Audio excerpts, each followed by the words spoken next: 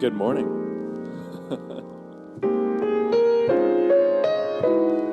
We're here to, I guess, ease into the day a little, some light work. Might have to cut us to canvas. The ink is drying, let's find out how many colors I managed to spill for a vanish. My fleet disbanded, my feet planted, my head in the planets. Nothing changed. Same brain mindset, still moving like salmon. In a panic to maneuver the ladder. Frantically producing this magic as fast as I can. Rubbing lamps like Aladdin just to have an advantage. Damn. So where the genie in the bottle at? Will she holler back like Stefani if I try to cheat her? No, I don't know that hit club record you showed me on Spotify. How could I constantly follow rap while I'm trying to lead it? Survival of the fittest, but I'm not elitist. Obviously, awards are offered to bottom feeders. I ought to eat them. I apologize, I never did agree to be this egregious on sonic media either. Exercise patience and strike in the ninth inning. Steady pace to keep precise on where the ice thinner.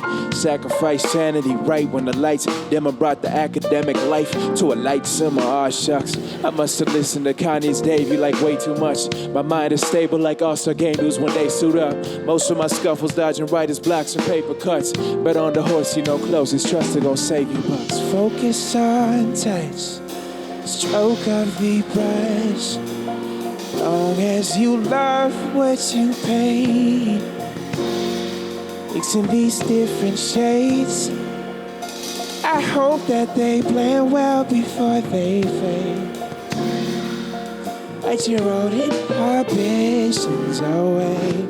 Whatever inspires me most, I go towards. Sometimes it burns me like a blowtorch. So sure if it's toxic, my discography grows more. I put that on the tab of all the poems I wrote for it, cause a whole lot of drive is what I got to show for it. Them snakes on the green, I'm a tiger on the golf course. Focus like an old Ford. They think it's the equipment that give you the pro form. Now who's gonna tell them it's a broke sport? In other news, I'm in the bunker, every artist in this. Got all them talents tripping over star potential. How you not gonna be dishonest with a polished image? I'ma keep talking my shit long as my heart is in it. I brought a finish, all the spinach, I don't mean to beef. Just need to speak my piece, even mine. Unleash a beast to reach a peak that isn't predefined. What does it mean if I feel like the last in line? Apart from the tracks and lines, my insatiable appetite is the guidance of fact when I'm half alive. So I write these paragraphs for the asinine who done asked for rhymes. They told me to stop. I laughed as I passed the signs to master my mastermind. I took it past the science or a passion or a pastime to pacify my thoughts and my anger. To me it's a nasty ride with a path to find. But to you it might be nothing but dots on a canvas. Painting. Painting like my teachers and their teachers before. Painting like I expect the people observing the paintings to be painted, or painting over the same thing again and again and fear the paint driving, leaving no more room for change. Painting what's painting. All the lines, all the dots, all the thoughts. Painting out of breath because you went all the way and back just to find the key to painting like yourself was right there where you started off. Thank you.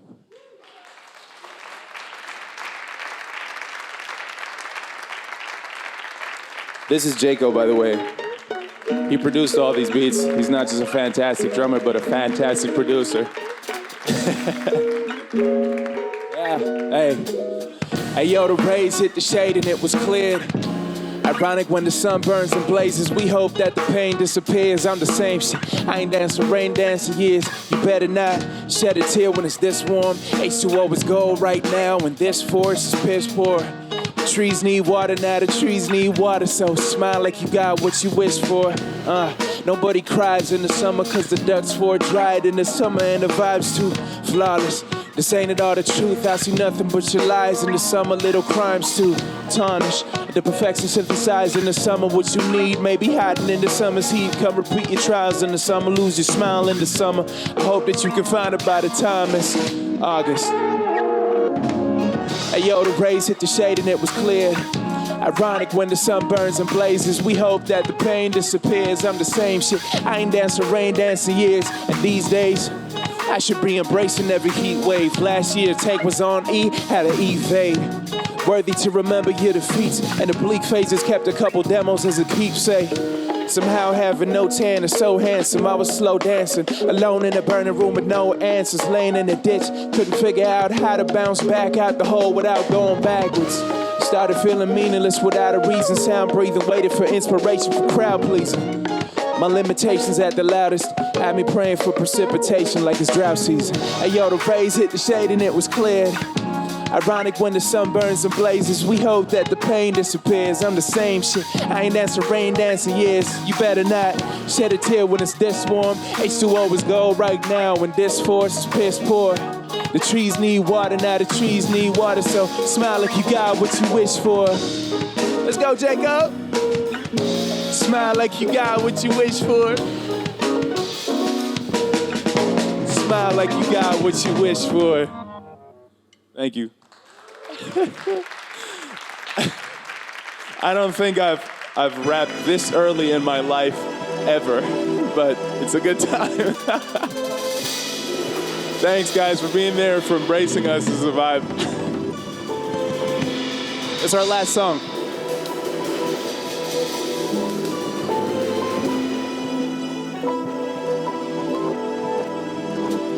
Classics on his headphones, he bopping the ghetto gospel before he had any concept of Hutu pockets.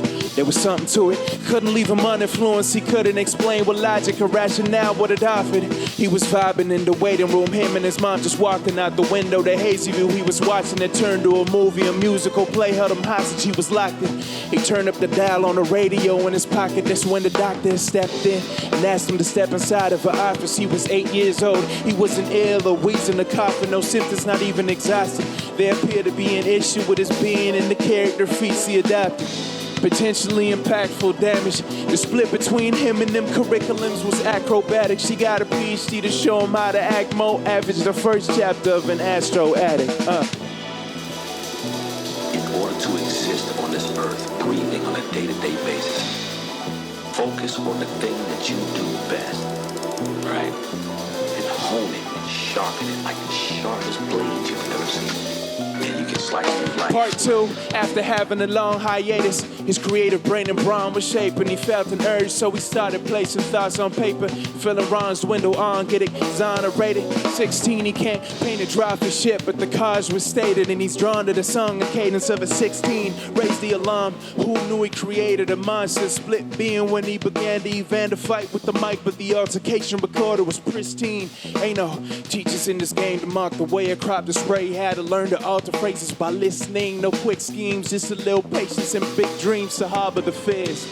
Even if at first it was hard on the ears, he learned what wasn't condensed clear could disappear like the fog on a mirror. Had to stay sharp like what's a barb of the beards, and the bar to uphold his magical code like the first time. Rap verse that brought him towards the margin of tears. What a sport it was to target the peers. When you overlooked, he overtook. Watched his premature puppy love turn to raw dog in a year. Yeah. Now let me skip to the latest chapter of how I became a rapper. Blurred are the lines of the image I'm chasing after. I'm a duck the dove to Dylan's is a disaster. Apropos, it's not the flow, it's the feeling I'm trying to capture. They still hanging jerseys of Philistines in the rafters. Killing time is the practice until I run out of matches. Is the winner, the fastest sprinter inside his bracket. I'm one stride away from the finish line leaning backwards. Me versus my mountain of ambitions. I watch the enterprise get intertwined with the matchup. Can't swim and I made a raft, but the waters are made of acid, dissolving the fading fabric. Is the roster afraid of just holding on? Is barbershop talk to baiting Kobe LeBron? Not writing poems opposes the protocol, yeah. to make diamonds from coal and tar. I'm in my own way when I wager pros with the cons. Philosophy gon' let me outweigh the gold with the bronze. And still my emotions like Bonaparte. I ain't one of the greatest, I'm great at growing, that's all. Thank you very much. Let's hear it for Jaco one more time. Have an excellent day, enjoy the panels, and see ya.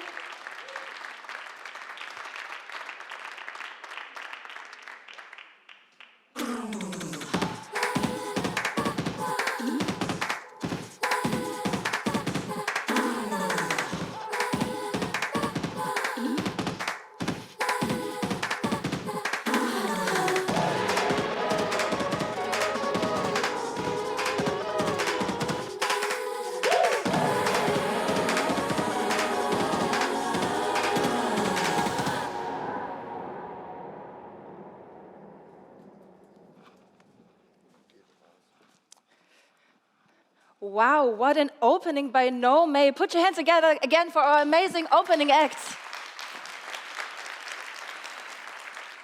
Herzlich willkommen and a really warm welcome to Most Wanted Music 2023. Nice to have you all here. And of course, a really hi to everyone who's tuning in via live stream. I'm Jonna, presenter, journalist, and your host for today. And we're so lucky to attract such a diverse, international, and creative crowd. To include everyone, most of the talks today will be held in English, so don't you worry, no C1 level in German is going to be needed. And we also have an app called Interprify, which does live audio subtitling. So if you need that, you find QR codes all over the Kulturbrauerei. Hands up, who has been to Most Wanted Music before? Many people, okay. And who's a newbie like me? Okay. Then prepare yourself for a ride, because Most Wanted Music has become the most important event when it comes to culture, creative, and music industries in Berlin. The main goal is getting in touch and developing new perspectives. So today is your day to mingle, get to know new people, maybe potential friends, and finding a new spark. But I know I'm talking to the creative industry. You know how to deal with new information, people, and of course, technology. Because in order to promote our art, we cannot leave advancing technologies aside. And that's why this year's motto couldn't be more up to date. Humanize is a gateway for us to explore how to utilize new technologies and tools in order to reach our personal goals. On 7 stages all over the Kulturbrauerei, you will find panels, talks, workshops regarding this topic. And to prevent you from getting lost, you don't only find a map on the back of your badge, but we also have an app called Swapcard. And there you find schedules, useful information about speakers, and you can also submit your questions at every single Q&A.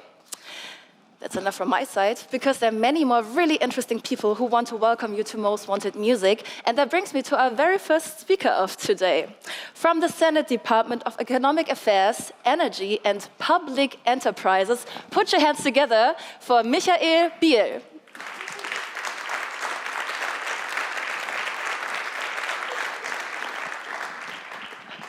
Hallo. Was für eine tolle Begrüßung. Schönen guten Morgen zusammen. Ich sehe die Frühaufsteherinnen und Frühaufsteher Berlins. Das ist gut. Es darf noch mehr werden. Ich freue mich, dass ich heute hier sein darf. Und eins habe ich festgestellt, mein nächster Alarm, wenn ich aufwache, wird die Musik von No May sein. Das hat mir sehr gefallen. Thank you for your pieces of art, No May. Ich begrüße alle ganz herzlich und ich bin ja derjenige, der für den Wirtschaftsteil zuständig ist. Und ich habe mir mal angeguckt, was bedeutet Musikwirtschaft eigentlich in Berlin? Wir haben 1500 Unternehmen, die in der Branche unterwegs sind, über 8000 Beschäftigte, die mittlerweile in Berlin was mit Musik zu tun haben. Wir haben 200 Verlage, 250 Labels, große, kleine, die großen Majors sind mittlerweile auch in Berlin ansässig. Das ist eine tolle Nachricht und wir haben über 100 Tonstudios in der Stadt und ich glaube, das zeigt ganz gut, dass Berlin Musik kann und Musik will. Und deswegen fördert mein Amt diese Veranstaltung seit vielen Jahren. Und Gemse, ihr feiert nächstes Jahr, glaube ich, das 10-Jährige. Wenn man historisch mal so ein bisschen in die Annalen schaut, seid ihr eigentlich schon ein bisschen älter. Ab 2011 seid ihr unterwegs. Meet Berlin. Insofern ist das ja auch ein Stück weit ein Zeichen dafür, dass ihr ziemlich erfolgreich unterwegs seid. Wer schafft schon eine Dekade? Das schaffen nicht so viele. Insofern vielen Dank für eure Arbeit. Vielen Dank, dass ihr die Menschen in dieser Stadt zusammenbringt und vielen Dank, dass ihr ein Teil, und zwar ein ganz wichtiger Teil der Visitenkarte Berlins seid. Ihr bringt die Menschen aus aller Welt zu uns und ihr schafft es auch, dass viele Menschen, die aus aller Welt nach Berlin kommen, hier bleiben wollen, weil ihr eine angenehme Atmosphäre schafft, weil ihr über die Problemlagen in dieser Welt sprecht, weil ihr über Technologien sprecht, die auch teilweise herausfordernd sein können und es immer wieder schafft, auf der Höhe der Zeit zu sein. Und ich bin mir ziemlich sicher, und das weiß ich von dir persönlich ganz genau, dass es in schwierigen Zeiten darauf ankommt, über diese Probleme zu sprechen. Und an dieser Stelle darf ich auch sagen, wir leben in sehr, sehr turbulenten Zeiten, wenn man das Weltgeschehen sich anschaut. Und ich glaube, die Botschaften von den Berliner Bühnen muss sein: Kampf gegen Hetze, Kampf gegen Hass, Kampf gegen Antisemitismus, Kampf gegen jede Form von gruppenbezogener Menschenfeindlichkeit. Das ist, glaube ich, auch ein wichtiges Signal, was von euch aus ausgeht, und das ist gut so.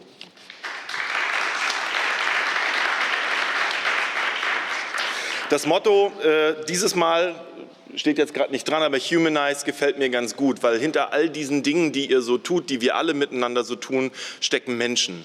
Und aus der griechischen Antike wissen wir, dass der Mensch ist das Maß aller Dinge, und es muss darum gehen, dass wir gut miteinander umgehen, dass wir gute Arbeitsbedingungen schaffen, dass Mensch und Technologie Hand in Hand gehen, aber dass der Mensch tatsächlich am Ende davon auch profitieren muss. Das heißt, die Aspekte, die ihr diskutiert, die ihr umsetzt, sind nicht nur technologische, sind nicht nur kreative, sondern sind auch ganz pure soziale. Und insofern ist das, was ihr jeden Tag macht, ganz wichtig für die Weiterentwicklung der Gesellschaft. Es ist ganz wichtig dafür, dass wir friedlich miteinander zusammenleben und dass man auch kollegial miteinander Geschäft macht. Auch das gehört ja dazu. Das ist in Ordnung, mit Musik Geld zu verdienen. Und es wäre noch besser, wenn alle, die Musik machen, davon auch tatsächlich gut leben können. Und ihr tragt... Hat nur eine geklatscht. Ihr tragt dazu bei, dass das immer wieder Thema wird, dass das immer wieder thematisiert wird und dass diejenigen, die da gepusht werden müssen, tatsächlich auch ein Stück weit getrieben werden. Insofern freue ich mich, dass wir heute noch ein bisschen im Panel-Talk miteinander über die eine oder andere Frage ins Gespräch kommen. Ich habe mir das Line-up angeguckt, was alles noch passieren wird die nächsten Tage. Ich bin mir ziemlich sicher, dass ihr die Visitenkarte Berlins auch in den nächsten Tagen wieder bunt bespielt, bunt beschreibt, und dass wir es geschafft haben, 3 große Geschichten zusammenzubringen. Die Most Wanted, die Stadt nach 8 und auch Future for Festivals zeigt ja, dass wir verstanden haben, dass man branchenübergreifend inspirierend arbeiten muss, um die Menschen zusammenzubringen, Synergien zu schaffen und Kreativität in all ihren Ausmaßen zusammenbringt. Ich freue mich auf die nächsten Tage. Ihr werdet definitiv einen deutlichen Mehrwert in allen Kategorien, ob das ökonomisch, sozial und ökologisch ist, schaffen. Und ich habe die schwierigen Zeiten gerade angesprochen, und es gibt ein ganz schönes Zitat, was das Thema Musik noch mal auf ein ganz anderes Level hebt. Ein Schriftsteller der Romantik hat mal gesagt: Wo die Sprache aufhört, fängt die Musik an. In diesem Sinne viel Erfolg, viel Spaß und eine Menge gute Laune. Danke, dass ich hier sein darf.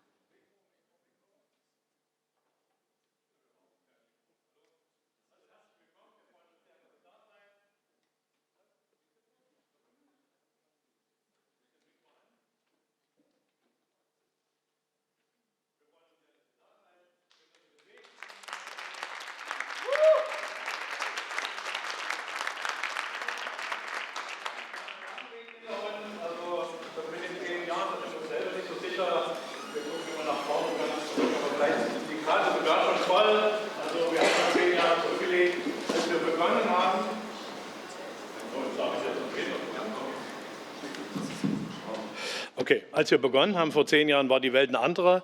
Das war eher eine recht kritische Situation in Berlin. Die Berlin Music Week wurde abgesagt, da sitzt Tanja Mühlhans, du hast das damals mit aufgebaut, wir waren da sehr entsetzt, die wurde nach 5 Jahren abgesagt, vorher hatte die Popcom schon 2-mal abgesagt, also Berlin hat sich mit einem lauten Knall quasi von der Bühne der Branchen-Events, der internationalen Events in Berlin verabschiedet. Wir waren bei 1.0 und unsere Kollegen in Hamburg und Köln haben uns ausgelacht. In der Situation sind aus dem Netzwerk Menschen gekommen, Unternehmerinnen sind gekommen und haben gesagt, passt auf, ist alles gut, was ihr hier macht, aber wir brauchen eine Plattform, wo wir uns treffen können, wo wir uns in Berlin treffen können und mit unseren Internationals treffen und verbinden können. Macht das mal, wenn noch jemand eine Rede hält dazu, ist uns auch recht, aber wir brauchen irgendwie so einen Treffpunkt. Damit haben wir angefangen, haben im Franz Club mit 300 Leuten begonnen. Michael, du hast das sehr eindrucksvoll geschildert, wo wir heute stehen. Das ist eine ganz andere Situation. Die Zahlen der Most Wanted haben sich verzehnfacht. Die Mitgliedszahlen der BMC haben sich verdoppelt. Der Musikstandort ist ganz unbestritten die deutsche Musikhauptstadt. Die 4 Majors sind in der Stadt. Wir haben eine ganz vitale Start-up- und Tech-Szene. Also das ist ein ganz wichtiger Standort mittlerweile. Wie gesagt, das kann man erstmal auch sehr gut finden. Wir wissen auch, wo wir herkommen. Wir haben abends jetzt kürzlich mal ein Bier getrunken und haben mal uns überlegt, wie war die Situation, als wir in die Branche eingestiegen sind. Die war problematisch. Das war eine patriarchale Branche mit ganz viel Machtattitüden und so. Hat sich auch alles ein bisschen verbessert, aber es ist noch wirklich viel zu tun. Die deutsche Musikwirtschaft hat viele Handlungsbedarfe. Die Branche ist zu verschlossen, zu hochschwellig, zu wenig niedrigschwellig. Sie ist zu ausschließend, zu eng, zu konform, zu konformistisch. Wir brauchen mehr Luft an dem System. Wir brauchen mehr Platz für neue Ideen, für neue Menschen. Das hat doch irgendwie was mit Kreativität zu tun. Ich komme mal zum Ende. Humanize ist unser Thema. Jetzt sieht man es nicht mehr. Also wir sind ein Wirtschaftsnetzwerk, haben aber immer den Menschen, die Musik und den Menschen im Mittelpunkt gestellt. Das ist so ein bisschen das Thema auch der Konferenz. Eva wird dazu jetzt noch mal ein bisschen euch das erklären. Mit Humanize hat mit KI zu tun, aber nicht nur. Jetzt musst du heran. Ja, fantastisch. Vielen Dank, Gemse. Thank you very much, Gemse. I'm proceeding in English, and a warm welcome to all our national and international guests also from me. My name is Eva. I'm the head of program for Most Wanted Music. And I wanted to dive a little bit into the humanized model. We picked that topic to add a new perspective to technologies and unbury the potential not only for music creation and distribution, but also for more diversity, equity and inclusion, as well as sustainability. Technology is here to help us create markets and distribute music and empowers more creators than ever to bring their emotions and stories into life and reach their very own audience. It is us, we all, the music businesses and professionals who are designing our very own future market. Our needs, our visions and goals are written in the code, the events, the uses, the stores and the stages that we create together. All in all, we elaborate this idea and this motto at 7 stages today and 4 stages tomorrow. We have the debate around AI and human-centered approaches in the Kesselhaus, for example, with about truths, beliefs and biases in the afternoon. We experience new media and tech at Franz Club the whole day, starting at 11:30 with Live from the Other Room. This is the VR experience of Martin Kohlstedt. You are able to experience that with the glasses. We start an exchange about how to place inclusivity and equity at the core of your creative work, for example, at Palais Atelier. We learn from GWL and Gamma how the 2 biggest German collecting societies support you in bringing in royalties at Palais Silent Stage and Palais Atelier. You can meet professionals from countries such as Hungary, UK, Slovenia, Switzerland, Austria, Czech Republic, Hungary, and of course Berlin and Germany at Maschinenhaus, starting at 11:30, sorry. And you can let yourself inspired by Festival für selbstgebaute Musik that built our networking stage at Palais and also give a lightning talk at the Innovation Lab. You can visit the tiny house in the backyard outside between 2 and 4:30 today and tomorrow and record your own statement about Most Wanted Music with Community Radio THF. You can create your own modular synthesizer sound with Gammon at the Front Salon. You can learn how to use AI with a DIY approach for your label and publishing everyday work and house the poesy. And for the 2nd day, prepare yourself for transformational topics around projects, ideas and businesses that foster human-centered approaches in technology, technology, sustainability, diversity, inclusion, mental health, music creation and research. We designed that day in an unconference style, so it's all about direct exchange of your ideas and perspectives. And now have fun, and I hand over to Stefan.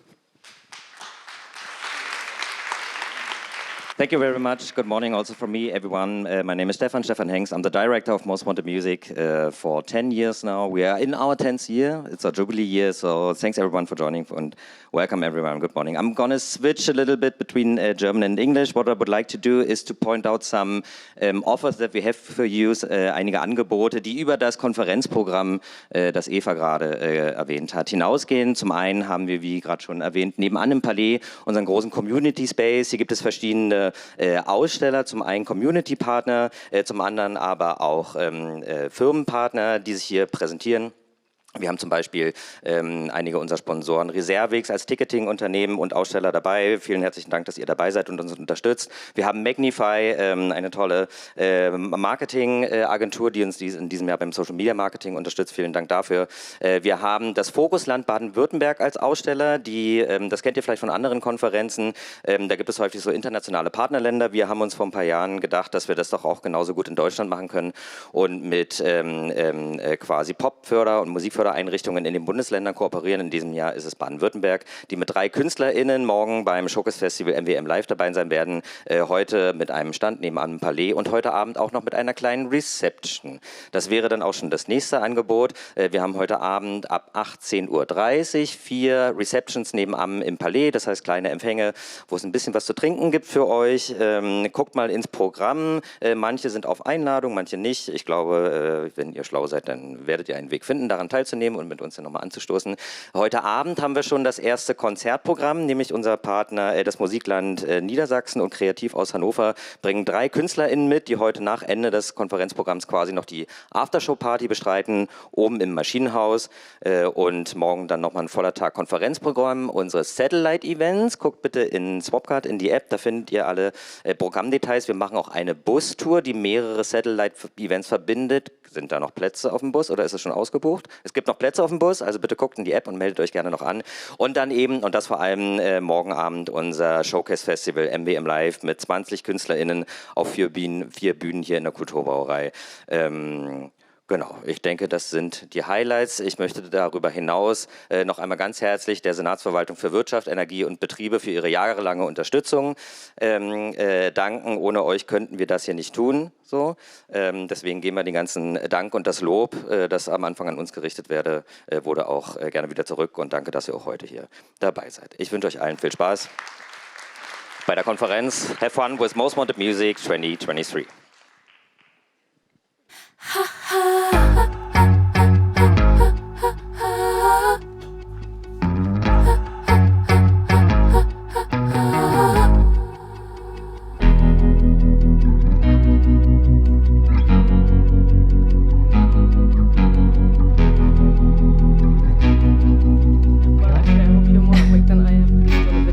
In the music industry, I know that. My name is Mirka, I use she, her, and they, them pronouns, and I'm here to talk to you about the safer space policy on site.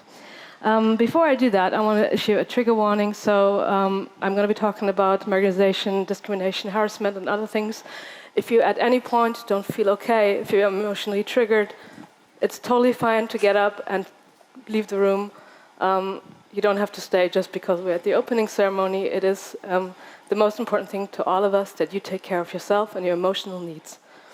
So I have a company called Save the Dance, and we are specialized on safer space policies. And as such, we worked with Most Wanted Music and with the Berlin Music Commission on putting up this concept. If you have any feedback at any point, come and talk to me later. Or if you have questions, you can talk to me or the awareness team on site.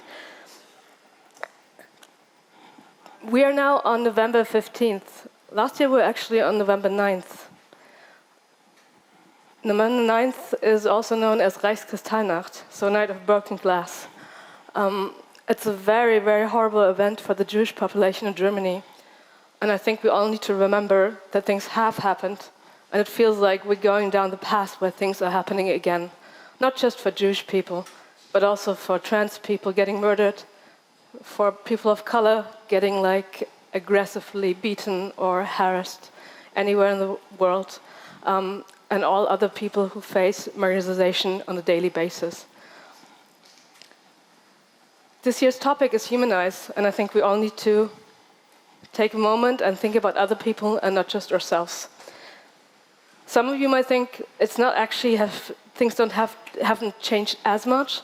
I think it's really time that we all take a minute to talk to our friends who are part of marginalized communities and to kind of like ask them how they're doing. I think if we all do that for each other, we will all help create a space where we know we all have an open ear, someone to listen to talk to, and that will make the whole burden a lot easier for all of us.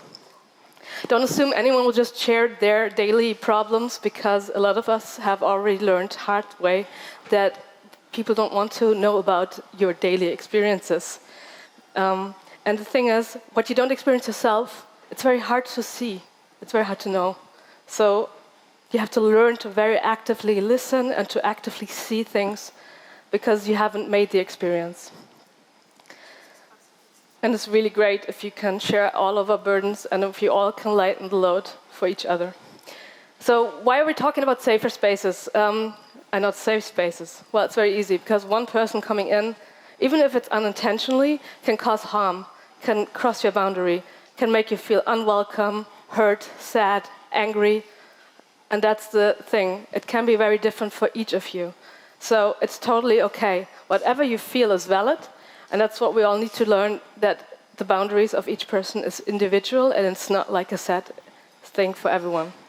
So we're trying to create a safer space where we can look out for each other, where everyone can feel welcome, respected, where we really don't want to see any harassment or discrimination, no matter if it's intentional or unintentional, and where we have an inclusive event as much as possible. If you feel like you need support, like it doesn't matter, something happened to you, if it's here or outside of the event, if you just feel emotionally like you need someone to talk to because your private life is just a little bit going all over, you know, things happen to you, at any time you can come and talk to the awareness team. They are always available to talk with all of you. They are stationed at Palais and in the room next door at the whole event, apart from Most Wanted Music Live, where they will be at the Kulturbrauerei, Kesselhaus entrance. But you can find the information in the swap card, you can find it online on the website, and it's also, you probably have seen, I don't know where the next poster is, over there maybe? Yeah, I think over there. It's in German and English, and it has all the information on what the rules are and how you can get support. We have a phone number, you can call them, you can text them, you can write a message on any kind of messenger, so they will come and be there and support you through whatever happens. And they will also be walking around with a red backpack, and it's actually said, I think it said like yellow A, but it's going to be a black A, sorry, the color has changed, but I think you will notice who they are. If you witness something and you feel like someone might need support, you know, you can always offer to let them know, you know, there's the support, or if you feel like you can offer support just by listening, do that for other people. We have the 5 Ds of bystander intervention on our website. I'm also going to try and hang it up in the awareness points, so just check up what you can do if you want to support someone without crossing boundaries in the process. That's also really important. Just because you read something as a problematic incident doesn't mean the other person will also see it that way. We have a safe space or safer space retreat room. So if you need a time out, a quiet time, if it's too much, if you're neurodivergent, for example, or just something happened and you just need to breathe, we do have that. You can also come to the awareness team at any time. As a non-binary person, I also want to kindly remind you that gender is not visible. So try not to assume gender based on looks. Ask someone what pronouns they're using. And you know, there's some stuff that happens very easily. It's like when you say, hey ladies, hey boys, hey whatever. Like those things, I know they don't intentionally mean to hurt, but they are very hurtful if you do not identify like this. So we all try to do that more. I also have to remember sometimes, because we're just socialized that way. It's just the thing we do. The same goes, toilets don't have genders. That's why we don't have gendered toilets here. All of the toilets are all gender, and we are not using the urinals because there have been like incidents where people were made to feel uncomfortable. So I think we have plenty of toilets available for everyone, and they're all gender. Just to remember that too. Yeah. and I hope you will have a great time. In general, I'd say consent is like key. Ask if someone wants to party with you, ask if they want to interact with you. You know, like sometimes it might feel weird in a way, but it's good to ask every now and then if everyone is okay with what you're actually doing here. If you need support, we feel survivors have a right to determine whatever they feel is right. So when your boundary has been crossed, if you feel harassed, if you feel you need support, we do not question that. We're not like going into looking what the incident is, or we're not the police. So it's really important to us that just whatever you feel, that's valid, and that's something that we will take into consideration into supporting you. Not consideration, sorry, my brain is still, as I said, it's early in the morning. Yeah, we just believe your feelings and validation is like definitely the way to go whenever you are supporting someone as well. I think with this in mind, I'm almost early in my speech here, done, but I think being on time is a great thing. As I said, come talk to me if you have any questions. I hope you'll all have a great time. Remember to look out for each other. Ask if someone needs something. It's like when you have a bike accident and everyone walks past by and no one helps you up, you know? And sometimes it's just like, hey, are you okay? And it already makes a difference for the rest of your day, you know? And the same goes for emotional things. It's like, just ask. And if someone says no, fine. But a lot of the times people will like, yes, it'd be great to just talk for a minute. So yeah, with that in mind, have a great event. And I hope to see you later. Thank you.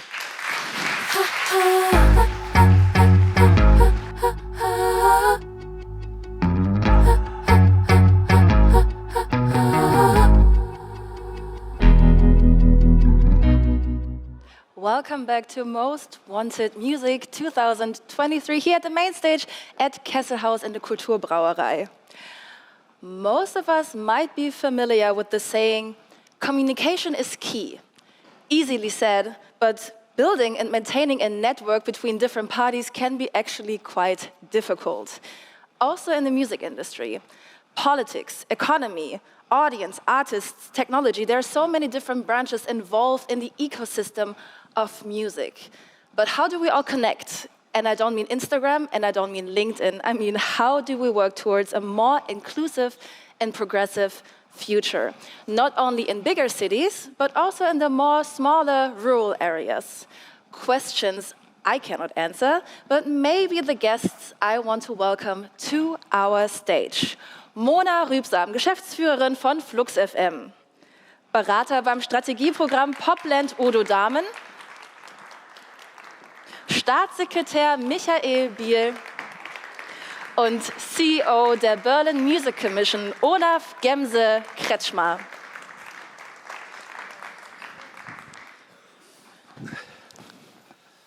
So, schönen guten Tag nochmal. Wir starten mit dem ersten Panel.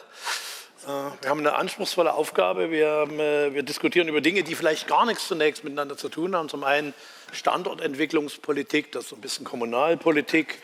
Lokale Innovationsstrategien wäre so das Zweite, und Musikwirtschaft. Was hat das miteinander zu tun? Das ist so ein bisschen so unser Thema. Also die Frage ist, gibt es so in der Musikwirtschaft Innovationstreiber, die man vielleicht auch für Stadtentwicklung nutzen kann? Wenn ja, wie? Und so weiter. Das ist so der Radius, den wir heute vorhaben. Sehr gut, genau. Ja, ich wurde gerade schon kurz vorgestellt. Mein Name ist Mona Rübsamen, Medienunternehmerin hier am Standort Berlin seit 15 Jahren. Leidenschaftliche Radiomacherin. Als Soundtrack für Berlin im Wandel betreiben wir Flux FM, Standort Kreuzberg, 30 digitale Sender und auch eine Softwarefirma. Also deswegen bin ich hier als Moderatorin, aber auch als Vertreterin der Kreativwirtschaft am Standort Berlin. Genau, Olaf Kretschmer, Vorstand Berlin Music Commission. Wir veranstalten die Most Wanted Music und haben ja kurz schon ein kleines Intro gehalten. Stellen wir euch noch mal vor. Michael Biel, Staatssekretär, Senatsverwaltung für Wirtschaft, unser Partner in der Politik, große Unterstützung. Das ist echt der Unterschied. Was ich vorhin schon gesagt habe, von vor 10 Jahren, da war die Situation schwierig, auch mit der Landespolitik. Jetzt arbeiten wir schon sehr eng zusammen und wollen heute gucken, wie wir das noch weiter intensivieren können. Udo Dahm, Professor Udo Dahm, Gründer Popakademie Mannheim, das kennt jeder, glaube ich, in Deutschland. Die Absolventinnen sind in fast allen Musikunternehmen zu finden, auf allen Ebenen zu finden, also sehr erfolgreich. Langjährige Geschäftsführer der Popakademie, jetzt Berater Popland, also sozusagen auch auf so einer kommunalen Landesebene als Berater tätig.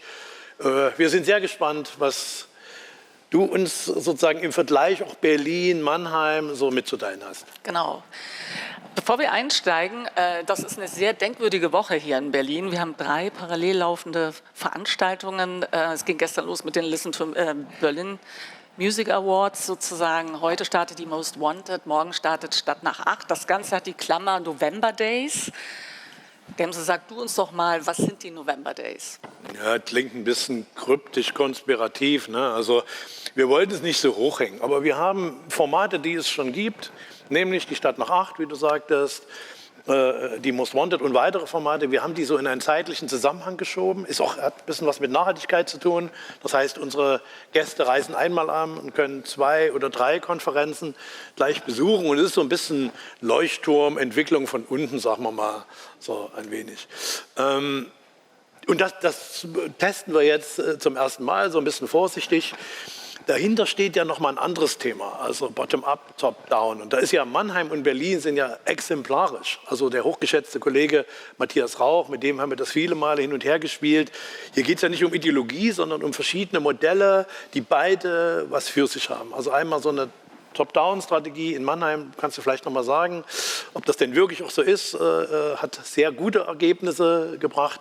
In Berlin läuft es immer ein bisschen untenrum. Also da ist quasi die Musik- und Kreativszene der Stadt in den Schoß gefallen von selber. Da hat die Politik erstmal gar keinen Anteil gehabt. Deswegen fehlte zunächst auch so etwas das Gespür, wie wichtig das ist, diese Musikszene auch zu fördern und zu entwickeln. Das hat sich total geändert, aber diese bottom-up, selbstorganisierte Bewegung, die ist in Berlin sehr, sehr stark. Aber Udo, vielleicht fangen wir mal an, wie aus deiner Sicht, wenn du die beiden Standorte anschaust und so, wie würdest du das bewerten? Ja, ich will mich vielleicht nicht nur auf Mannheim beziehen, aber Mannheim ist einer der Bestandteile. Mit Sicherheit sind große Städte wie Berlin, aber dazu würde ich auch Stuttgart zählen, zwar nicht in der gleichen Größenordnung wie Berlin, anders aufzufassen als Second Cities, wie das der ehemalige Oberbürgermeister der Stadt Mannheim, Peter Kurz, immer gesagt hat, wie Mannheim. Man darf aber nicht unterschätzen, und das wird aus Berliner Sicht oder aus Hamburger Sicht oft anders gesehen, dass in diesem Ballungsraum, das ist ja eine Region, eine Metropolregion, insgesamt 2,3 Millionen Menschen leben, und zwar auf einer ähnlichen Fläche wie in Berlin. Und mit einem hohen Kulturanteil in verschiedenen Unterregionen letztendlich oder in den Städten Heidelberg, Ludwigshafen, Mannheim. Und natürlich ist es auf der anderen Seite so gewesen, kann man ja heute sagen, nach 20 Jahren Popakademie, dass dort vor 20 Jahren von der Landesregierung gemeinsam mit der Stadt eine Strategie entwickelt wurde. Was wollen wir eigentlich fördern und wie wollen wir das fördern? Was macht eigentlich Sinn aus unserem Zusammenhang? Und da war damals die Popakademie eins der Ergebnisse, und das andere Ergebnis waren die Popbüros Baden-Württemberg, vor allem anderen das Popbüro Stuttgart, und das eben heute für die gesamte Region Stuttgart zählt und darüber hinaus aber auch zum Beispiel die About Pop seit mehreren Jahren jetzt umsetzt. Also ihr habt richtig eine Strategie gebaut und ausgerollt, absolut. Eine Langfristperspektive. So, um das jetzt noch mal ein bisschen zu beleuchten in den unterschiedlichen Städten. Also in Mannheim ist es tatsächlich so gewesen, dass nicht nur die Popakademie entstanden ist, sondern in dem gesamten Gefüge eben auch ein Start-up-Center, der Musikpark mit ungefähr 60 kleinen Unternehmen, die sich dort angesiedelt haben. Dazu muss man generell wissen, dass die Stadt Mannheim 8 Start-up-Center hat, eine Fläche von ungefähr der gleichen Größenordnung wie die Start-up-Center in Berlin. Also auch für eine wesentlich kleinere Stadt natürlich ein Zehntel der Bevölkerung. Und das ist sehr, sehr spannend, weil wir gleichzeitig entstanden sind und sowohl Studierende als auch Absolvierende dort auch einen Platz gefunden haben. und die Dinge sich gegenseitig befruchtet haben. Dazu kam ein weiteres Start-up-Center in dem Kreativwirtschaft, die nicht mit Musik verbunden haben, angesiedelt wurden. Und beide sind in der Entfernung von 200 Metern von der Pop Academy angesiedelt, sodass wir auch einen persönlichen Austausch haben, der sehr, sehr wichtig ist. Im Grunde ist das eine Strategie, die top-down war, die aber von Anfang an bottom-up alle Initiativen mit einbezogen hat, die wir in der Region gefunden haben. Und das hat sich sehr, sehr bewährt, darf ich sagen, weil daraus dann auch alle weiteren Entwicklungen entstanden sind.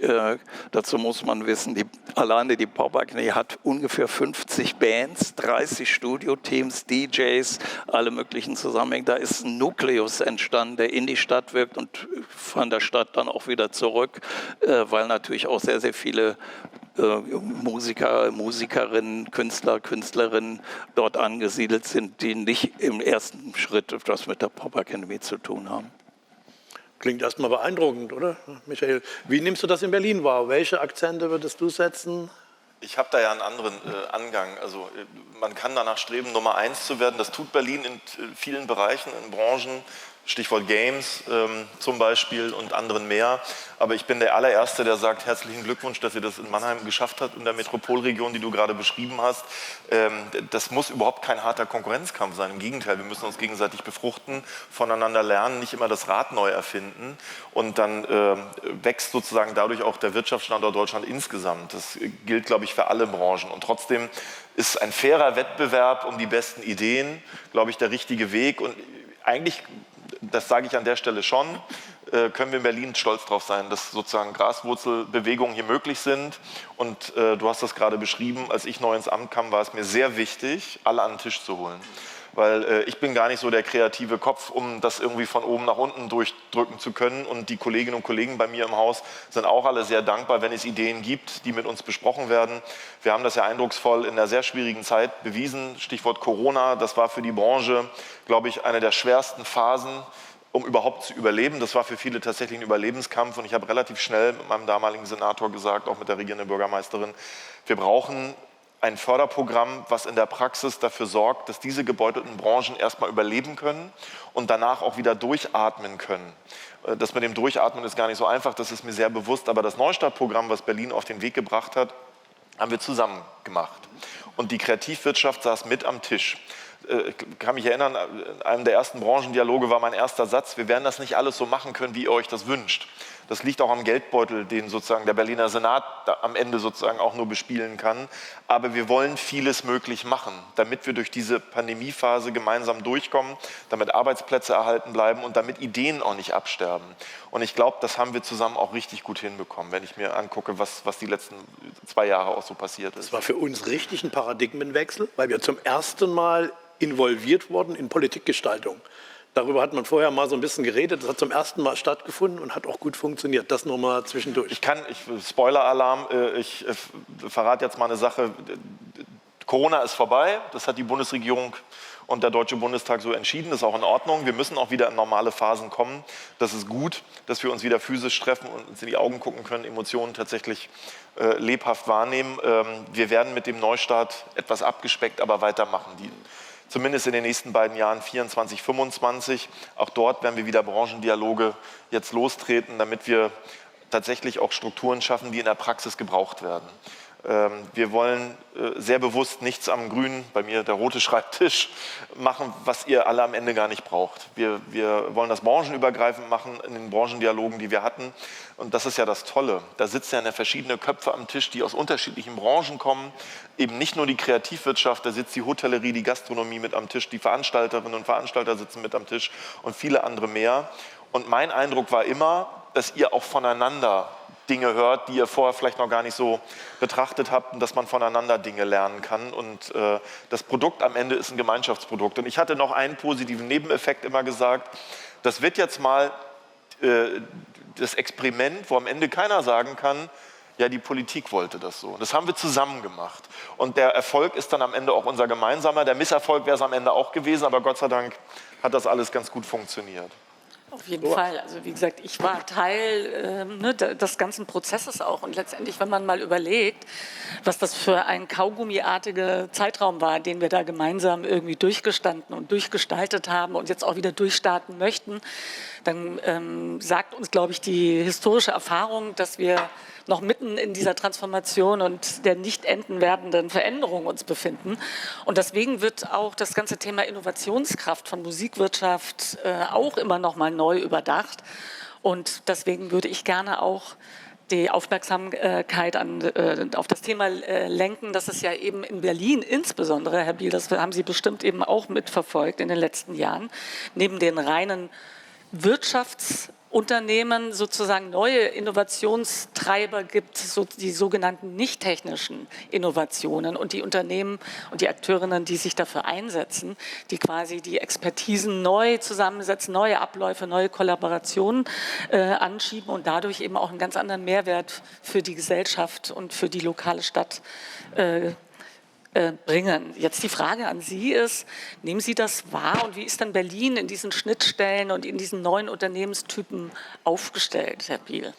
Auch das war mir sehr wichtig, als ich losgelegt habe in meiner Funktion. Ich bin relativ schnell in diese, einige würden Blase sagen, ich sage dazu Branche der Social Entrepreneurships gegangen. Und soziale Unternehmen spielen in Berlin, auch wieder von unten kommend, eine sehr bedeutende Rolle und brauchen dann die staatlichen Strukturen, um eine Türöffnerfunktion zu ermöglichen, um sozusagen mit der klassischen Wirtschaft, ich meine das weder abwertend noch positiv bewertend, aber mit der klassischen Wirtschaft zusammenzukommen. In Berlin haben wir ganz bewusst eine Struktur unterstützt, die nennen wir Impact Hub in Neukölln, wo das Thema soziales Unternehmerinnentum beheimatet ist, wo das Thema nachhaltige Wirtschaft beheimatet ist. Wir haben jetzt vor kurzem dort den Ort des nachhaltigen Wirtschafts ins Leben gerufen, den wir sehr bewusst unterstützen, um in den eher behäbigeren Strukturen in der Wirtschaft, das gehört zur Wahrheit ja dazu, je kleiner man ist, desto schwieriger ist das mit der Transformation, je größer man ist, desto eingefahrener sind manche Pfade, das muss man auch so deutlich ansprechen. Und diese neuen Aufklärungsstrukturen, Beratungsstrukturen werden dafür sorgen, dass das Thema Transformation nochmal ganz anders angegangen werden kann. Und soziales Unternehmertum, sage ich immer wieder, passt zu Berlin wie die Faust aufs Auge. Das ist wichtig, dass es Menschen gibt, die das Gemeinwohl vorantreiben. Berlin ist eine sehr gemeinwohlorientierte Stadt. Berlin ist eine Stadt, die im Ehrenamt so gut vernetzt ist wie kaum eine andere Metropole der Welt. Das sage ich jetzt schon, ohne in den Konkurrenzkampf gehen zu wollen. Und das muss man ernst nehmen. Und wenn sich daraus Geschäftsmodelle entwickeln, wo es vordergründig darum geht, Bezahlbarkeit ins Schaufenster zu stellen, die eigenen Leute gut zu bezahlen, das Thema Nachhaltigkeit im Wirtschaftskreislauf nach vorne zu stellen, dann ist das nur gut. Dafür können die Big Player alle lernen. Und es wäre ja verrückt, als Wirtschaftsstaatssekretär das nicht ernst zu nehmen, weil ich sage mal so, die Antworten für die Erledigung der Transformationsaufgabe liegen in dieser Stadt, in den Hochschulen, an den Universitäten, bei den sozialen Unternehmen, in den Impact Hubs dieser Welt und das sollten wir nutzen. Berlin ist eigentlich schon jetzt das Reallabor schlechthin. Wir müssen an der einen oder anderen Stelle die bürokratischen Hemmnisse ein Stück weit abbauen, das ist ganz wichtig und wir müssen die Leute machen lassen und zusammenbringen. Und wenn wir dazu beitragen können als Wirtschaftsverwaltung, sind wir die Ersten, die das machen. Ja, danke, das ist ein starkes Statement. Ich sehe das auch so, Reallabor trifft es ganz gut, also man spürt das auch. Also wenn ich aus anderen Städten zurück nach Berlin komme, das ist eine andere Energie, ich spüre die jeden Tag. Ich habe auch mal in Hamburg gelebt und das fühlt sich ganz anders an. Also man spürt das, die Gäste spüren das, die neuen Unternehmen, die hier an den Standort kommen, spüren das auch. Und das Thema, was Sie gerade angesprochen haben, Cross-Innovation, das klingt sehr abstrakt, aber de facto ist Berlin das Labor, was das dann auch ermöglicht durch Begegnungen, durch Zufallsbegegnungen. Man kann, glaube ich, gar nicht so viele Networking-Veranstaltungen abhalten, wie die Realität sich dann unabhängig nochmal Bahn bricht. Udo, wie siehst du das aus deiner Warte? Du hast ein bisschen Abstand, du kennst, glaube ich, Berlin und Großstädte gut und auch Hamburg gut, aber wie siehst du das jetzt aus deiner Perspektive in Süddeutschland und in Baden-Württemberg? Also zum einen, ich komme sehr gerne nach Berlin, finde es immer sehr, sehr spannend und viele unserer Absolvierenden aus der Pop-Akademie leben in Berlin, sind nach Berlin gekommen, was wir mit einem weinenden und einem lachenden Auge sehen. Wir würden viele lieber in Baden-Württemberg halten, aber auf der anderen Seite ist es natürlich so, dass sich hier viele Dinge entwickelt haben, gerade in den letzten 10 Jahren, die auf unterschiedliche Weise dazu beitragen, dass sich Gesellschaft wirklich weiterentwickeln kann und transformieren kann. Interessant ist das auf der anderen Seite dann, und da möchte ich nochmal so anknüpfen an meine erste Ausführung, dass wir, obwohl top-down gleichzeitig bottom-up auch bei uns waren, in den Zusammenhängen, in denen wir ganz zu Anfang Hearings gemacht haben und dieses erste Papierpop und Gesellschaft veröffentlicht haben, 2002, mit, glaube ich, 6 Hearings mit jeweils 12 Experten damals, um diese Ideen voranzubringen. So aus jetziger Sicht, aus baden-württembergischer Sicht, mit Popland, The Land, Riesenerfolg, kann man euch nur gratulieren. Alle reden drüber. Ja, alle. Das ist ja mal so das eine und das andere, aber ich habe mich sehr gut mit dem Begriff angefreundet mittlerweile und wir machen mit Popland gerade eine Konferenzserie, wo wir die unterschiedlichen Aspekte benennen. Die nächste Konferenz, wir haben eine in Mannheim gemacht, eine nächste folgt jetzt am 30.11. in Freiburg, wo wir vor allen Dingen Themen auf dem Tisch haben, die die lokalen Zusammenhänge ermitteln. Dann kommt eine dritte Konferenz Ende Februar und da wird es genau um Nachhaltigkeit, um Transformation, um soziale Zusammenhänge gehen. Und eine vierte Konferenz, die dann bei der About Pop Mitte Mai stattfinden wird und wo die About Pop zum einen selbst Thema sein wird, weil wir da einen sehr großen und wichtigen Beitrag sehen aus der Stadt Stuttgart für das ganze Land. Und die Aspekte werden danach in einem Papier zusammenfließen und wir hoffen dann, dass wir daraus im Herbst 2024 dann ein Papier haben, was in die nächste Legislatur auch wirken wird, auch unter finanziellem Gesichtspunkt und vor allen Dingen mit entsprechenden Handlungsmöglichkeiten, die wir da sehen. Also von daher, die eine Seite ist, wir sehen Berlin und ich ganz persönlich finde es immer wieder spannend zu sehen, welche Dinge hier sich entwickeln. Und auf der anderen Seite sehe ich das Flächenland Baden-Württemberg, das doch ganz andere Bedingungen hat, auch wo eben nicht nur Stuttgart gesehen werden kann, sondern genauso die großen Städte, also Mannheim, Freiburg, Karlsruhe, Ulm möglicherweise noch und dann eben aber auch der ganze ländliche Raum, den wir ganz, ganz stark berücksichtigen müssen, auch darüber hinaus. Was ich ja spannend finde, wenn ich dir zuhöre bei deinen Ausführungen, ist ja, dass genau die Entwicklung von Musikwirtschaft und Kreativwirtschaft in die Fläche und die Best Practices, die ihr jetzt wahrscheinlich dann alle da zusammen tragt, dann zusammengefasst wird. Und letztendlich ist das ja auch unsere Aufgabe, auch die Aufgabe der Politik, wie ich das sehe, diese Expertisen zusammenzufügen, weil selbst auch Berlin, das ist noch eine kleine Nachfrage an dich, mit dem gesunden Abstand, den du ja auch hast. Was siehst du denn, was ist so das Asset, was Berlin hat, auch für die jetzige Zeit? Nicht retrospektiv, nicht, dass es nicht nur ausschließlich der Laborgedanke, sondern vielleicht eben auch lernen aus diesen Spannungsfeldern, weil die werden ja nicht weniger. Da würde ich gerne noch mal was hören von dir. Ja, ich glaube, dass es da ganz wichtig ist, auch entsprechende Einrichtungen zu bilden und Nukleus bilden zu können, an denen man sich auf der einen Seite wenden kann, wo Anlaufstellen sind, egal wofür, ob Musikwirtschaft, ob die soziale Unternehmertum und so weiter, dass diese Zusammenhänge möglich sind. Ich finde diese Ansätze richtig und dass aus diesen Einrichtungen dann auch ein Impuls ausgeht an alle. Wir wissen auch aus der baden-württembergischen Sicht, dass natürlich nicht alle daran teilhaben wollen und nicht alle daran teilhaben können. Aber das Entscheidende dabei ist eigentlich letztendlich, dass es diese Einrichtungen gibt und dass sie beispielhaft wirken. Und das sehe ich für Berlin für die Zukunft. Das Problem bei großen Städten ist immer, dass die Partikularinteressen so groß sind. Deswegen ist es gut, die Leute zusammenzubringen. Dazu kann ich nur ermutigen und gratulieren, wenn solche Dinge passieren. Das ist super. Und gleichzeitig ist es aber auch so, dass man sich nie auf dem, wo man gerade steht, nämlich dieser subkulturelle Aspekt in Berlin, auch der Szenerien der unterschiedlichsten, Das gilt immer für eine gewisse Zeit und irgendwann entwickeln sich Dinge auch weiter. Und was ich bei Berlin im Moment schwierig finde, ist, den gesamten Zusammenhang zu sehen. Mieten sind extrem hoch geworden. Raum insgesamt zu haben, ist schwierig, auch für die Zukunft. Und darüber hinaus eben die Wirkung durch Tourismus und so weiter hat natürlich extrem positive Aspekte wirtschaftlich, hat aber auch negative Aspekte, weil sie natürlich alles, was selbst in der Stadt erdrückt, so an die Ränder drückt, letztendlich im wahrsten Sinne des Wortes. Und da kann ich nur ermutigen, mehr Eigeninitiative auch zuzulassen. Danke, Udo. Das war jetzt schon ein gutes Stichwort, Tourismus. Also wir machen jetzt nochmal einen Perspektivwechsel, gucken nochmal von der anderen Seite auf das Thema drauf. Wert der Musikwirtschaft. Kann man das messen? Wie? So, ne? Also, und da haben wir nun gelernt, alle miteinander, also auch die Politik, und so haben gelernt, also ne, die Musikwirtschaft, Musikszene zahlt auf Tourismus ein. Also ist da ein ganz wichtiger Treiber, eine ganz wichtige Grundlage. Das kommt der Stadt zugute durch alle möglichen Einnahmen und so weiter.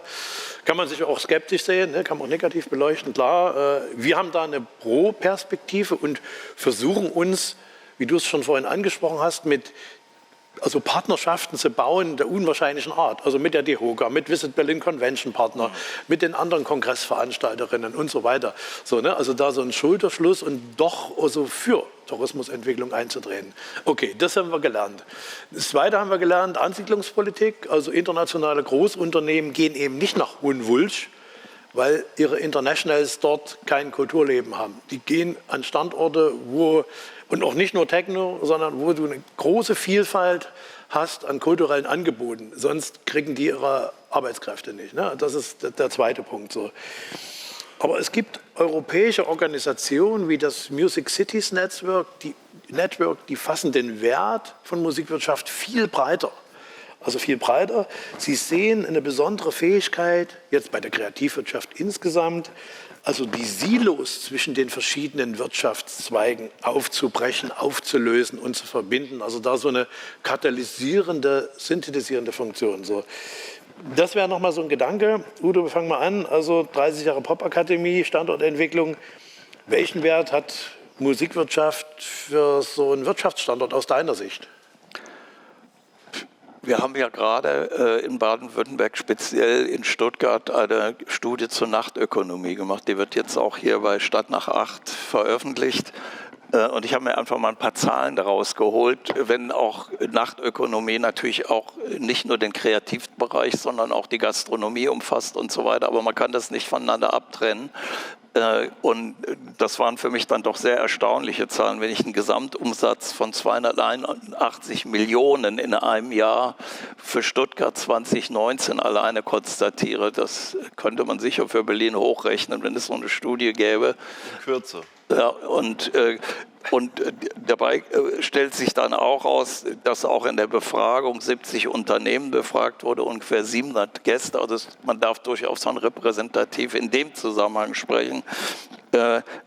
Und gleichzeitig festzustellen, 50% der Clubs selbst sehen sich als gefährdet an aus vor unterschiedlichsten Hintergründen. Also man sieht, es ist ein großer Wirtschaftsfaktor, der tatsächlich auch eine wichtige Rolle für die Städte spielt. Und ich sehe da auch Stuttgart einfach als exemplarisch an, was sicher in anderen Städten ähnlich aussehen könnte. Also das ist ein Bereich, den ich für extrem wichtig halte. Standortpolitik muss also diese Dinge beinhalten. Und ich habe mir dazu auch aufgeschrieben, ich muss es selber immer nachlesen, was die Studie dann so als besonders wichtig gesehen hat, nämlich Nachtleben als Standortfaktor ernst zu nehmen, Räume des Nachtlebens zu sichern, Nachtökonomie als Wirtschaftsfaktor zu sichern, Nachtkultur ermöglichen und vor allen Dingen auch die Live-Kultur weiterentwickeln, die in der Stadt besteht, die natürlich immer in dem Zusammenhang steht. Man kann das nicht wirklich auseinander dividieren, nämlich die gastronomische Seite von der kulturellen, die gehören wirklich zusammen, weil die meisten Clubs verdienen ihr Geld natürlich am Getränkeverkauf zum Beispiel, also um es ganz lapidar und praktisch zu sagen. So, das wäre eine Seite. Eine ganz andere Seite ist die wir in Baden-Württemberg sehen. Standortvorteil wird vor allen Dingen von großen Unternehmen auch immer dort gesehen, wo Kultur stattfindet. Und das betrifft natürlich die größeren Städte, aber es betrifft auch die mittelgroßen Städte. Und das ist in Baden-Württemberg eben typisch. Da sind zwar die beiden großen Autofirmen in Stuttgart angesiedelt, aber viele andere, vor allen Dingen Hidden Champions, sitzen auch in kleineren Städten, von denen noch nie jemand was gehört hat, die aber da sind und Milliardenumsätze machen. Und für deren heutzutage vor allen Dingen junge Mitarbeiterschaft, die oftmals im IT-Bereich arbeiten und in IT-ähnlichen Zusammenhängen, ist es entscheidend, dass vor Ort was los ist. Und was los ist, heißt Clubs, heißt Live-Musik und alle Dinge, die man daran anschließen kann und die damit zu tun haben. Und das habe ich von mehreren Leuten bereits gehört, also von mehreren Leitenden in solchen großen Unternehmen, dass das für sie eine ganz große Rolle spielt. Und es ist nicht mehr das Sinfonieorchester heutzutage, sondern nur noch ein Faktor unter mehreren. Ja, der auch, aber alle anderen vornehmlich. Und es gibt ja auch jetzt eine neueste Untersuchung, die ich gesehen habe, dass auch unter den älteren Semestern die populäre Kultur insgesamt einen viel höheren Stellenwert hat, weil alle mittlerweile, auch die Boomer-Generation, damit groß geworden ist. So ist es. Jetzt muss ich noch mal was sagen. Wir sind ein paar Problemlagen für Berlin angesprochen worden, die richtigerweise angesprochen wurden, aber wir versuchen dafür die Antworten zu geben. Also um jetzt mal ein bisschen zu reizen, Reibung erzeugt ja auch neue Ideen. Berlin darf nicht bei den Mietpreisen von Stuttgart ankommen. Das ist völlig klar. Das ist das Asset, was Berlin über Jahre gehabt hat, insbesondere Absolut. Für den Kreativbereich. Jetzt nützt es ja nichts zu sagen, ich komme gerade aus Washington, New York. So wie es in New York ist, ist es in Berlin nicht. Das ist ja schön und gut, aber es ist für viele trotzdem zu teuer. Und insofern ist es gut, dass der Senat so viel Geld für den bezahlbaren Wohnraum in die Hand nimmt wie noch nie. Das Problem ist nur, das dauert leider alles. Von der Idee einer neuen Wohnung bis zur Schlüsselübergabe dauert das in Deutschland 6 Jahre. Und die bezahlbaren Wohnungen werden heute gebraucht. Wir werden in ein paar Jahren eine ganz andere Diskussion auch in dieser Stadt haben, weil wir uns zugetraut haben, diese Milliarden in die Hand zu nehmen. Es dauert leider nur etwas.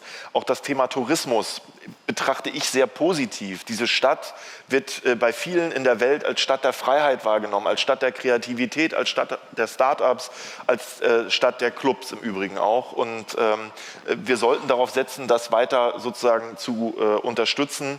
Wir haben uns ja ein Konzept gegeben, Tourismuskonzept 2018 plus, wo wir ganz stark darauf eingehen, dass Tourismus für die Berlinerinnen und Berliner, die hier dauerhaft leben oder eine kurze Zeit leben, stadtverträglich sein muss. Es gibt so viel in Berlin zu sehen, neben dem Brandenburger Tor, das glaubt man gar nicht. Und wir müssen sozusagen Berlin als Stern sehen und an jeder Ecke muss eine Touristin, ein Tourist kommen und die Attraktionen, die in Marzahn sind, genauso wichtig nehmen wie die in Spandau sind.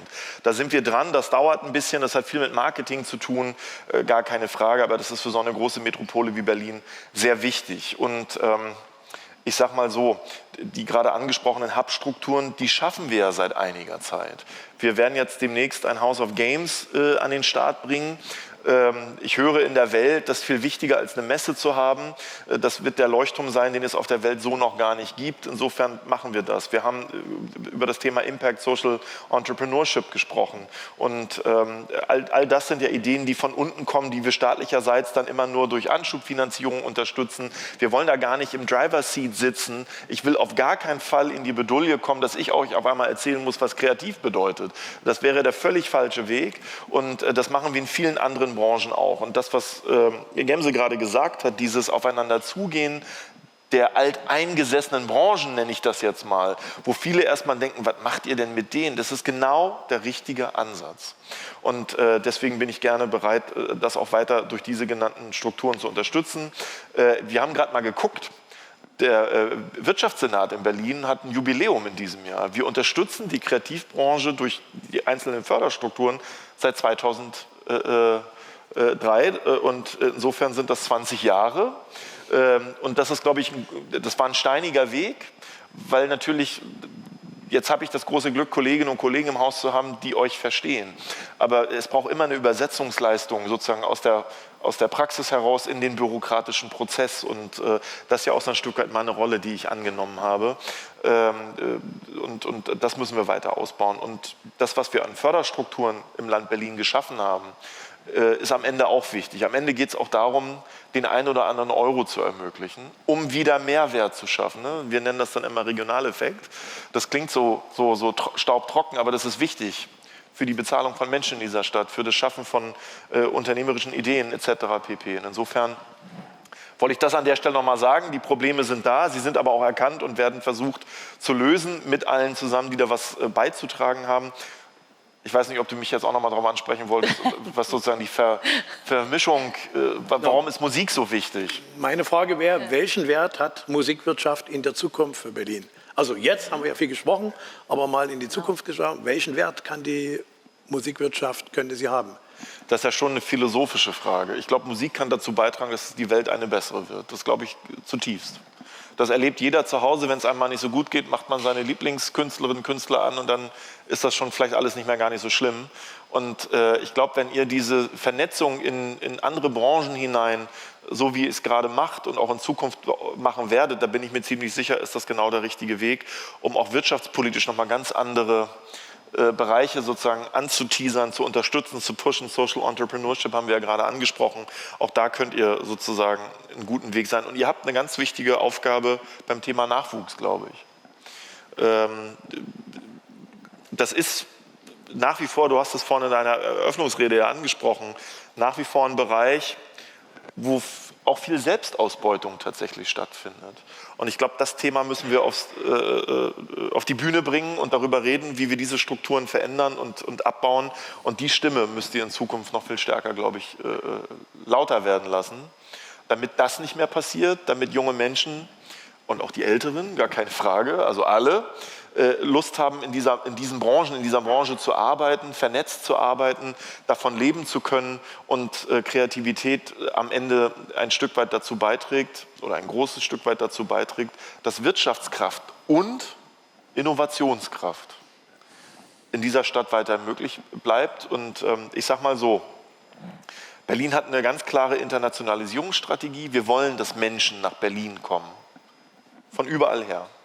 Wir wollen, dass Menschen wirtschaftlich hier tätig sind. Wir wollen, dass Menschen in dieser Stadt gute Jobs schaffen. Und deswegen ist es so wichtig, dass wir über Ansiedlung sprechen und nicht so wild ansiedeln, aber so, dass es zu Berlin passt. Das Ökosystem, was hier gut sozusagen agiert, mitnehmen. Ich sage es an dieser Stelle mal, wir haben uns ja auf den Weg gemacht. Gemse, du warst auch mit dabei am Tisch. Wir wollen das Thema Kreativwirtschaft nochmal mit einem neuen Push sozusagen versehen, internationales Kreativfestival in dieser Stadt ansiedeln, um eben die Internationalität, diese branchenübergreifende Zusammenarbeit, klein mit groß, groß mit klein und alles, was dazwischen ist, unter ein Dach bringen. Ob uns das gelingt, werden wir sehen, aber ich bin mir ziemlich sicher, dass viele Ideen haben und dass wir im nächsten Jahr in dieser Frage auch weiterkommen werden. Auch das hat was mit Geld zu tun und wir sind bereit, das Geld in die Hand zu nehmen, unterstützend wiederum, um das Thema nochmal zu spielen. Also da ist viel los, da ist viel Bewegung, da ist viel Reibung, aber Reibung erzeugt Hitze und Hitze bedeutet, wenn man das gut macht, auch das Entstehen von neuen Strukturen. Das will ich auf jeden Fall unterstützen und da sind wir, glaube ich, auch gut beieinander. Es braucht halt beides, ne? Also diesen internationalen Leuchtturm und den Basisprozess und in deinem Bilde zu bleiben mit dem Stern. Ne? Also dieser Grundprozess der Energieerzeugung sind in Berlin wahrscheinlich die Kreativen. Das ist nicht nur Musik, das Mode, Film, Design, Games, alles Mögliche. Also alle diese zusammen sind wahrscheinlich der energetische Grundprozess der Stadt. Also das ist eben nicht die klassische Industrie, die hier so stark vertreten ist, sondern... Na, pass auf, im Koalitionsvertrag dieser neuen Koalition steht ganz klar, dass das Thema Kreativwirtschaft eine der Großindustrien Berlins ist. Also hat auch ziemlich viel Wirbel organisiert, kann ich dir sagen, aber das ist genau richtig, dieser Satz. Ich finde das Wort Großindustrie und Kreativwirtschaft, das finde ich, da geht mir das Herz auf. Weil letztendlich ist es ja genau so, dass die Selbstwahrnehmung der Akteure hier in der Stadt ja gar nicht so ist. Also dass man Teil von was Großem, von was Bedeutendem ist. Meine Wahrnehmung ist, also wir haben sehr viel mit Unternehmerinnen und Unternehmern aus dem kleinen und mittelständischen Bereich auch selber zu tun. Wir laden die ein, wir stellen die vor im Sender und deswegen bin ich da ganz gut im Austausch.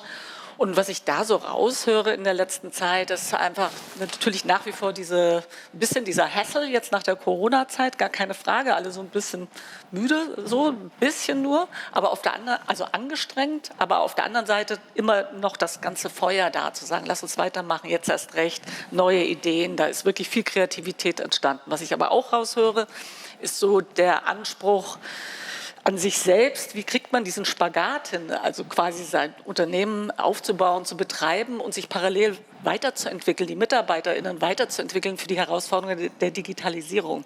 Weil das ist ja einfach eine gesetzte Tatsache, dass wir da alle zusammen, egal in welcher Position, das lebenslange Lernen da verordnet bekommen haben. Und die Frage, die ich mir stelle, ist, wie können wir eben diesen Unternehmen, die der Motor auch für diese Entwicklung sind, diese Weiterbildung zukommen lassen? Das ist vielleicht nicht unbedingt die Aufgabe der Politik per se, aber zu gucken, wie kann die Hubstruktur vielleicht so weiterentwickelt werden, dass es ein bisschen niedrigschwelliger möglich ist sozusagen. Weil mein Eindruck ist auch, also wir haben selber ein Start-up gegründet und deswegen habe ich so ein Bein in dem klassischen Medienbereich und dem anderen in dem Tech-Bereich. Und da ist das natürlich ganz anders organisiert. Da gibt es Anlaufstellen, das Skillset ist schon mal da, weil sonst würde man es nicht machen.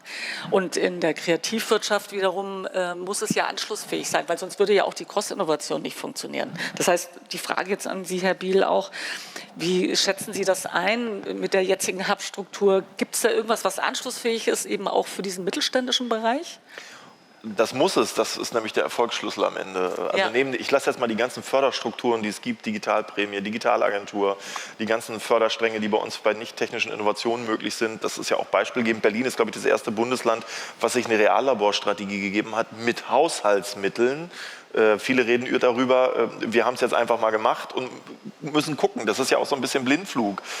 Es muss aber möglich sein, dass das Experiment auf der Straße ist. Ich sage immer, es kann nicht sein, dass in Berlin die beste Idee erdacht wird und in China wird sie ausprobiert. Das wird auf Dauer nicht funktionieren. Und insofern passiert da schon ganz viel. Ich glaube, wir müssen das Thema Transfer nochmal ganz anders angehen. Das, was in Hochschulen, Universitäten sozusagen gesponnen wird, muss die Verbindung mit der klassischen Wirtschaft hinbekommen. Wir haben jetzt an der HTW in Berlin das erste KMU-Büro. Das klingt total trocken, langweilig und bürokratisch, aber es spricht genau die Sprache, die bei den kleinen und mittelständischen Unternehmen zurzeit noch verstanden wird. Und deswegen haben wir es ganz bewusst KMU-Büro genannt, wo diese Unternehmen, Berlin hat 70% der Unternehmen haben in Berlin unter 10 Mitarbeitende. Das heißt, es ist relativ schwer, sozusagen eigenständig Innovationskraft zu entfalten, das Thema Transformation nach vorne zu bringen. Es braucht quasi eine Türöffnerfunktion, ein Scharnier, Innovationslotsen, die Beratung machen. Und dieses KMU-Büro ist sozusagen eine der weiteren Anlaufstrukturen, die es braucht, um diese Wirtschaftszweige abzuholen. Im Start-up-Bereich haben wir das in Berlin hervorragend organisiert. Acceleratoren, Inkubatoren, an jeder Ecke, an jeder Universität, Hochschule, rauf und runter. Auch da kann das Thema Transfer nochmal verbessert werden, das will ich gar nicht sagen. Aber für den KMU-Bereich ist es eben nach wie vor ein Problem der Übersetzung, ein Problem des Zusammenkommens.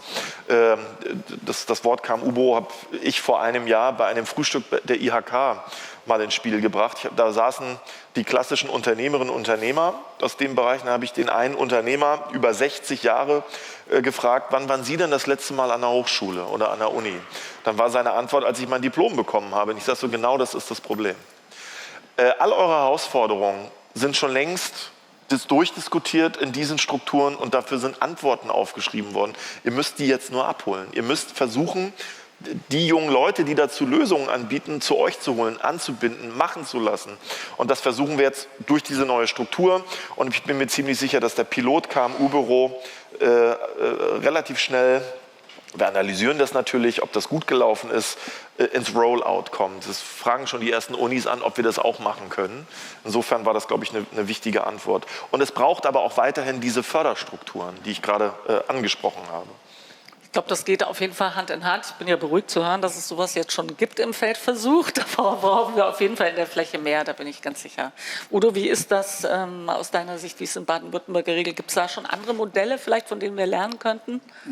Naja, die Popakademie ist eigentlich das Modell. Okay, ja. Und wir sind schon 20 Jahre da. Also es war von Anfang an klar, dass wir Dinge unterstützen, sowohl auf der künstlerischen Seite als auch im Musikbusiness-Zusammenhang, die sich deutlich daran orientieren, was wirklich los ist, was im Markt passiert, was in den Szenen passiert.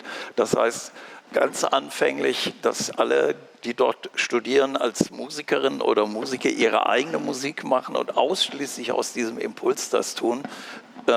Und zum Zweiten, dass sich gleichzeitig aus der Popakademie heraus Startups auch gründen. Dazu hatten wir den Incubator, das haben Sie auch gesagt, dass das auch in Berlin sehr gut gelöst ist. Und zum Dritten, dass wir aber von Anfang an auch Weiterbildung gemacht haben auf den unterschiedlichen Ebenen. Und zum Vierten, dass wir im Laufe der Prozesse immer wieder neue Impulse gesetzt haben. Wir haben unser sogenanntes Mix Lab 2011 gegründet, das sich ausschließlich mit der Digitalisierung im Musikbereich, vor allen Dingen im Musikbusiness beschäftigt hat, von da an und Leute ausgebildet haben, die heute auch in Berlin genau in diesen Branchen arbeiten. Für die Musikerinnen und Musiker ganz genauso. Seit 2014 gibt es bei uns eine Abteilung für elektronische Musik. Das ist für uns eine Selbstverständlichkeit, Dinge so zu tun. Und auch frühzeitig, jedenfalls so frühzeitig, wie es für eine Hochschule möglich ist, dabei Impulsgeber zu sein. Also von daher ist das ein Teil davon. Der andere Teil ist der, dass auch dann auch jetzt nach Corona wir gemeinsam mit dem Land die Perspektive Pop aufgelegt haben. Das war ein Förderprogramm, um die Dinge wieder anzuschieben. Also nicht im Sinne von Neustart, sondern auf eine etwas andere Weise, nämlich in der Form, dass wir die Künstlerinnen und Künstler vor allen Dingen in den Mittelpunkt gestellt haben, aber sie gemeinsam mit Unternehmen, gemeinsam mit öffentlichen Institutionen, auch wie Theater oder auch mit Unternehmen wie Clubs und so weiter, Konzertreihen zu installieren und so weiter. Wir hatten da immerhin 2,3 Millionen, um die Dinge in Gange zu bringen, im Einzelfall bis zu 75.000 € pro Projekt, was durchaus sehr hilfreich war. Michael hatte vorhin das Fachkräftethema schon mal angesprochen. Damit hatte die Popakademie extrem viel zu tun, als du mit Hubert Banjo das gegründet hast. Habt ihr in einer ähnlichen Situation gestanden? So. Es gibt ja auch Leute, die sagen, Popakademie, das ist eigentlich eine Kontradiktion. Das ist ja wie bei Loriot der Jodelkurs, also Rock'n'Roll, lehren, geht denn das? Wir haben gelernt, dass das extrem wichtig ist, weil es viele Skills braucht, Qualifikationen, auch über das unmittelbar Künstlerische hinaus, aber auch im Künstlerischen, wo man sich austauschen muss, was man lehren muss. So, ne? Also ganz wichtig. Mal jetzt so ganz salopp gefragt, wie würde denn eine Popakademie heute aussehen, die du gründen würdest? In Berlin zum Beispiel oder wo auch immer? Ich würde ganz viele Dinge wieder genauso machen. Der Bestandteil an Flexibilität muss extrem hoch sein. Und der Kern ist immer die Idee der eigenen Musik, die umgesetzt wird und nicht ein Modell, was wir von außen drauf stülpen, sondern unsere Studierenden machen ihre eigene Musik. Die Ideen für Startups und so weiter im Musikbusiness-Bereich kommen von den Studierenden. Und wir versuchen sie dabei zu coachen und das gemeinsam mit ihnen umzusetzen. Und das hat sich bewährt. Gleichzeitig ist es notwendig, extrem flexibel zu sein und immer wieder neue Bestandteile ins Curriculum einfließen zu lassen.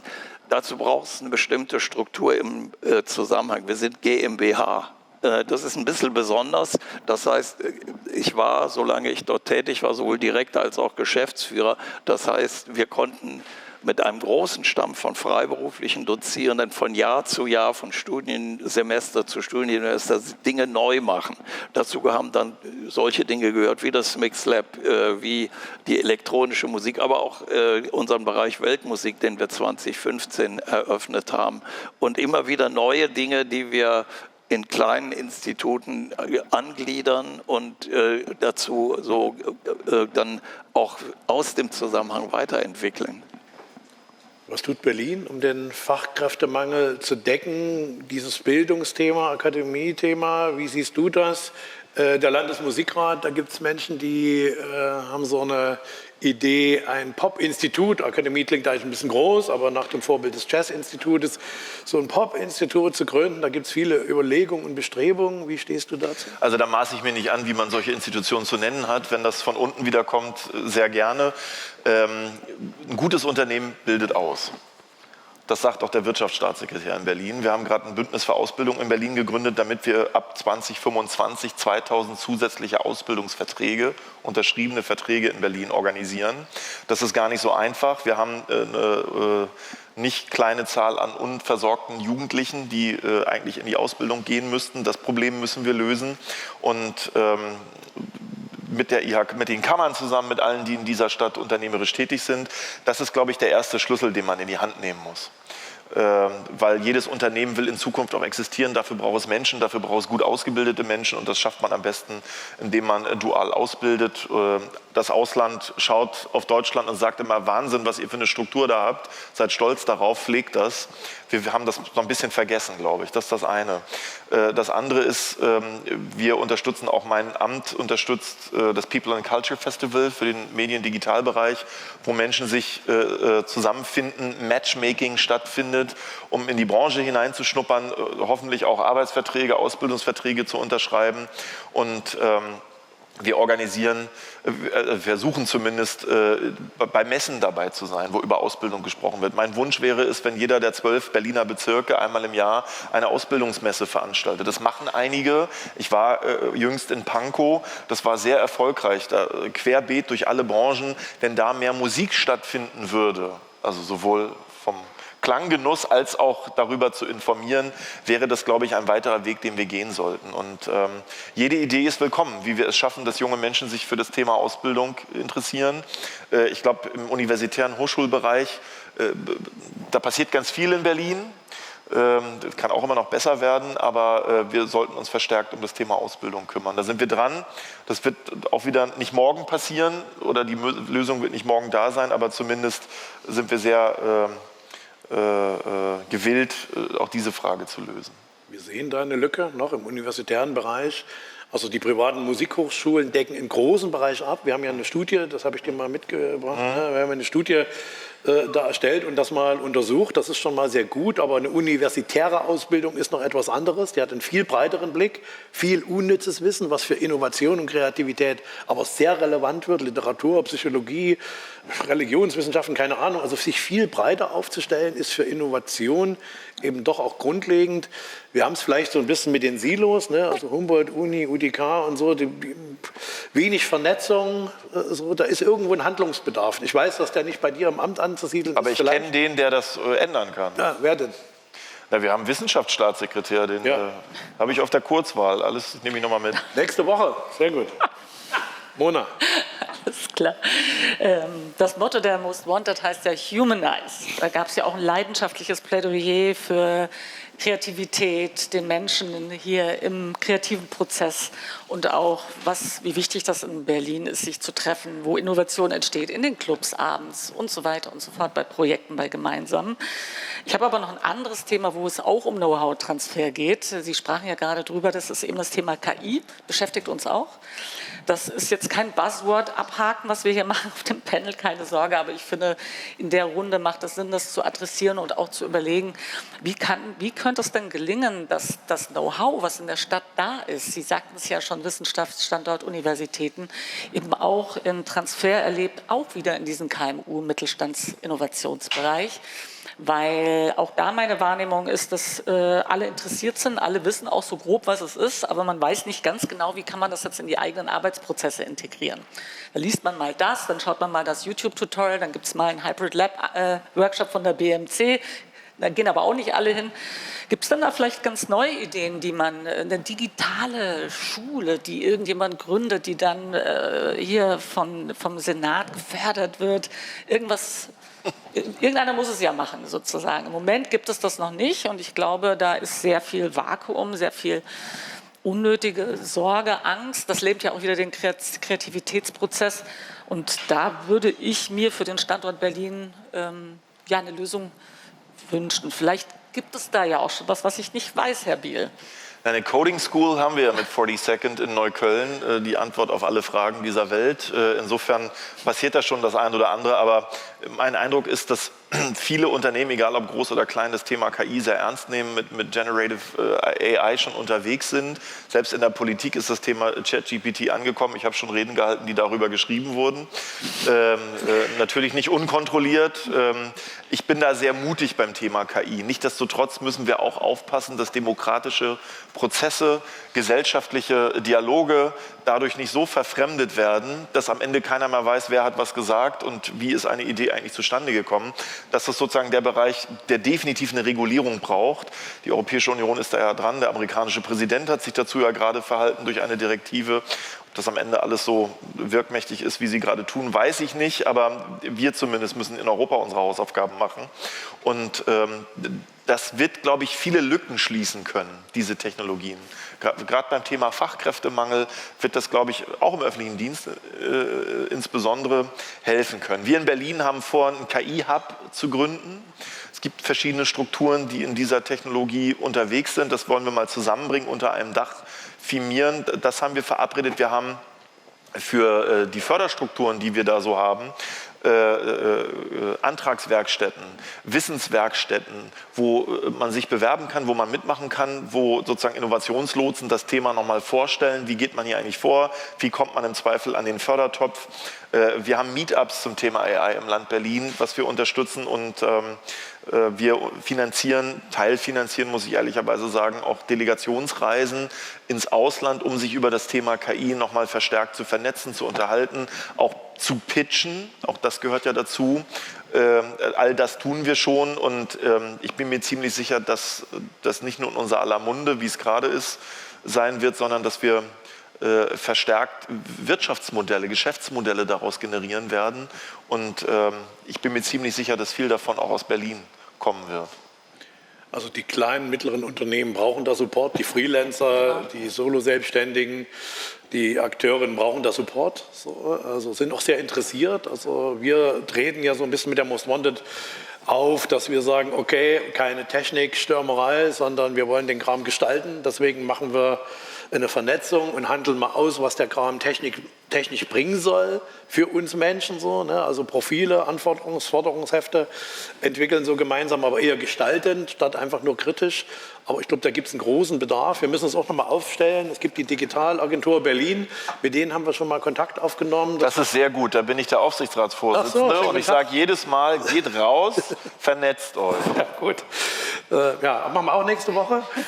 Die haben wir schon identifiziert. Also da ist ein Handlungsbedarf. So, ne?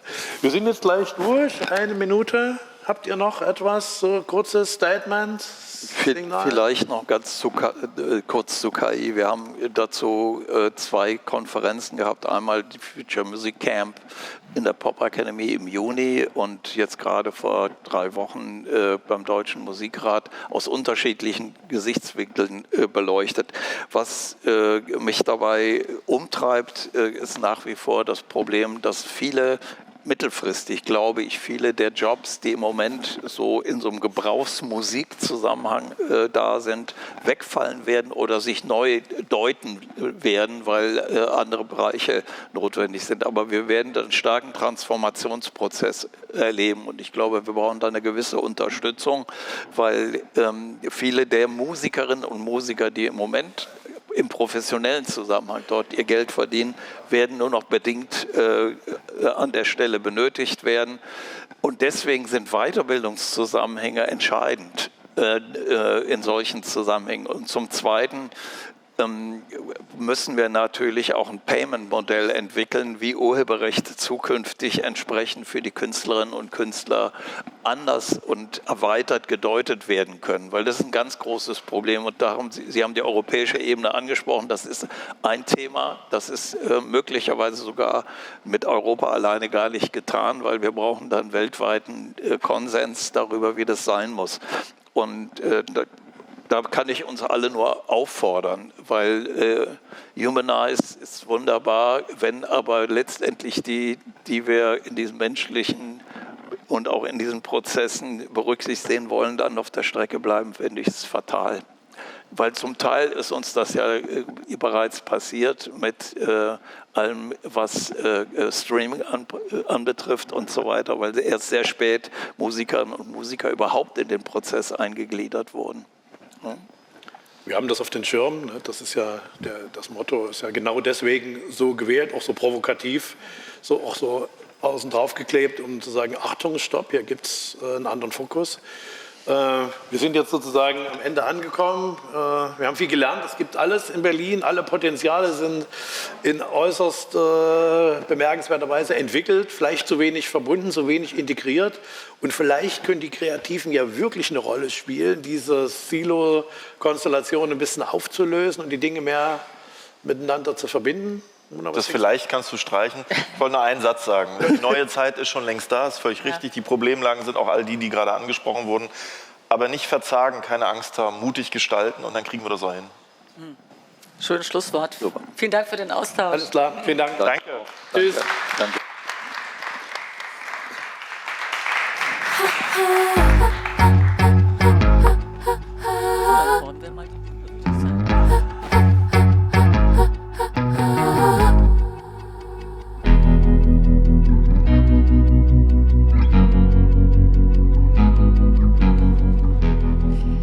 Hello and welcome back to Most Wanted Music 2023.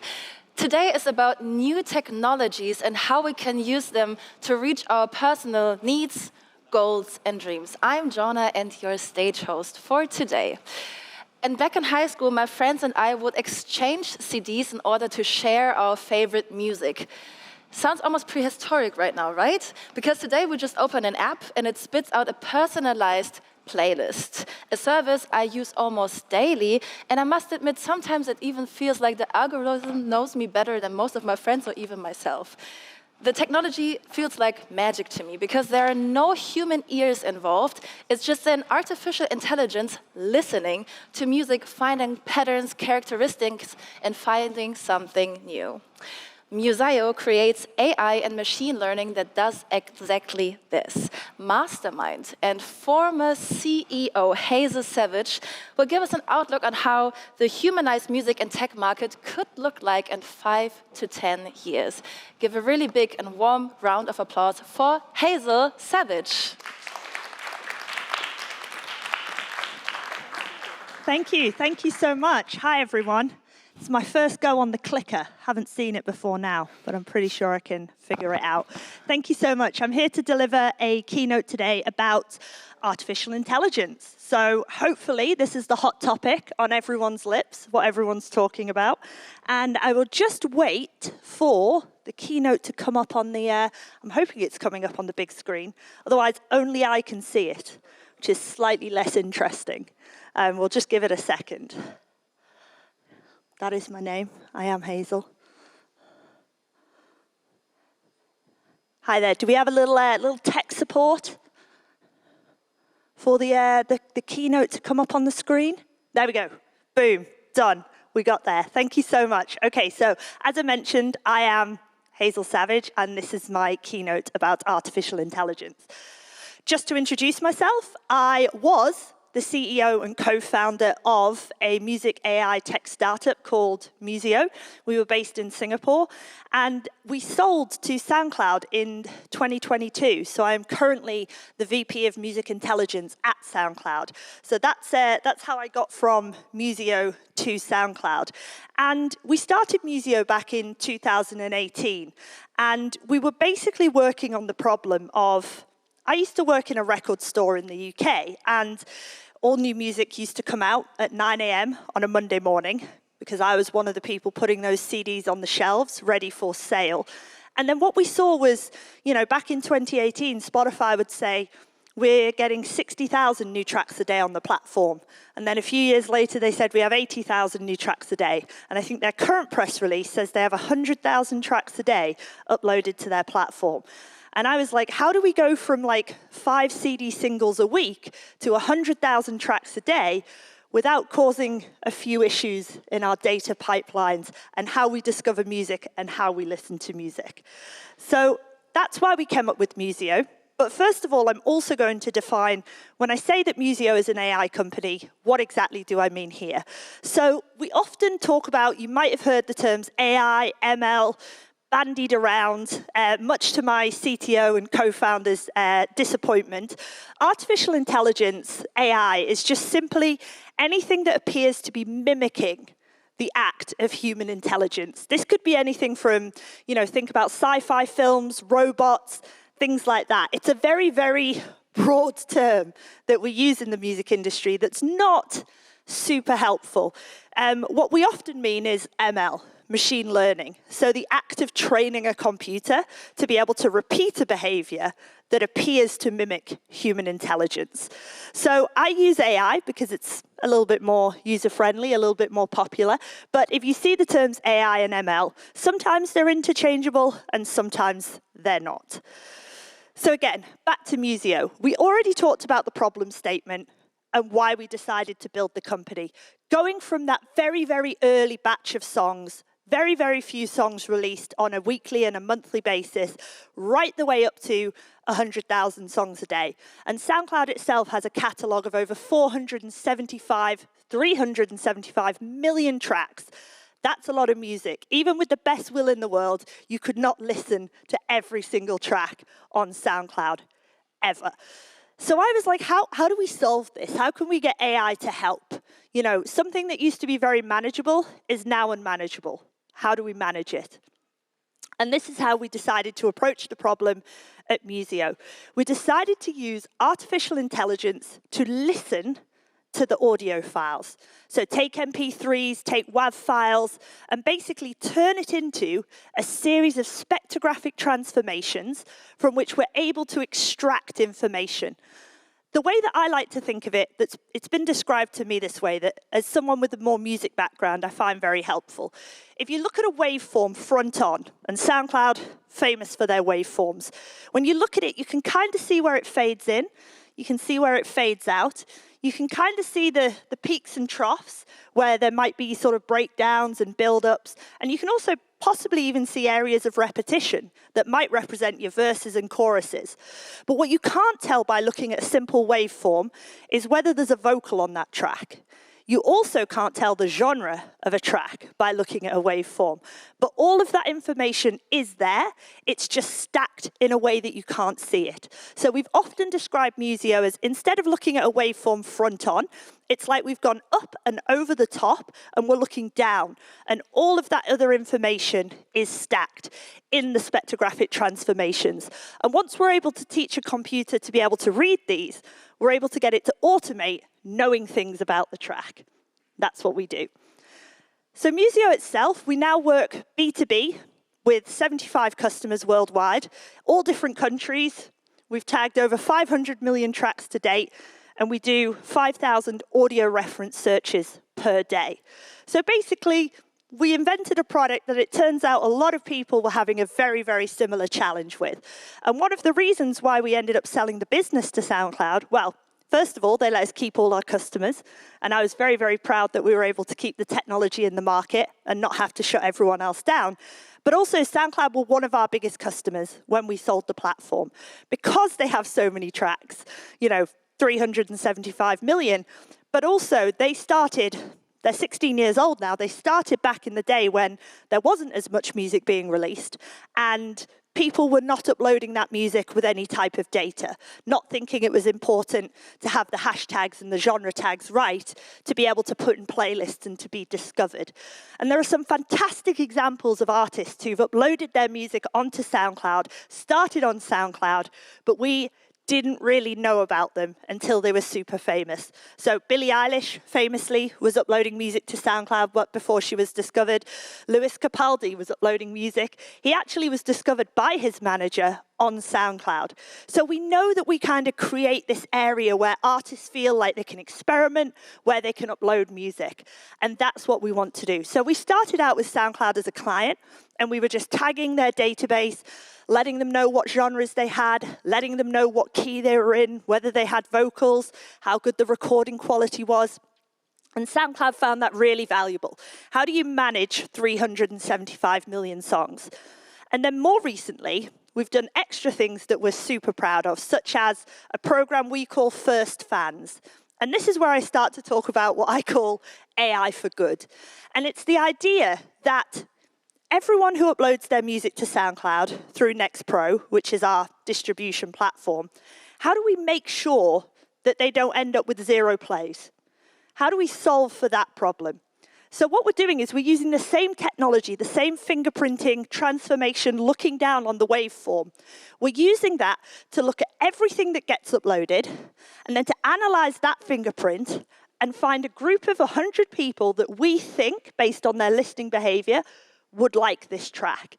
And then we're able to introduce the tracks to the audience.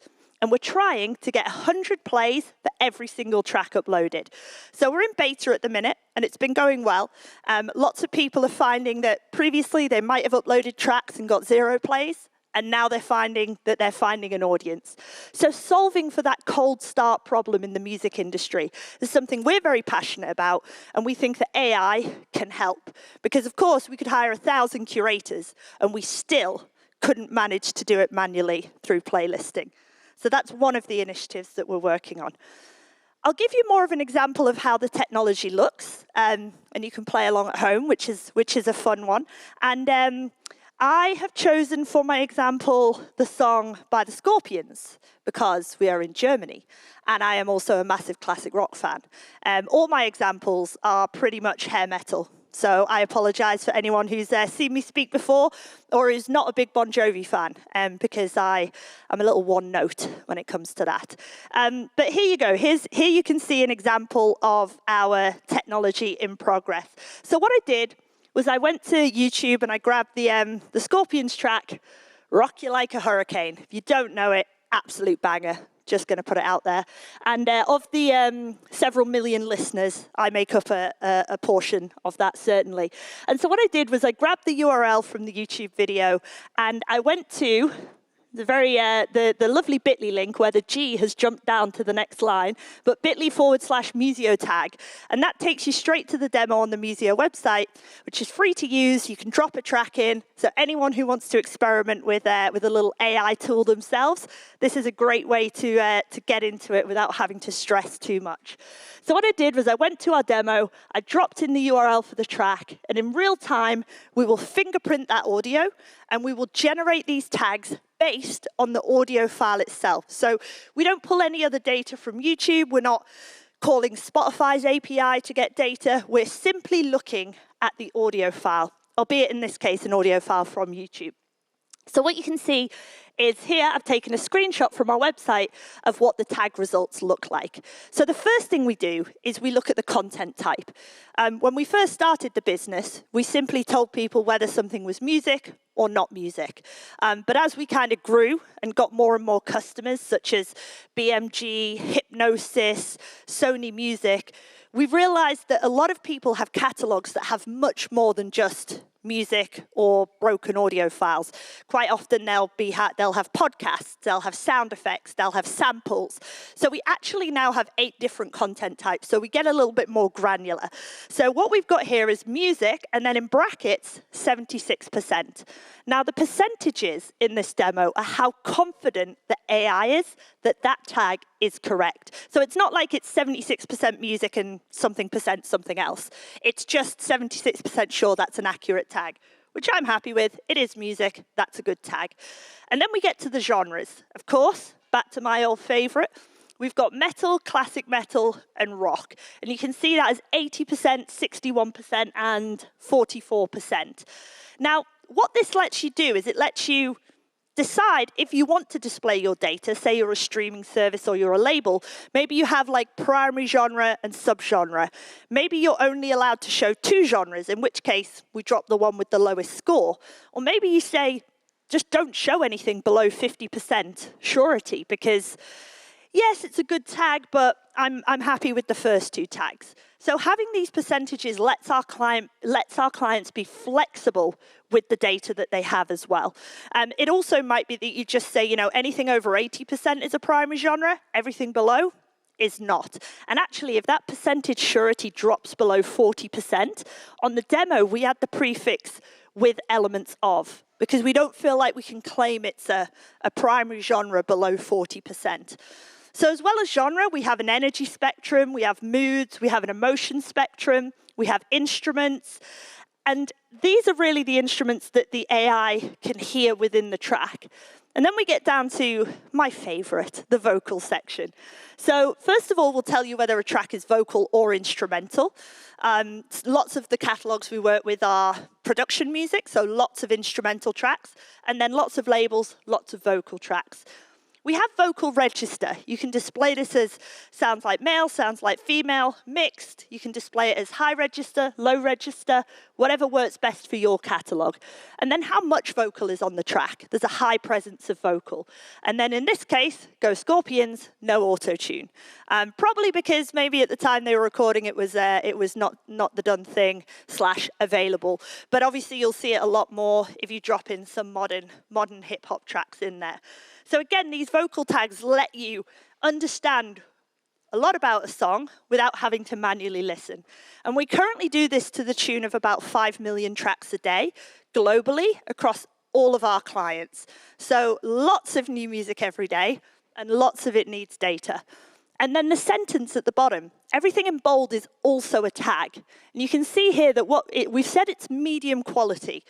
And what we're referring to is the recording. Medium quality, it's not a judgment. If you drop in Bohemian Rhapsody by Queen, same thing shows up. It's more indicative of the era of which this was recorded. And also you need to factor in for the fact that sometimes a YouTube upload is not necessarily the best quality audio. But when we're working directly with a catalog and we have access to the original source files, sometimes that metric can change. So we know it's a medium quality recording. It's in E minor. It's a tempo of 126 beats per minute. And a good use case for this track might be extreme sports. I'm not particularly an extreme sports fan myself, but I am a big fan of the Scorpions. So we do this sort of 20 to 30 pieces of metadata per track. And it really helps our clients depending on what they want to do. So we have another client based in the US called BeatStars, who get about 20,000 songs, or should I say beats, uploaded to their platform every day. And the idea is other rappers and producers can go in, search the beats, pay for them, collaborate on them, and then create their own music. Now, one of the challenges BeatStars had was that as people, producers and users were uploading their beats, they weren't really adding any metadata to it at all. Apart from outside the odd hashtag, they'd add Drake-type beat, Chance-type beat, which when you're trying to search through beats is not super helpful. They wanted to know the BPM, they wanted to know if there was a key, they wanted to know if there was any vocals on them to start with, so that when their users search their database, they can be much, much more specific about what they want, and therefore much more likely to find what they want, and then much more likely to make a purchase, download that music, or collaborate. So we're looking at very kind of real-world applications for this technology. We have a bunch of other use cases on the website for specific clients, from labels to sync to production music. I also just wanted to briefly touch on a little bit about, more broadly in the AI space, music AI space, what I'm excited about in the future, forward-looking. And I know we didn't touch on it yet, but I've described Museo in some detail. And what we consider ourselves is a descriptive AI company. So we're not downloading huge databases of music and asking an AI to produce tracks that sound similar to the tracks that we've just shown it. We're using AI to be descriptive, to tell us things about the existing audio. I also personally believe that with over 100,000 songs released every day, there is no shortage of music, and therefore not necessarily a huge market for AI-generated music. I'm sometimes on my own in this opinion. I've held this opinion for a long time. This opinion has become more fashionable recently. But we generally break AI then into these generative categories, where the AI is creating music, and then descriptive and assistive AI, which is what Museo does. And actually at Museo, we worked with Rolls-Royce, the jet engine, not the car manufacturer, two different companies. I learned that very recently, and I also did not get a free car when we worked with them. But they've brought out an ethical AI framework called the Alethea framework. And what this does is it allows you to plug in elements of your business to basically make decisions around whether you were using AI ethically or not. And it really distilled for me something I'd been thinking about AI for a long time, which is humans love to write music. We love to create music. I've been playing guitar since I was 13. I am not very good. But that doesn't matter, because when I was 13, I got my first guitar, and I taught myself, and I played in my bedroom for at least 2 years before I did a single show, and I never really made any money or a career from it. But we don't need to, because humans will do it anyway, just because we enjoy it. So, do we need to replace something that people already love to do? Perhaps not. But then also, I always think of AI in terms of, is it something that it's possible for a human to do? So humans can create music quite easily. Lots of examples right through history of humans creating fantastic music. What a human can't do is tag the metadata, genre, key, BPM, to 5 million tracks a day. Even if I hired 1,000 people, I still couldn't do that volume. And it would be really inaccurate as well. People get tired and hungry after lunch and their accuracy drops right off, but not the AI. So I kind of consider this work a little bit like drudgery.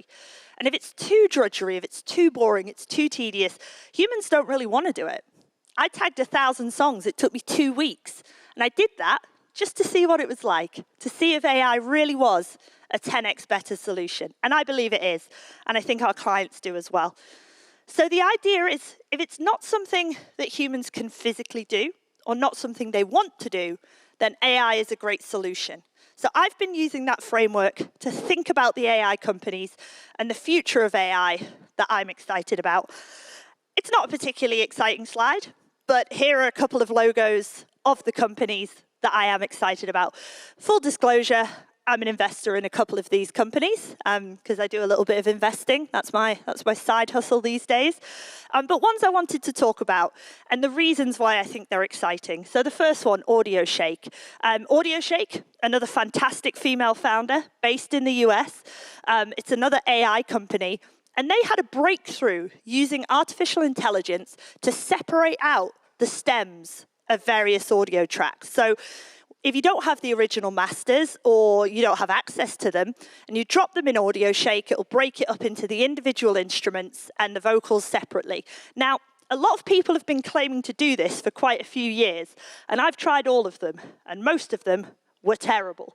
But AudioShake seemed to have had something of a technical breakthrough in the last few years because there's no bleed through of the audio. It's very, very clean when they separate the stems out. And also, the stems don't lose anything in quality. They're usable. So a lot of labels and companies are using this to, pitch in back catalogue where they don't have an instrumental version, but maybe a brand has asked for it. There was a really cool example on the founder's LinkedIn profile where Billy Joe Armstrong from Green Day, they had a video of him playing guitar along with one of his old recordings, where they no longer have the masters, they've lost them.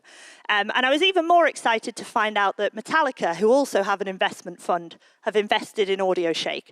And they are known haters of technology, for anyone who remembers the old Napster days. So I think AudioShake's really exciting and one to check out. They also have a demo on their website, so you can drop a track in and try it for yourself. Unheard, a UK-based company, also using AI, but really more in the music marketing space.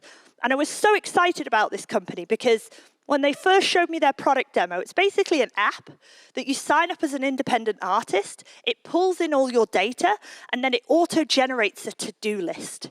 You should pitch to this gig, you should pitch to this playlist, you should send out this press release. And I was like, this is incredible, because not only are we getting 100,000 tracks uploaded every day, these are the artists who, they're not music marketing experts, they're not managers, they're creatives. So how do we scale that side of the business? How do we tell these artists what to do and help them and guide them in their careers? So it's a super exciting product and tool designed for independent artists. That really appealed to me.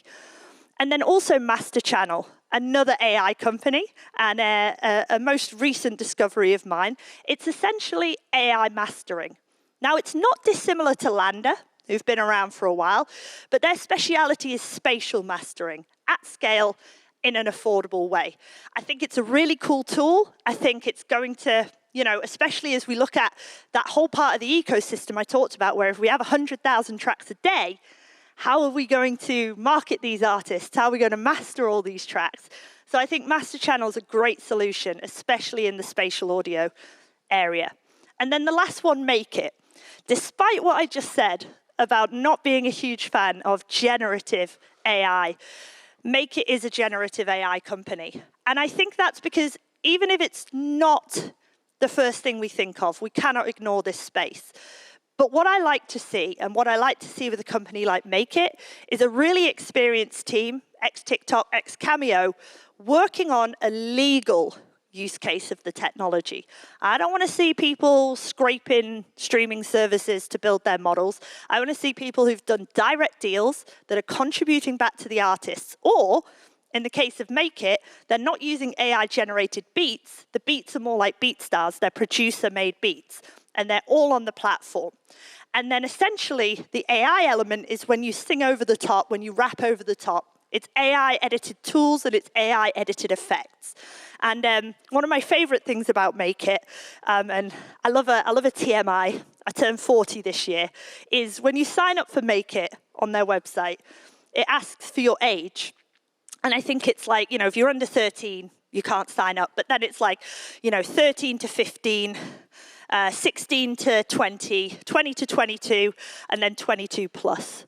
So I think that told me everything I needed to know about. I'm definitely in the 22 plus category, and this is who the audience is aimed at. This is a large way that Gen Z are looking at music and incorporating it into their work streams.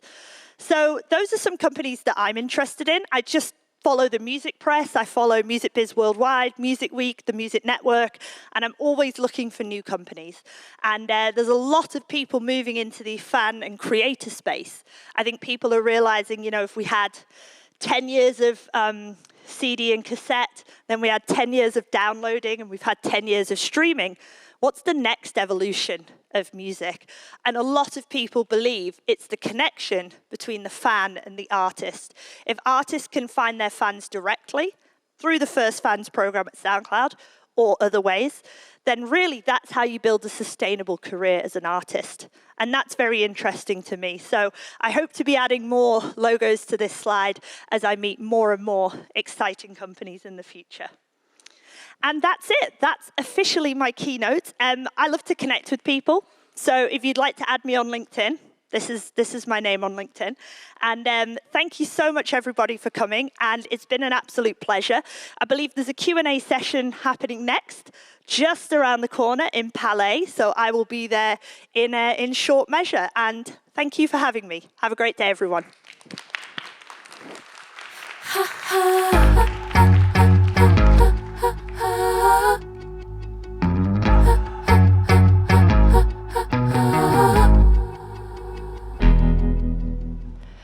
Hello and welcome back to the main stage of Most Wanted Music 2023. I'm Jonna and your stage host for today.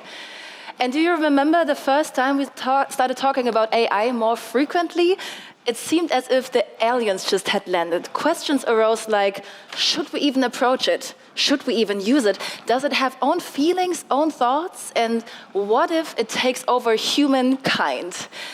But now AI became more normal, is almost everywhere and won't go anywhere anytime soon because it makes life easier. But now it's on us to shape a framework where human needs and technology come together.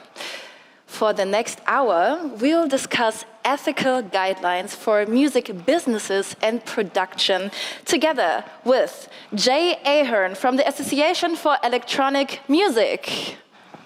You can. Then tech alchemist Koto Morai, artist Birke Lu, co-founder of Thunderboom Records, Joost de Boe, and DJ and production director Ariel Fischer.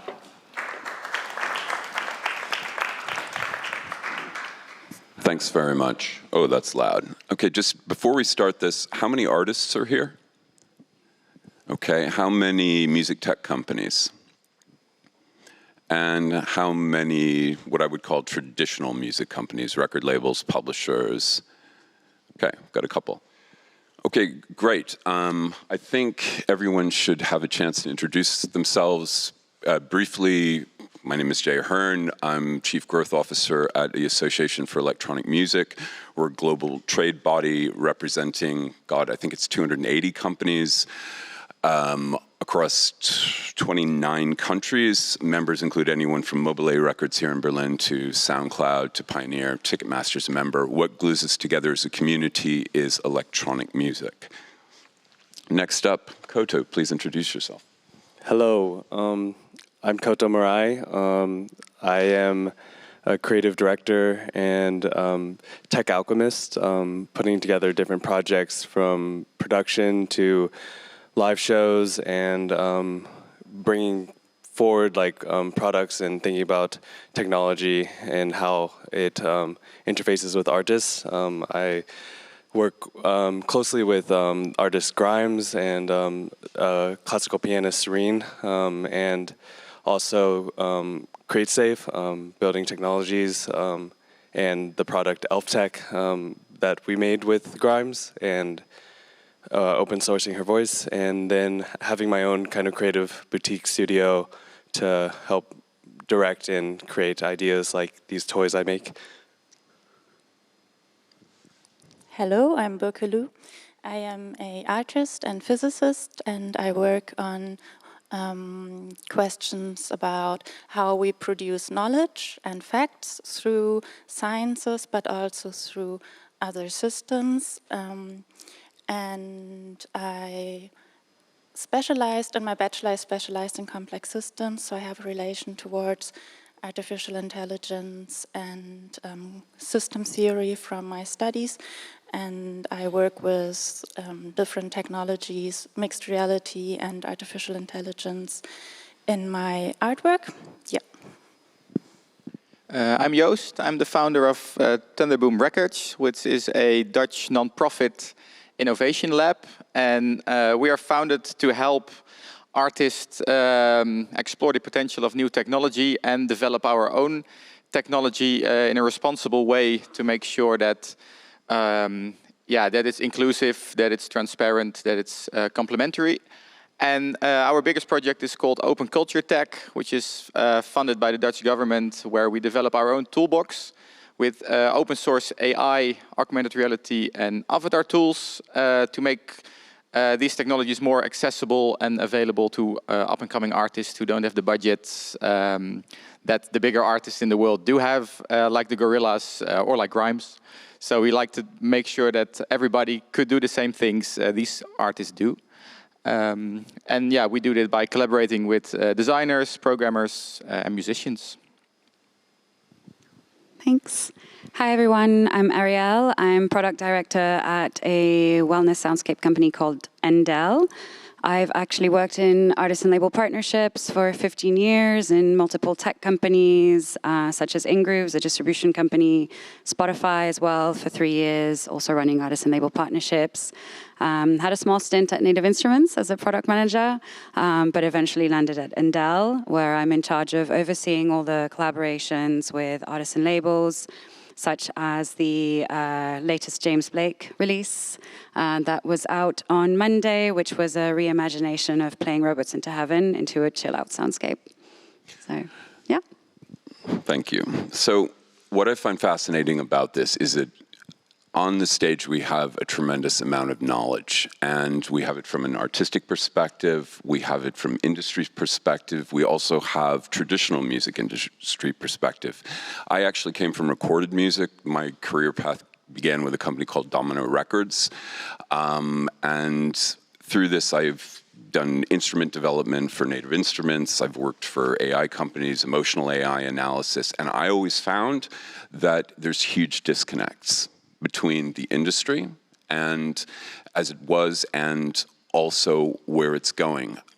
And with legislation, we talk about, okay, this legislative piece, this is a great thing that we can do one day. Legislation takes ages, and I think that from my perspective, which I shared with the panelists earlier, with Association for Electronic Music, we look at things from community.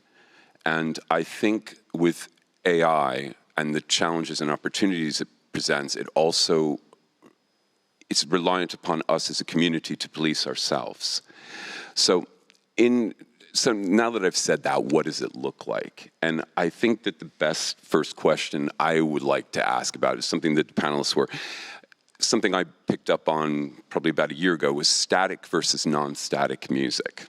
And Birke said she's working with generative, and she would like to define the semantics of that a little bit better. And yeah, I think if we talk about static music, maybe not everybody, we should give a definition, or we should talk about what we mean by static music. In general, in talking about AI, I think it's so important. This is not even AI yet, but I think we should really get into the habit of being very precise with our language and really being aware of what we're talking about, because I am a bit disappointed often when I hear people discuss AI, in the media, but also on panels, how much there is people creating a kind of a myth around AI for their own good, for their own advertisement, but not really educating people on, or educating the audience, or getting into a dialogue with the audience about what AI really is, what it's able to do, what it's not able to do. That's why, and probably also as a physicist, I'm very hung up on definitions to define things and talk about them so we know what we're talking about. No, I think that's great. And also, like, the AI, it presents a threat, it presents an opportunity, it presents whatever, but some of the advances are happening can be so shocking for people. Like, you can consider our entire music industry has been based on static music, the way we track music, the way we listen to music. And then all of a sudden, we have someone like Ariel's on stage, whose company Endel has come out with a product that is non-static, evolving, adaptive music. That's a shocking thought if your business models as a collection society like GEMA or a company like Spotify is all of a sudden presented with this. And this is what I wanted to drill into, is the culture shock around AI and also how we as a community can react. But Endel did a deal with Universal. Talk about old school versus new school. How did that come together? Because I'm interested in finding where the coming together points are. Yeah. I mean, I think AI was a hot topic that a lot of labels and artists wanted to participate in a way that was viable for them, right? That did not implement any stealing of materials and had a good collaboration in place. And when we're talking about different types of music for Endel, what they have focused on are wellness soundscapes, which you could also call functional music. And functional music has been evolving over the last 10 years thanks to the birth of long-form video on YouTube, where people started uploading sounds that could help you sleep or focus or relax. And what Endel has done, it has taken this kind of component of having the necessity of sound to improve your life, and essentially had a wonderful bunch of composers, engineers, and very smart individuals come together to work with scientists and build functional music that was backed by neuroscience, essentially. And all of this was integrated inside the app, so you can download the app. And sorry, I'm not trying to do a sales pitch, but it does make sense to explain why the labels would want to work with us. But essentially, in the app, you can simply log into it and then select the function that you want to implement your focus or sleeping habits and whatnot. And the technology that they built around this allows them to use the sounds that they composed and create this generative AI that implements the science, right? But this technology also allows you to take stems from any artist and essentially curate the stems in a fashion that the AI can mold it to make it become a focus soundscape or a sleeping soundscape. And based on this, with the possibility to take stems from any artist, we were able to communicate with labels and say, hey, we're not trying to steal your material, we're not trying to reinvent the wheel, we're just trying to give you an opportunity to contribute to the functional music space, which accounts for approximately 10 billion streams a month across all DSPs these days. And none of it is actually artist-driven. Well, very few. Some artists are very driven by functional music, but most of them don't really participate in this dynamic, and nor do labels. So this was really an impactful opportunity to have a collaboration to participate in that space and give artists more of a lifeline for their catalog, give DSPs user retention because the scientific quality is there for this functional music, and of course create the revenue for labels that they're also looking to engage with. So there was a lot of opportunity to use adaptive generative AI to help facilitate more communication with audiences, more experiences with fans, but also provide good business interactions for all parties involved. That's cool, but the underlying thing that I'm hearing, besides the elegance of the product, is more artists, and basically you as a company decided not to rip people off. It was your goal to make sure these artists were compensated. So basically part of your internal ethics, as it were, your product roadmap included that compensation piece. And I guess Universal were happy about that too. Yeah, absolutely. I mean, obviously, I can't really talk about the deals so forthrightly, but as the music that we create in collaboration with the artists and labels is actually distributed by the labels. So they own the rights to the piece of content that we delivered to them, and then they put it through their distribution channels. So actually, the ownership is on them, not on us. So we're just giving materials for them to explore and enjoy with their audiences. Exactly. Thanks. Now, I want to add to the definition of like static and then like dynamic music, right? Like with generating with AI tools and what we have now, it's like I see it as like content online where it's like there's VOD, like video on demand, and then there's like live streaming, right? And live streaming has this issue where it's like, oh, if you're playing a song that's copyrighted, it can get taken down on Twitch or YouTube or anything. Like, it's all DMCA'd. And so, like, it's the same thing. It's like, are you ethically sourcing content, and are you actually transforming it? Are you remixing it? That's like the artist side. Some people just play like albums and then they don't transform the content at all. And so that's one way to look at it. And then when she was talking, I was also thinking about like Google search versus like using ChatGPT, right? Like one of them is pretty static, and then the other one is a bit more dynamic using artificial intelligence. So could help define it if you look at different areas and fields of using it. Absolutely, thanks for that. I wanted to, Joost, because I know you've done a lot with working with artists and things like that, but I'm going to throw you a TuneCore thing, because that was in the mail. At ADE this year, Andrea from TuneCore, the CEO, did a panel, and I was on the panel with her, but she presented 4 sort of pillars of AI and ethics, which I just thought, as she said them, I thought, fuck, this is obvious. This is really smart. And what she said, that in their 4 principles for AI engagement to artists in the industry were consent, control, compensation, and transparency. Can I throw that to you, Joost? I know it's a big one. Yeah, that's true. Yeah, from this one, I think it is it's interesting because they do sound easy and or simple, but like the application of these principles are sometimes there's a lot of paradox in them, because, for example, to have a company where you invest a lot of money in to develop an algorithm, you can see with especially big tech companies, they do have a benefit of not being transparent, because that's their benefit in the market. Product roadmap versus exactly the law. And the scarcity is, of course, what drives the price. So for an AI company to be fully transparent, although they sometimes claim it, I think now Facebook says they had an open source AI tool. Google claims they are sort of open source. But then, and I think that it's very important to know what's happening behind the back door. How is this technology trained? What data is used to train it? What decisions do the models make? And is my music in there? But even without my music, how is the end result created? And it sounds very easy to be transparent, but I think there's something which I find very interesting, and that's why we actually don't work with big artists and big tech companies, because we just realize there is a sort of a reality that I think they can't be like completely transparent, because that would that's beyond the point for them. Like I don't know the exact English word for that, but you cannot be like fully transparent, because then you can be copied.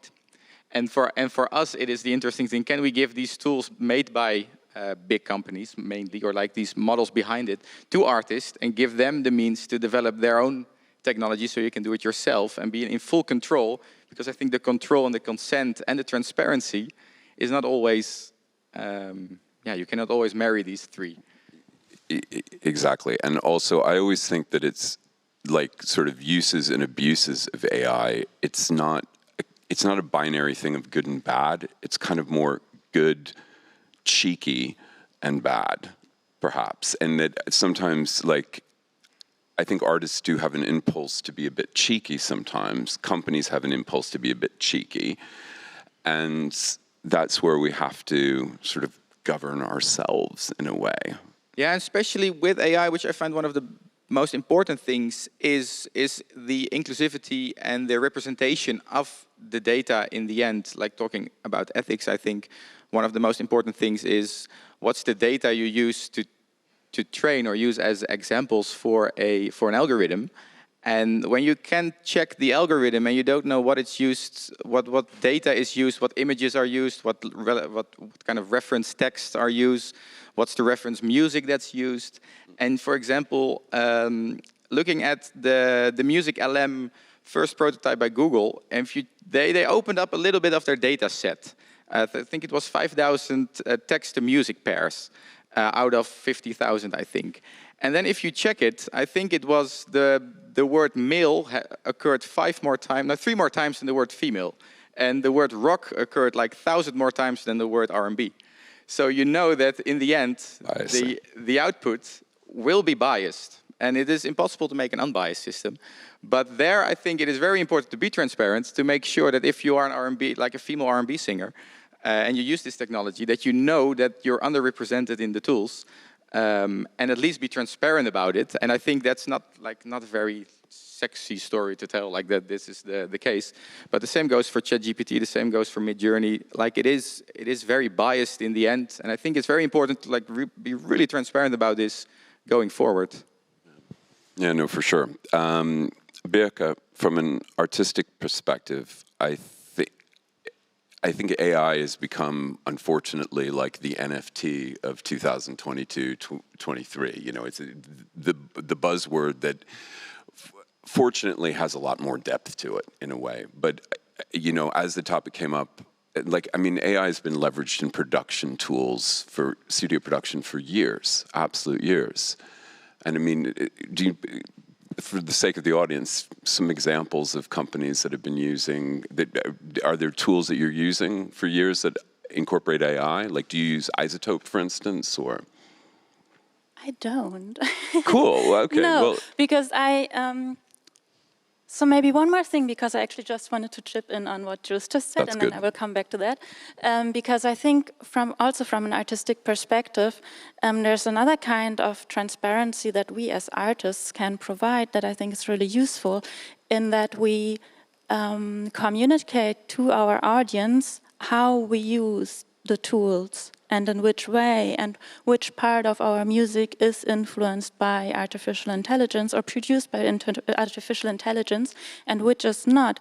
Because I think it's a very, from a societal point of view, it's a very valuable role that artists can take in educating the broader audience on the technology, because a lot of artists have better access, I mean, especially bigger artists or artists who are really focused on technological topics, they have more access to these technologies. They have time to invest into researching these technologies, using them, applying them. And I think that it's important to to communicate very clearly how we use these tools and what they're able to do and what they're not able to do. Because what I see again and again in the broader public, also on events, on AI, is that people are very confused, very scared of AI.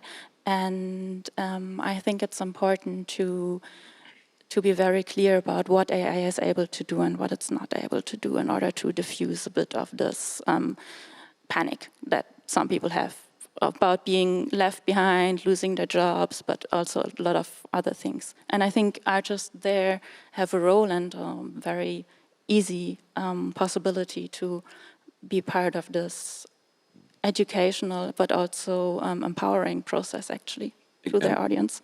I think that's a better thread than my question a few moments ago. So I'm going to stick with that for a second, and I'm going to drag you in.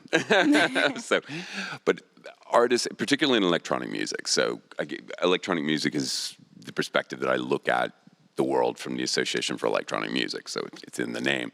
But electronic artists are constantly adopting. I mean, it's like ground zero for new tech, new formats, new, and this eventually has an impact through the wider industry and touches upon other genres. But I think that, like you said, it begins with the artist. And Koto, I mean, you've been involved in some amazing tools to help artists understand the industry, not to mention Grimes' AI tool. Like, what disconnects have you seen through what I would call the traditional music industry and the sort of knowledge sharing and tools that you have brought into the world and to artists? I hope I'm phrasing that correctly, but you know where I'm going. Yeah,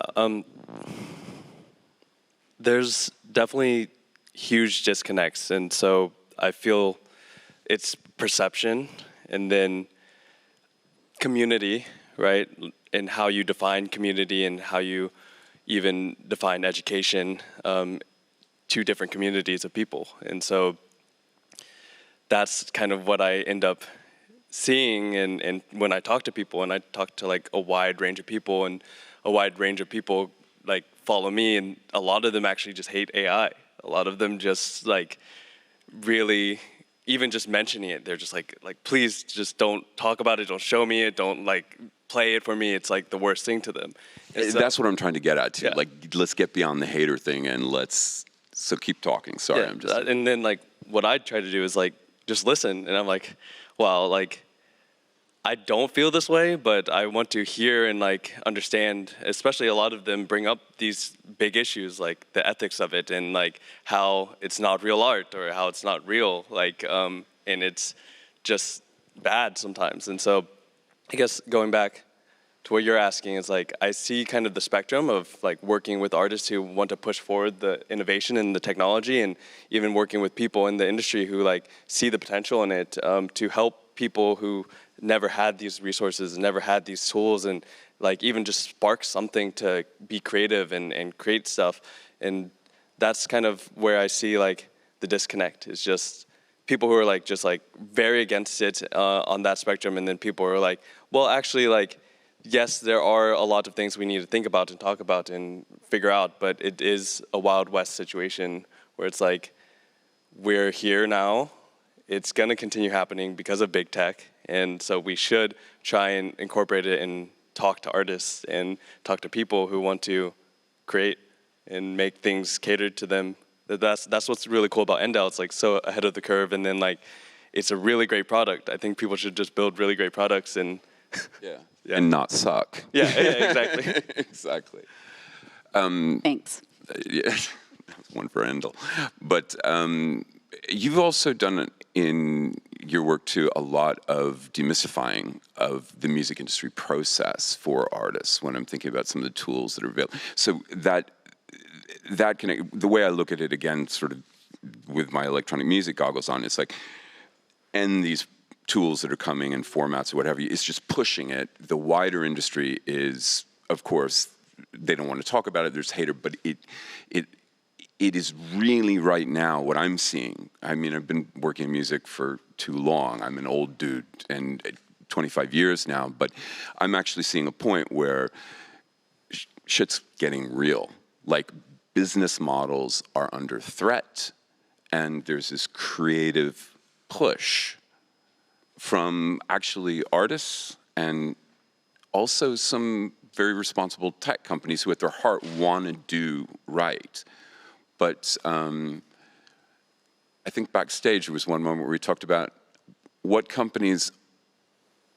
are some practices that artists should be careful of, or without naming names of companies or naming names of companies. When it comes to your data, what knowledge can we share in terms of what's a bad look in terms of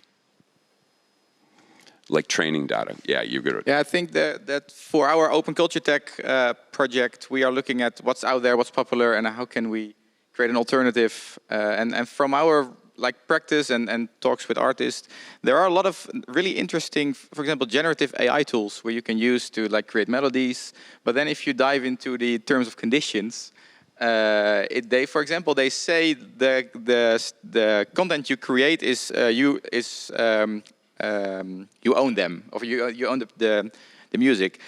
If you read, if you go to the bottom, you see there's also a sub-license that makes it open source or now Creative Commons, or that the company or the tool is also sub-licensing your music.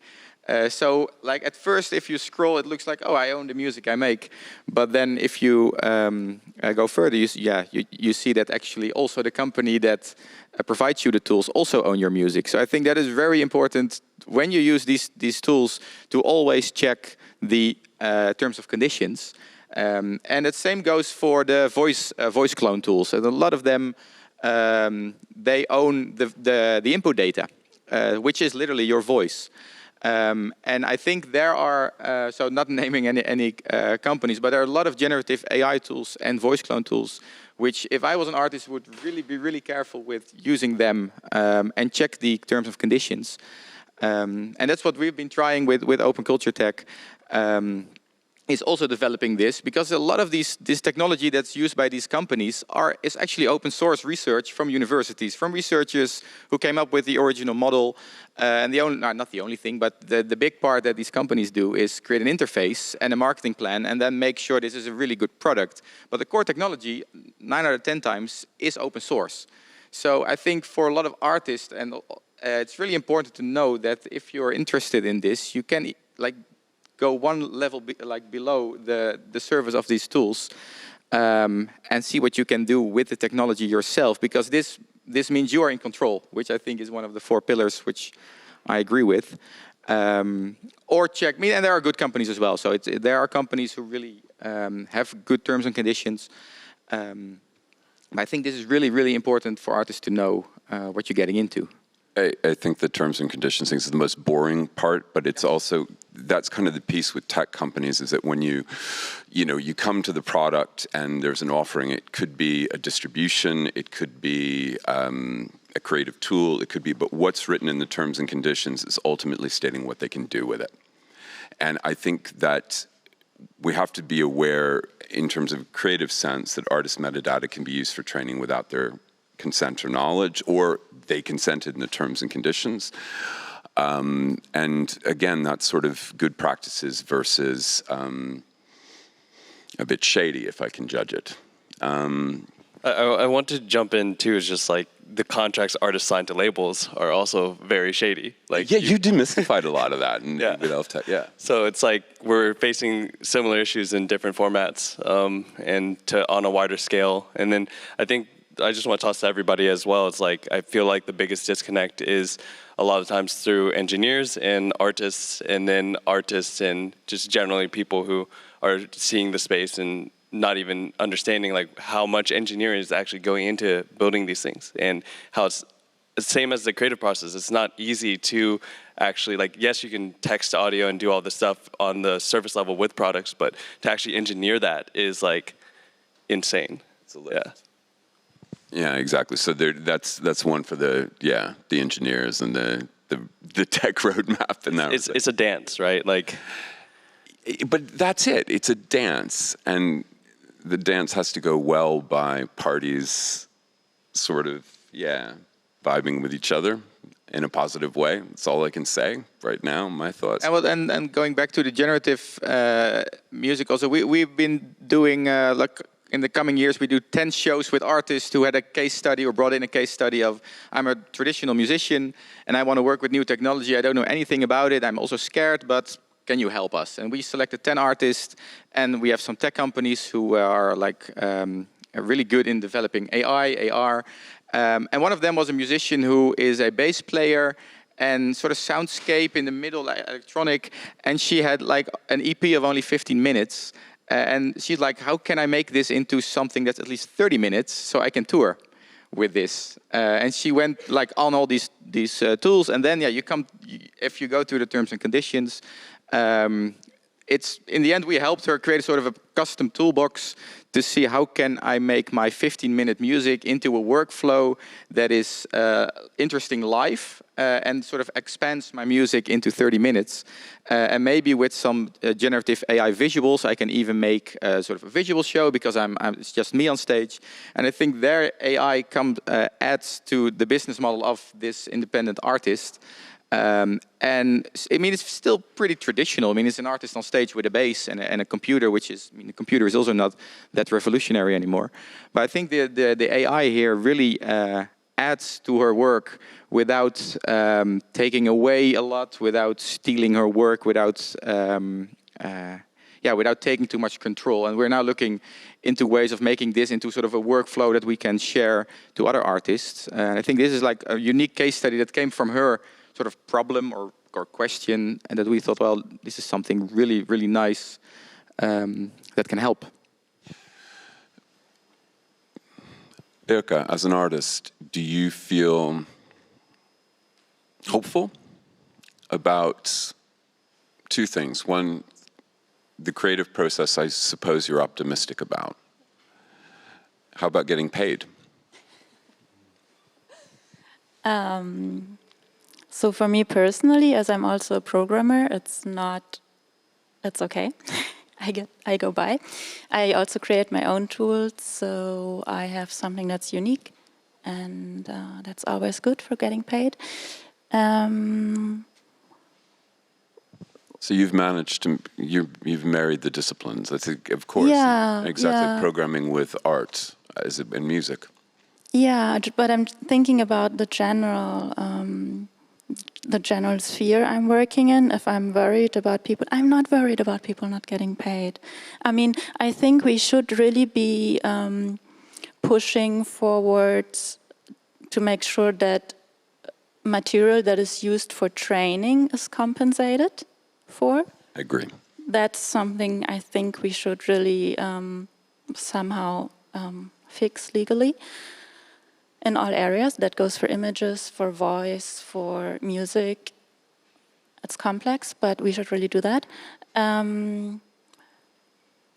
I think that the younger generations are way more aware of the power of coding, that it's really a language that they learn to orientate themselves in the future world, much more than the past generations. And I think it's a very helpful language, and artists who learn to code will have way more options, tools, possibilities in the future, more and more and more. And it's really not hard. I think everybody can learn to code. It's like, it sounds sometimes like a complicated thing, but it's really not hard. So I think that's something that's really worth picking up. And then I think it's about creativity. I really don't think these tools steal anybody's job. I think what's often said and what's true is that somebody like a musician using AI will probably be better in the long run or have more options than a musician not using AI, and that goes for each profession, wherever you work at. So, I mean, staying up to date, keep learning, and being open and interested in new inventions is always helpful for being paid, for developing, for, you know. So I think this also, and especially goes for AI, because it's not very, that's the problem about AI, it's not very intuitive. People talk about artificial intelligence as if it was a person and a computer doing what humans do. And I think a lot of people maybe think that this is, I mean, who has the time to really research about artificial intelligence in their daily lives, you know, and learn about it and get into the depths of it? So I think the image that is created for a lot of people in their minds is the image of one algorithm that is human-like and that is growing in all computers in the world, you know, that is getting more powerful, more powerful. And it's like this almost mystical creature or godlike creature because we don't really understand it. And that's not what AI is. AI is a field of various disciplines, research fields, and it is, the field of AI is trying to simulate abilities that humans have, like seeing, understanding, hearing, writing, producing music. And it's trying to reproduce these abilities, these human abilities, but it's a range of fields, a range of research fields, a range of technologies now that are developing. And each of these technologies, each of these research fields are very specific to solve single problems. And in this, they are very good. Like ChatGPT is very good at writing texts, but that's it. It's very narrow and very focused. And yeah, I derailed. Where did we start? No, it was great. Anything you want to add to that as a tech alchemist?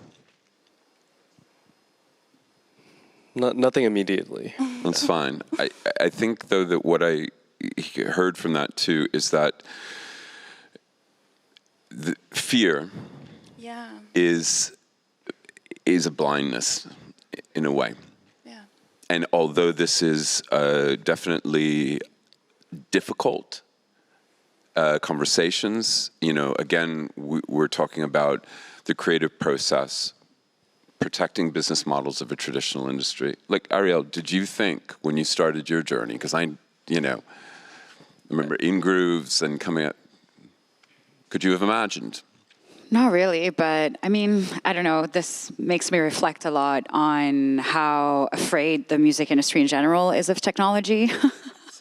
Like, I remember the times when vinyl switched to CD and then to, mini disc, and then we had iTunes and new ways of consuming music. And I think the same thing happened with music production. It's not something that I'm very well versed in, but we had a drummer and a drum kit, and then all of a sudden we had a Roland 909. You know what I mean? Or probably some technology types that were less advanced than that. And there was always a fear that it would remove something or you would not have control over something. But I think it's just fundamental lack of understanding, because the people who actually managed to evolve with the technology actually created new business models, or they created new musical genres, new communities. So there is a lot of similarity with what I'm perceiving with AI, which is basically just fear, lack of control. And Lord knows, music people love control over their rights. Absolutely. So, and I think it's a very scary moment, just like in the way when downloads were turning into streaming, like labels were refusing to put their music on Spotify. They were so afraid that it would actually remove financial ability to lose downloads. And yeah, there was a shuffle period, but in the end, their catalogs were now worth much more than if we had just stayed under downloads or records. So I feel like the same applies to utilizing technology for music making or developing your business. The more open you are and the more of a collaborative conversation you can have with it, and the more you're willing to learn, like your artist did, for example. She was like, I have a problem to solve, well, why don't I use technology? I think there's a certain fruition in that openness that can certainly help us evolve together as a business, but also evolve our creativity in ways that are more wholesome. So yeah, I think those are my thoughts. But yeah, we definitely need people at the top of the music industry to also reflect on these things in a positive manner, rather than trying to set lots of blockers, let's put it in that way. But I can understand why, though. If you have Google using people's songs and materials to try and develop their own technology, you'd want to have a piece of that. Was it in the TNCs when they uploaded onto Google Play back in the day? Like, could they train on it? I mean, these are questions, that stuff being there. This is interesting. It's like same kind of things I was thinking is like when he said like computers aren't that revolutionary, you know, it's like here we are saying computers aren't that revolutionary, like, and now we're at the point where it's like at some point people are like, oh, AI is not even that revolutionary. Like, you remember when that was like people were scared of that? Exactly. It's like we're at that point where like and that's going to be the future. Like, I'm very confident in that, and so. Even with electronic music, it's like when people were switching from piano, which is like a technology, right? And people don't even view it as that. It's like going to synths and stuff. Everyone was like, what's going on? Or this is like the common debate topic. It's like, oh, when like cameras were invented and then like what happened to the people who were like painting and stuff. And it's like, I think that's a really strong kind of argument for the technology. And I emphasize technology specifically because that's like what's happening. Yeah, it's a tool. Also, too, like, I think it's important not to think of, when you look at the world in this way that you know it or learned it in the genres that exist. I mean, somebody asked me about, what will generative AI affect in terms of certain genres? And I was like, well, if artists utilize it, there'll be new genres invented. Because that's like, when you talked about the 909 or the 808, it's like, yeah, it sucked for drummers at that point, but look what happened. And I don't know, I mean, we can talk about this, but the feeling about getting through this is just about, you know, sort of find your community, find your tribe, find people you trust, work with them, learn. And I think in that sense, accessibility is one of the most important things, that everybody has the same opportunity to work with these tools, and not just some programmers or some artists who have the means to work with really like cutting edge technology. Same goes for avatars, or like what we call the metaverse during COVID. Or like concerts in gaming. I think like a lot of these new technologies, I think only work or would only add something to like music culture as a whole, when a lot of people have the means to experiment with it. And because I can imagine that if there's only a few people who really understand this new technology and take advantage of it for their own good, I think that doesn't really add to a healthy industry. So I think leveling the playing field, educating people indeed on how training works, and although you don't have to read all the terms of condition, you Command F and just check the word content, or like own the word. Let's just search the word own, and it takes 1 minute.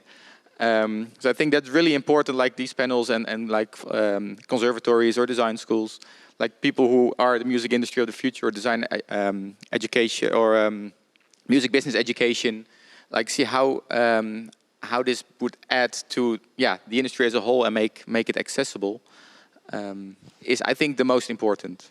Yeah, and also too, I'm realizing in some ways too, you know, sitting here in Berlin, Germany, where the music industry, we look at the industry through certain cultural perspectives. Like I can remember, like when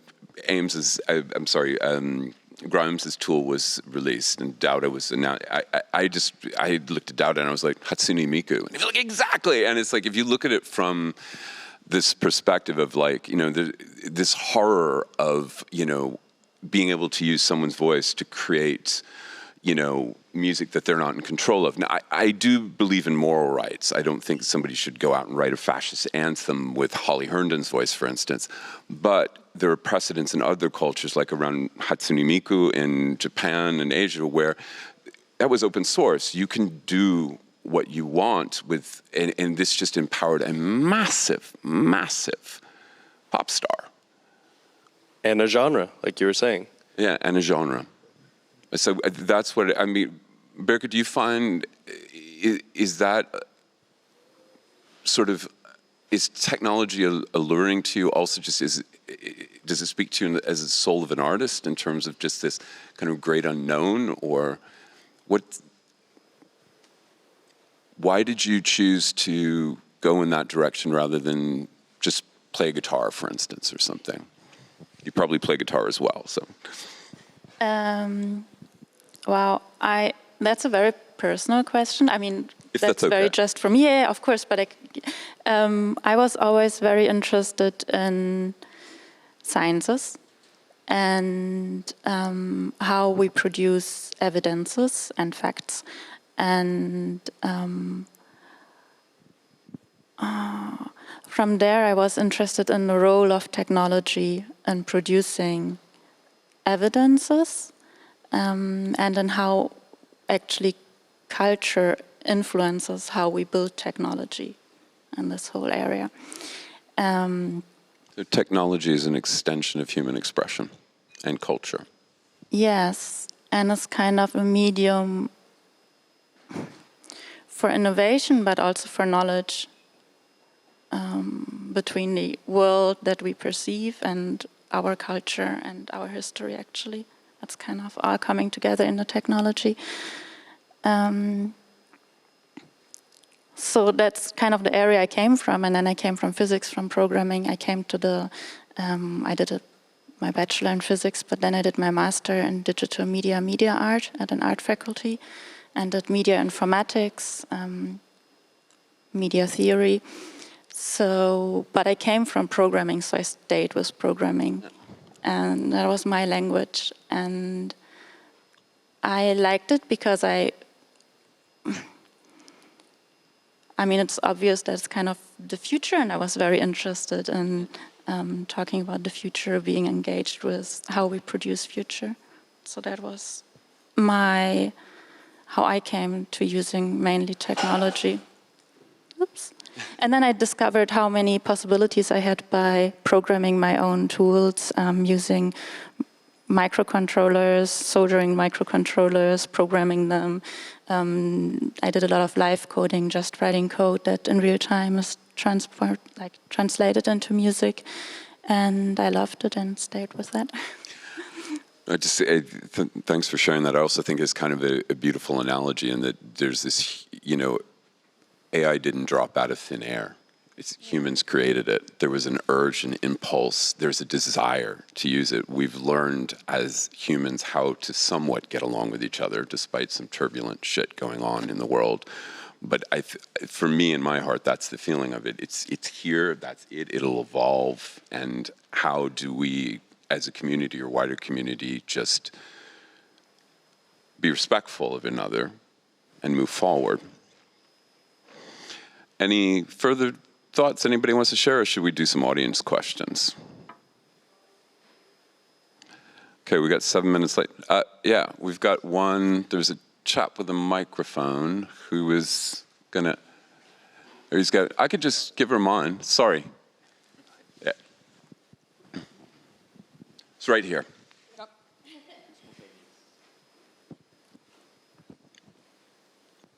Thank you.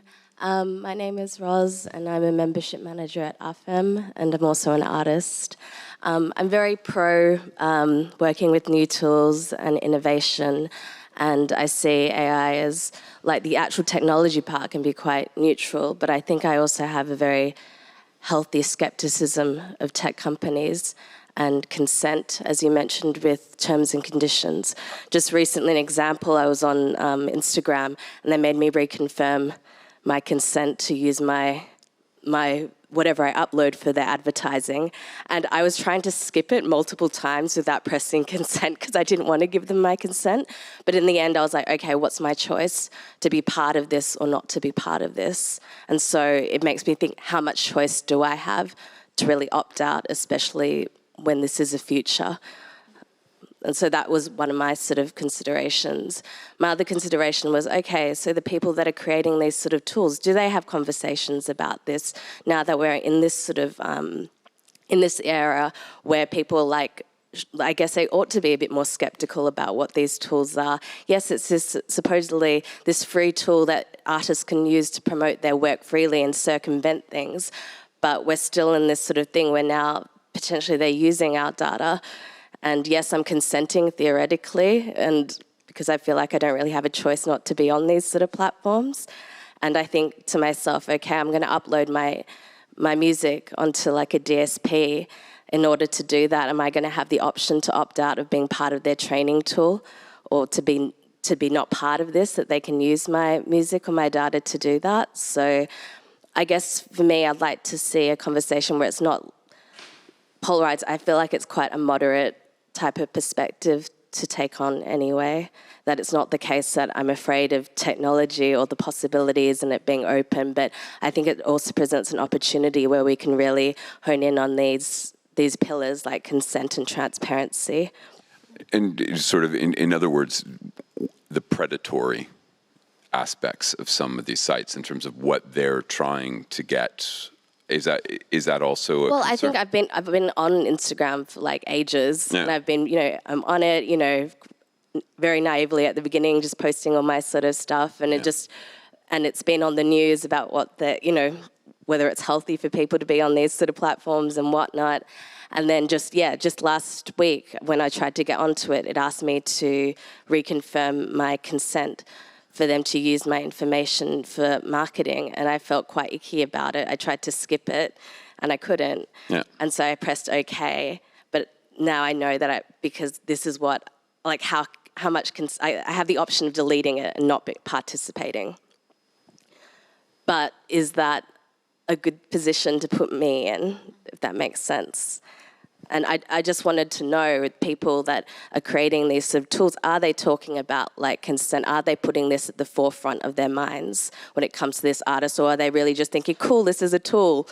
And you know what I mean? Like, I want to feel like the people that are creating these tools for artists are really putting this at the forefront of their minds when they're developing their strategies and their processes to be more like open when they talk about terms and conditions, not in this sort of small print where most artists or most people are just going to press OK, right? Like, yeah. So I just wanted to add my bit to it. No, cool. I totally agree. I think we've all been there where we were in front of a screen and we were like, I don't want to agree, but then I'm kind of excluding myself from something. I really know this feeling. I would come back to education. That's like, I'm always stressing education so much, but that's why I would like to see everybody get so much more educated in the field of AI and also programming, so that more people can create their own tools, or if they use tools, at least understand how their data they provide will be analyzed and used, so that maybe you have a better idea about what your data might be used for by a company. I do not think they have your consent or our consent at the forefront of their mind, not at all. And I agree that they should have on that, yeah. Yeah, and I agree with how, I think what you started with was we as a community, or as the music community, should at first, like, it's us, it's our responsibility how we work with these tools, or or to take a stand.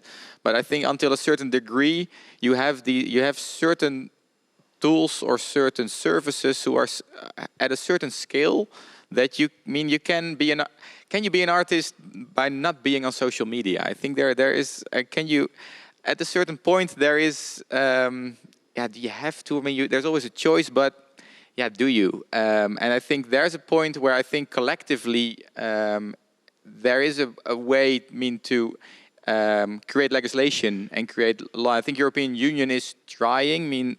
It's the first step. I think as the only political body in the world, they are trying to do something. Last week I had to decide if I wanted to pay for Instagram or not. I think that's sort of a new rule. So there is something going on in the right direction, but I think this is something at a level that the community, like the music industry itself as an industry, is too small even, I think. Well, it goes from community now to governance, and that's why I'm a fan of government, because it moves in that direction, definitely. You had a question. It's not a question. I just wanted to quickly respond to you that this is something that has come up for Meta because of how EU has been pushing and pressurizing them to stop tactically forcing their advertisement onto European users of their services. And now they're saying that if the European users of Facebook or Instagram don't want to see these ads, they must pay a fee so that they have an ad-free service. But also the terms that you're talking about trying to accept or not accept, they're usually like long texts then they know that you don't have time to read them, so you'll consent to give away your rights. But we're talking about business. Everything is business. Data scientists, what is their job? If people are collecting your data, they're selling it to a certain company, to another service, third-party user, and that's how they make their money, and that's why you have this platform and think that it's all free. I'll upload my content. They have to monetize to make money.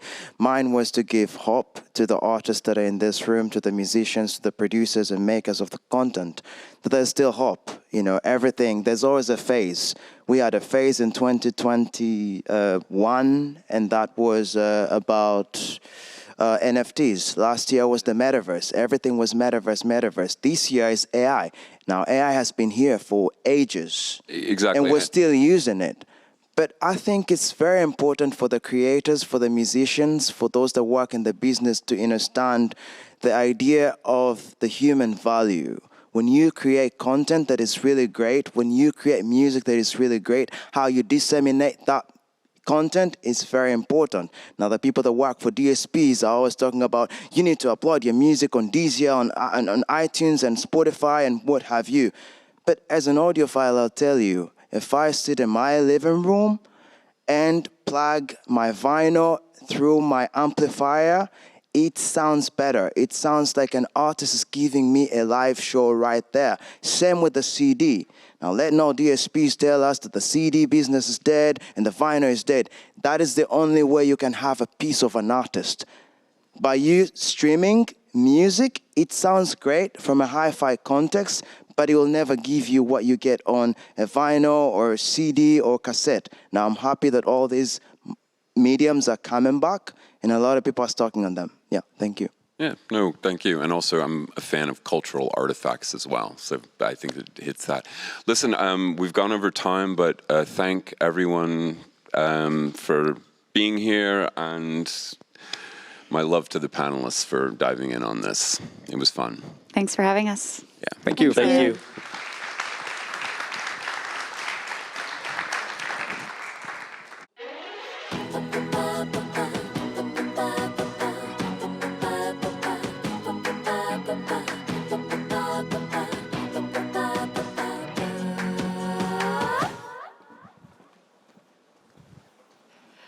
Welcome back at Kesselhaus, the main stage of Most Wanted Music 2023.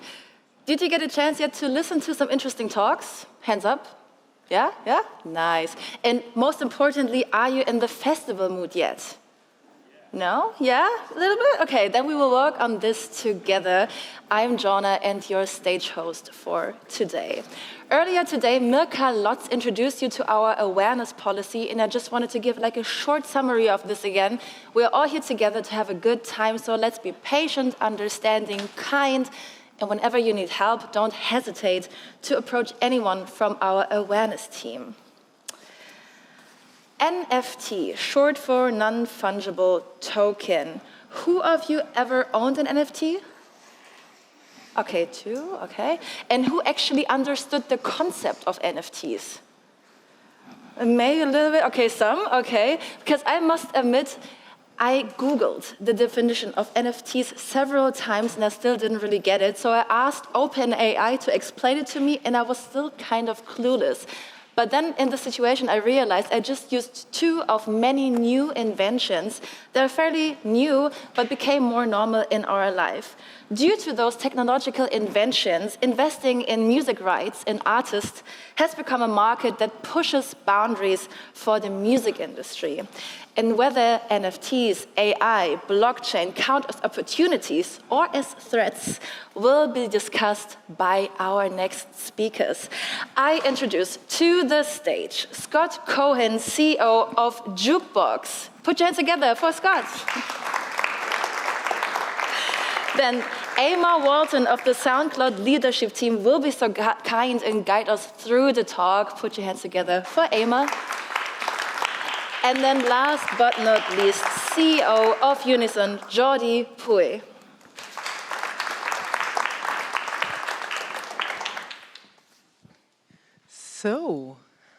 So this panel is about fractionalized ownership, and if it's an opportunity or a challenge, a threat for a sustainable artist career. And we have two very knowledgeable, prominent panelists to discuss this topic, who both founded innovative companies in the music industry which challenged, or not even challenged, but used the technologies which are out there and offered something new to the market. So we have here Scott Cohen, the founder of The Orchard in the end of the 90s. I mean, you have to imagine a distribution company. At that time, it couldn't have been digital already. It was digital in the 90s. End of the 90s. When people had dial-up modems, yeah. Yeah. Back in the day. Yeah. And old school.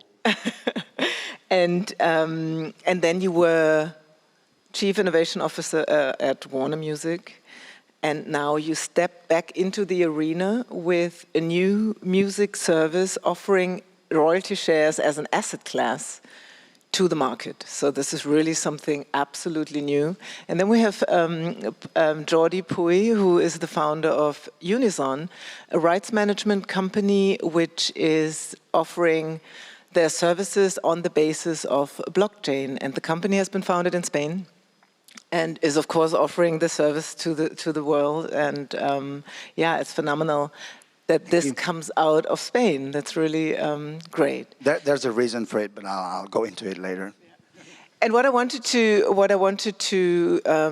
set the stage for this panel is that we are at a turning point in the music industry. So we have challenges which come up from the 120,000 uploads a day, music royalty fraud, streaming fraud.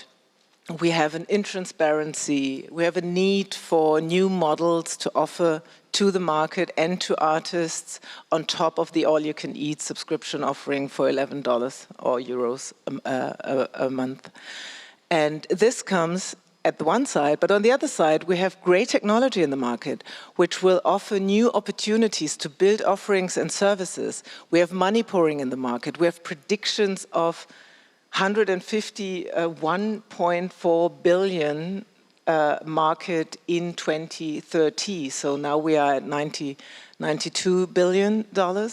And this is amazing.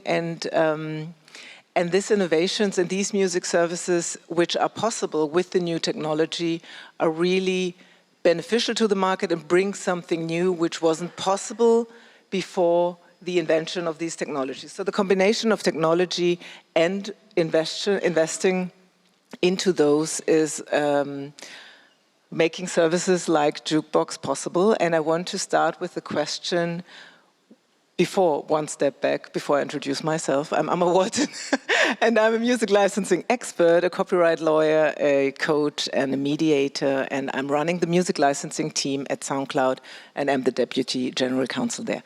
So, but now let's begin with Scott. So, why and when did you decide to step back into the arena and become the founder of Jukebox, and what is a fractionalized copyright asset class?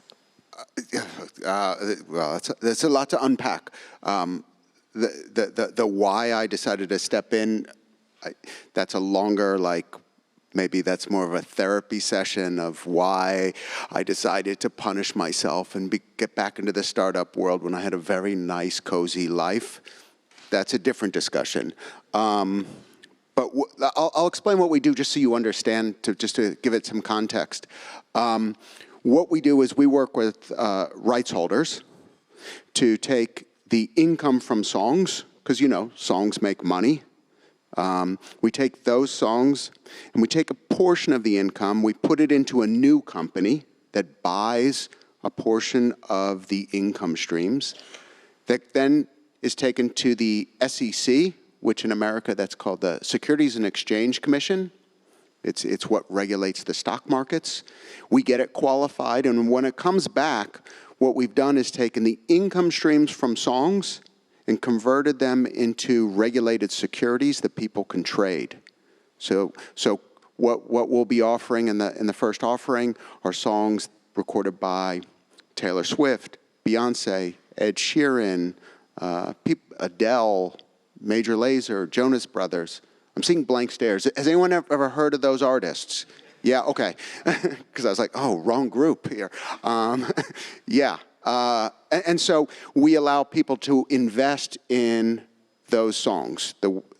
Because right now we know music as an asset class has become really important as we've seen big artists selling their catalogs over the last 5 to 7 years. And the finance industry finally recognized, like, oh, this shit has value, like real value. That's why billions and billions of dollars are pouring into the space to buy those. The problem is the only people that can afford it are those big venture capitalist firms or these big private equity firms. What we're doing is allowing anyone that has essentially a trading account to be able to then purchase these royalty shares. Wonderful. And if you are describing the revenue streams and asset class, is it that you can participate with your royalty share into this new asset class in the publishing rights and the recorded rights, or is it only referring to income streams from publishing? So songs make money. So if we took a song like Halo, it was written by 3 people, Ryan Tedder, that other dude, and partly by Beyonce. I forgot his name. Oh, it's being filmed. The other dude, sorry. It'll come to me tonight. So it was written by 3 people. It was recorded most notably by Beyonce. It also had a producer. So there's a lot of people that share in the income from that song, from Sony, Columbia Records to the songwriters and publishers. So what we say is you can, whatever rights we have, because sometimes it's on the master side, sometimes it's on the publishing side, whatever we have, we're very clear, this is the part that you're investing in. Before we come to Jordi, but you are not owning. We're fine. We're fine. You are not Excuse owning. me. We got this. because before we speak about rights management, which is addressed already here, but just to be clear, Jukebox is not owning the rights because you just said you had the rights. You only have an entitlement to the revenues. We're a platform that's going to list the rights the way the New York Stock Exchange or NASDAQ doesn't own the rights to Apple. They facilitate the ability for other people to invest. Great, just to clarify, and we will go back there because it's really fascinating what this service offers to the market. And now that we touched publishing rights and recorded rights, let's come to Jordi, who founded Unison, a global rights management company. And the question I have: how did you get the idea to be a competitor to the existing offers on the market already? So where did it come from, and when did you decide to found Unison? Sure. Well, first of all, danke vielmals for having me here. It's great to be able to be in Most Wanted Music. I've been following the conference for many years, and it's a great opportunity to be here. And it's a real bonus to be with both of you on stage.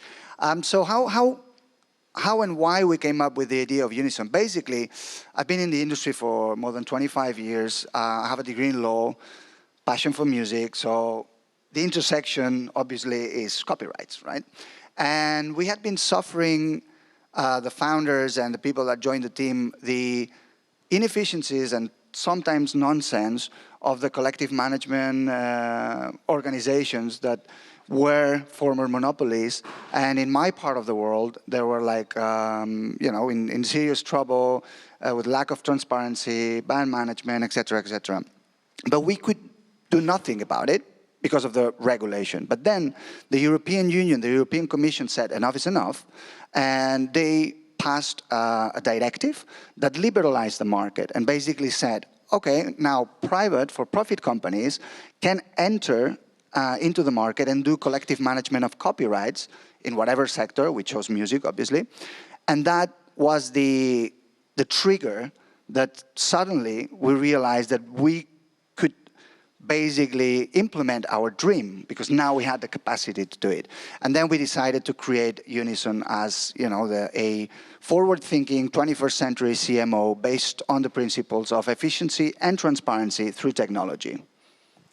And when I went through your website, I also saw that you are that you're using blockchain for your offerings. In what way are you using it, and in which of the transactional levels are you? Yeah, absolutely. We're not a blockchain company, and the way we use it is because, just to rewind a little bit, when we decided to create Unison, then we said, okay, we know what pain points we've suffered, but we want to do proper research, and we want to know what technologies are out there that can help us. So we went to London, and we worked with IBM, and we invited board members of traditional CMOs. We invited members of high-level music tech companies, and we were asking, what are your pain points? And then we were turning to IBM and saying, what technologies do we have in the world that could help us to design a streamlined rights management process using and capitalizing on technology? And over there, obviously, and that was 2017, blockchain was on top of everything. And we realized that the concept of blockchain, decentralized database with such security levels, would be ideal to solve certain of the pain points and problems, such as the registration of ownership of works, to know who is the owner of a particular musical work in a moment in time.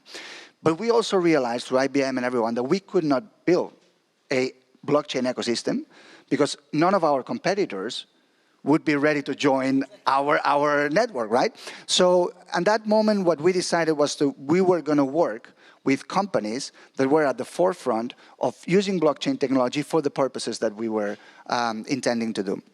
And that's when we came across Blockchain Media, which is now Verify Media. And what we did was to build all our platform, rights management platform, so that was compatible and ready to be plugged in other blockchain ecosystems for the registration of ownership of rights. And that's the way we've been sort of interacting with blockchain. So we are not a blockchain company, but we were the first CMO that was designed to be able to be plugged into these technologies. And these technologies have been evolving, so we went through a phase where suddenly we realized that it was not sustainable energy-wise, right? When it was so heavy, and we said, okay, we're going to drop that. I mean, we want to solve this problem, but we want the planet to survive, basically, because if there's no planet, there's no business. So we said, okay, we're going to drop it. Now, after the reshuffle of the blockchain technology that reduces on more than 99% the energy consumption, we are sort of back again on figuring out how we can take again these principles and use them. So it is a fluctuation, but nowadays we don't even mention blockchain. We use it through partners, but it's like, do you know what's the coding behind a website? You use the website, right? And you don't care about the coding.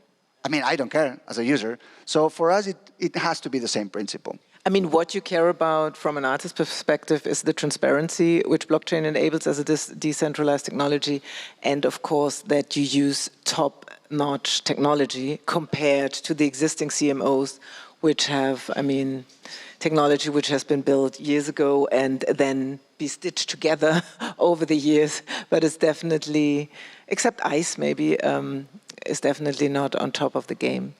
So are you using blockchain in any ways?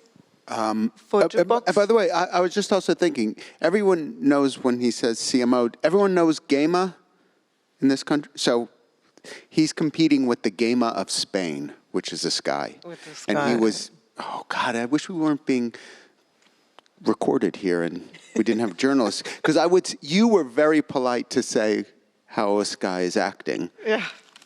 But they've been convicted of offenses, criminal offenses.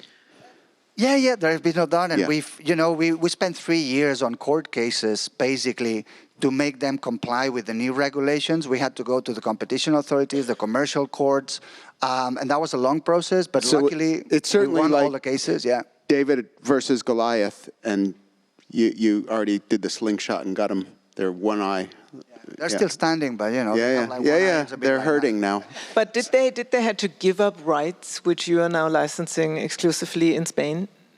Well, what happened is that they were basically not complying with regulation. They were preventing in different ways the right holders to move from one to another. Which I experienced myself in different roles, yeah. So, and then they also, and now this is under revision as well, they blocked the market as well on the broadcasting by issuing a type of licenses that would prevent other players to go in, because they were saying to the TVs, I'm licensing all the music in the world, and if someone comes after you, I will deal with it. So zero incentive for the broadcasters to and so what they were basic competition law. Sorry, they accomplished this in Spain to help songwriters and publishers and give them the transparency and to speed up the processes and get rid of this kind of old world thinking of this is how we've always done it, right?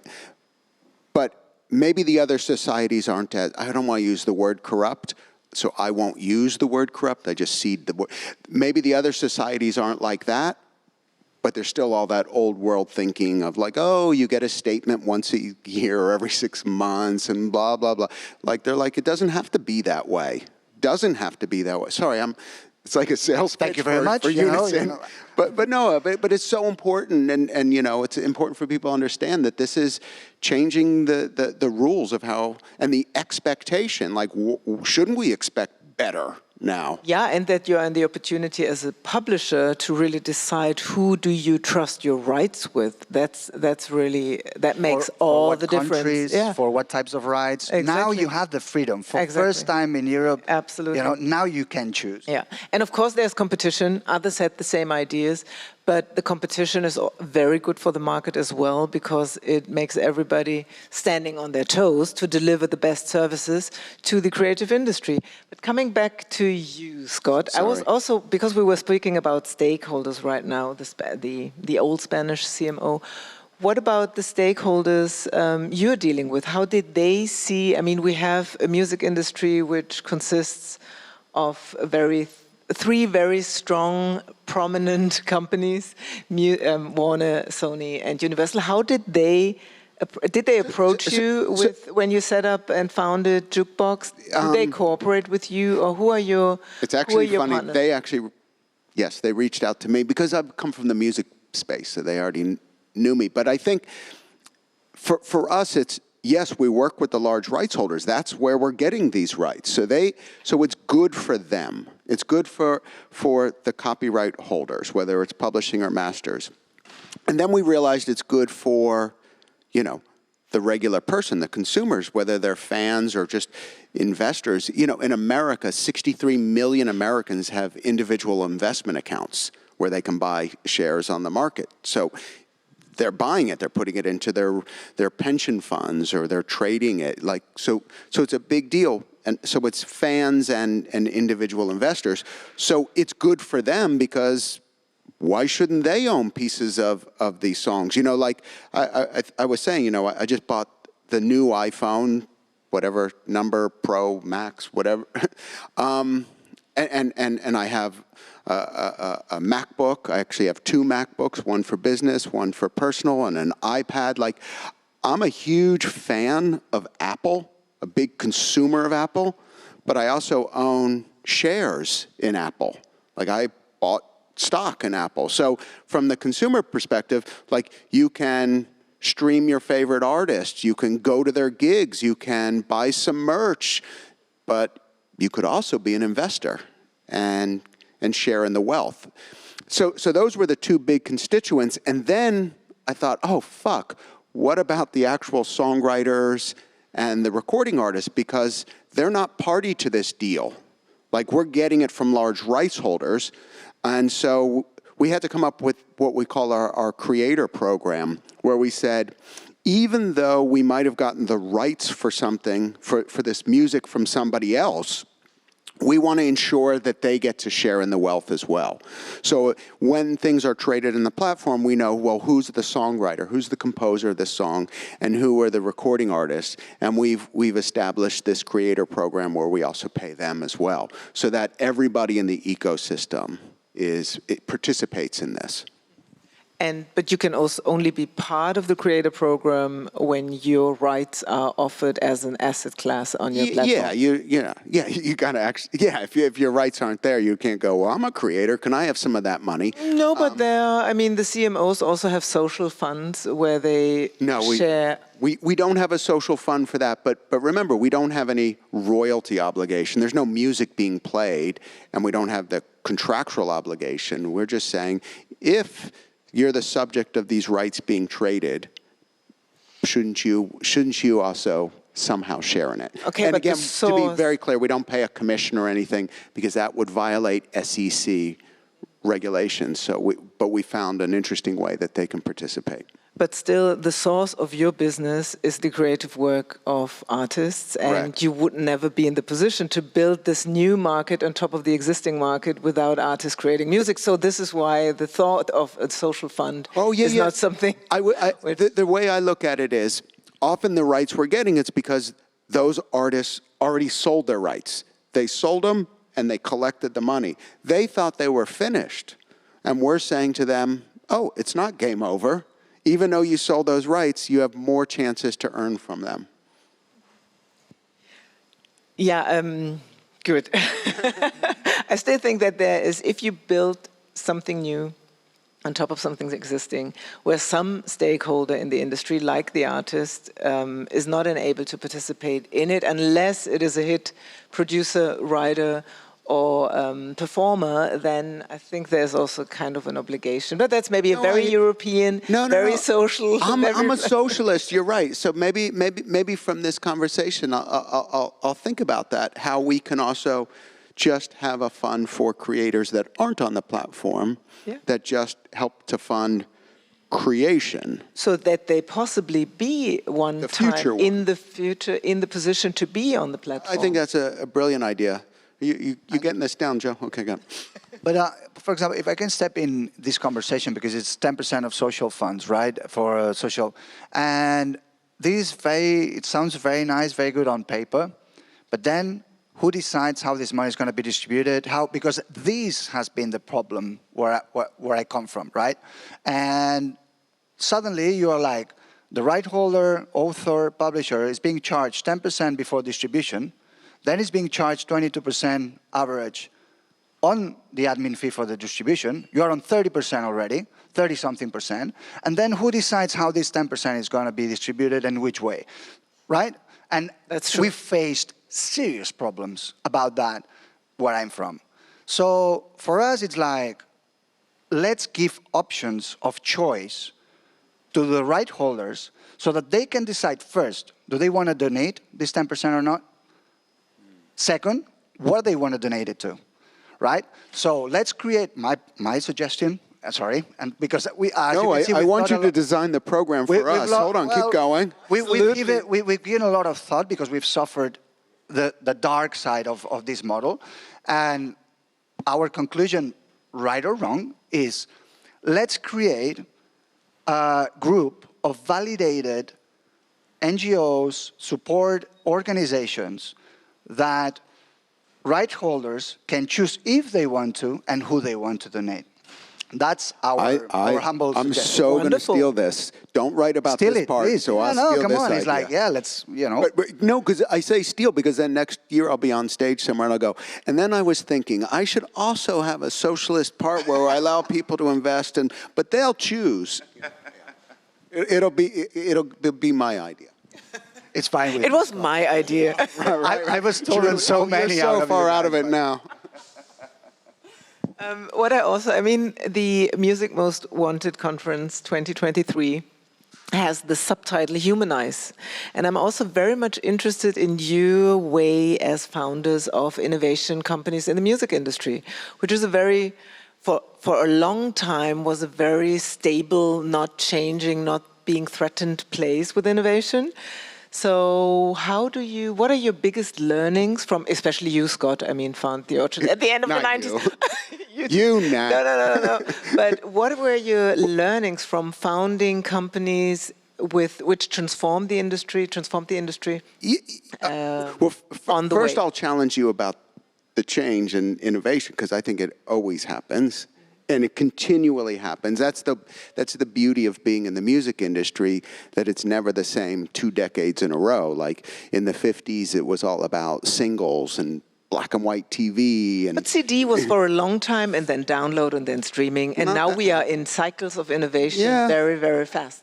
Maybe, but I still think it's always happening. But in any case, what was? What did I? The question was your learnings, Scott. Share them. Oh yeah, God, I'm old. I have a lot of them. But the 3 most important learnings. All right. On So number being an one, innovator. anytime you're doing something new, starting a new company or having some new ideas, it's always like the ideas are almost revolutionary. Like Jordi, like, oh, we're going to change how the CMO and PROs work, how we do collective management and payout, like really, really forward thinking. And those things are really revolutionary, the ideas. But the change is evolutionary, meaning very slow and over time, and things always take longer. Like you've been at this for now 6 years, and you're still feels like you're at the beginning of the journey. From the idea till it takes place is always longer than you expect. So that's one. 2 is, for me, I learned that the best businesses are the ones that aren't disruptive. Like I started the Orchard, I wasn't trying to disrupt the music business. I was trying to add to the music business. I wasn't trying to get rid of somebody that was already doing it and go, oh, I'll kick them out and I'll do better. It was, how do we add value where it didn't exist? And in our case, it was offering distribution and digital distribution to people that were essentially closed out of the music industry. Because if you weren't signed to a major, you weren't part of it. And then just the other thing is, I don't know, just being older, I actually look at my younger self and sometimes cringe of how I was when I was in my 20s and 30s. Maybe that's just... But how were you? Shittier than I am now. I don't know. I'm much more... God, I can't believe these words are coming out of me. More empathetic. My wife would go, no, you're not.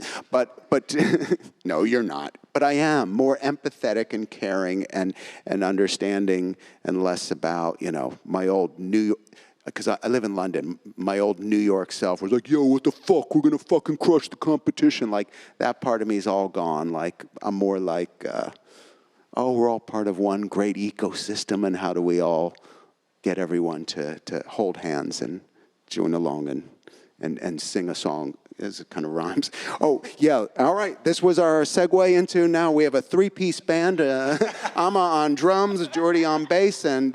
no keyboard? No keyboard. Thank you so much. Thank you so much. Also for the openness that your 20-year-old self was a shittier version of...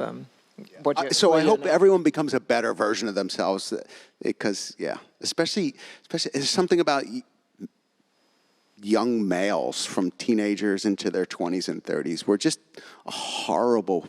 Sorry to the young men in the audience, but to the women, you can back me up. We're horrible. I have to protect you from yourself now. Let's move to Jordi. That was at your era and my era. Oh.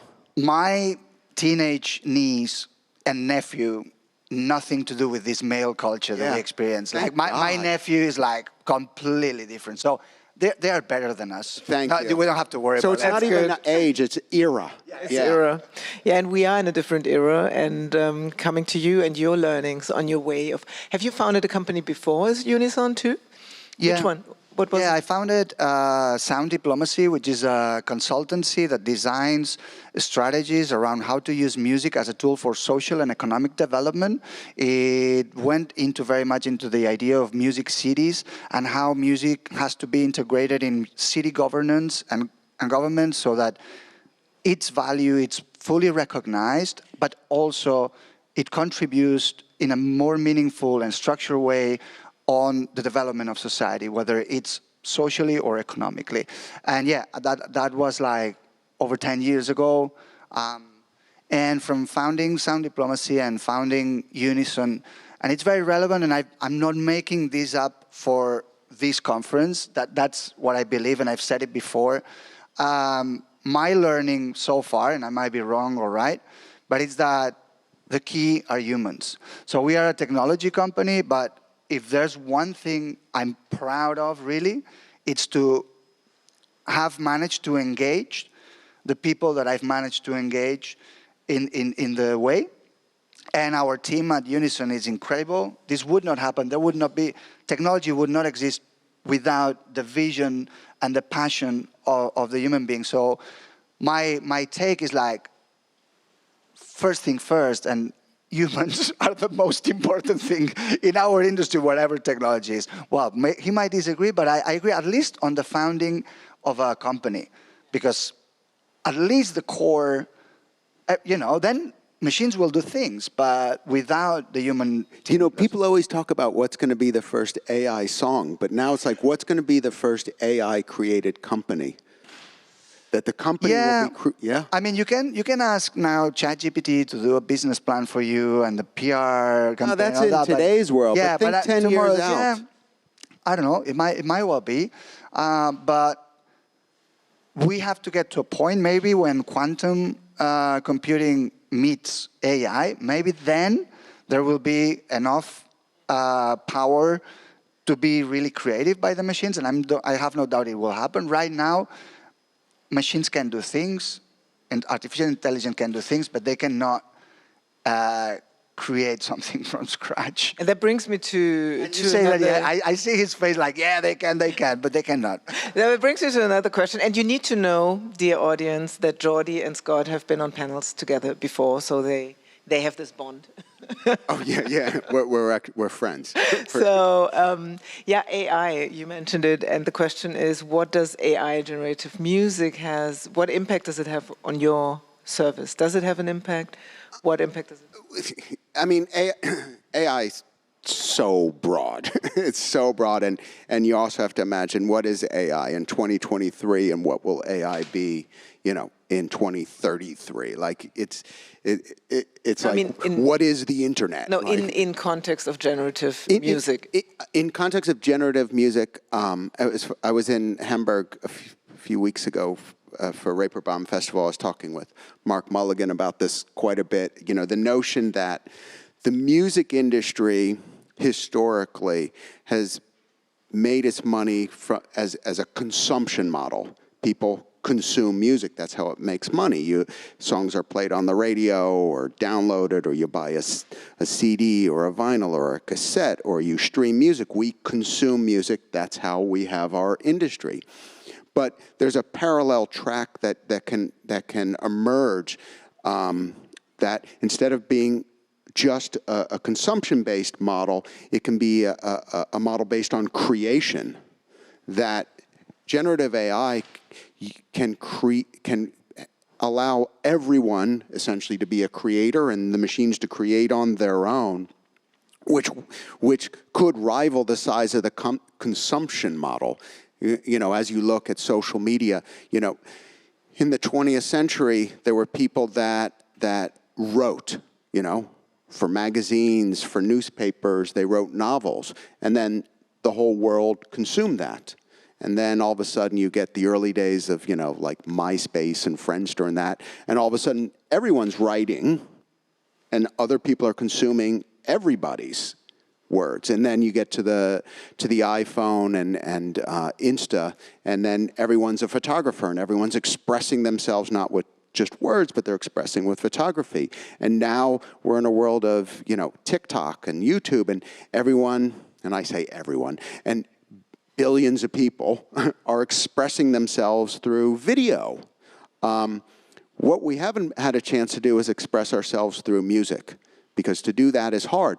It used to be hard to express yourself through photography. Everything, when there were cameras with film that you had to get developed to, if you really wanted to be good, you actually had to learn things like what's an f-stop and the aperture and focus and all that shit. that I don't know about. Now I just take a picture with Insta and it looks fucking amazing. You put it on profile view and you turn your phone upside down and all these things, and people go, you're such a great photographer. And I'm like, no, it's the technology. So can we do this with music to say, oh, I really love that track, and then it just spins out some new piece of music. And the connection to your business, just to, I didn't want to interrupt. So the connection to my business is, if you're investing in songs, and particularly on the publishing side, and you're thinking the only revenue coming in is from the consumption of those songs, now the new revenue source can be from the creation based on those songs.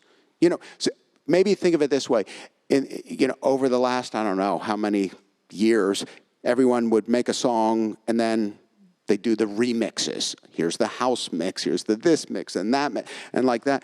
But now imagine it at scale, where you have a song and then it can be recreated versions of it at just millions and millions of versions in a second.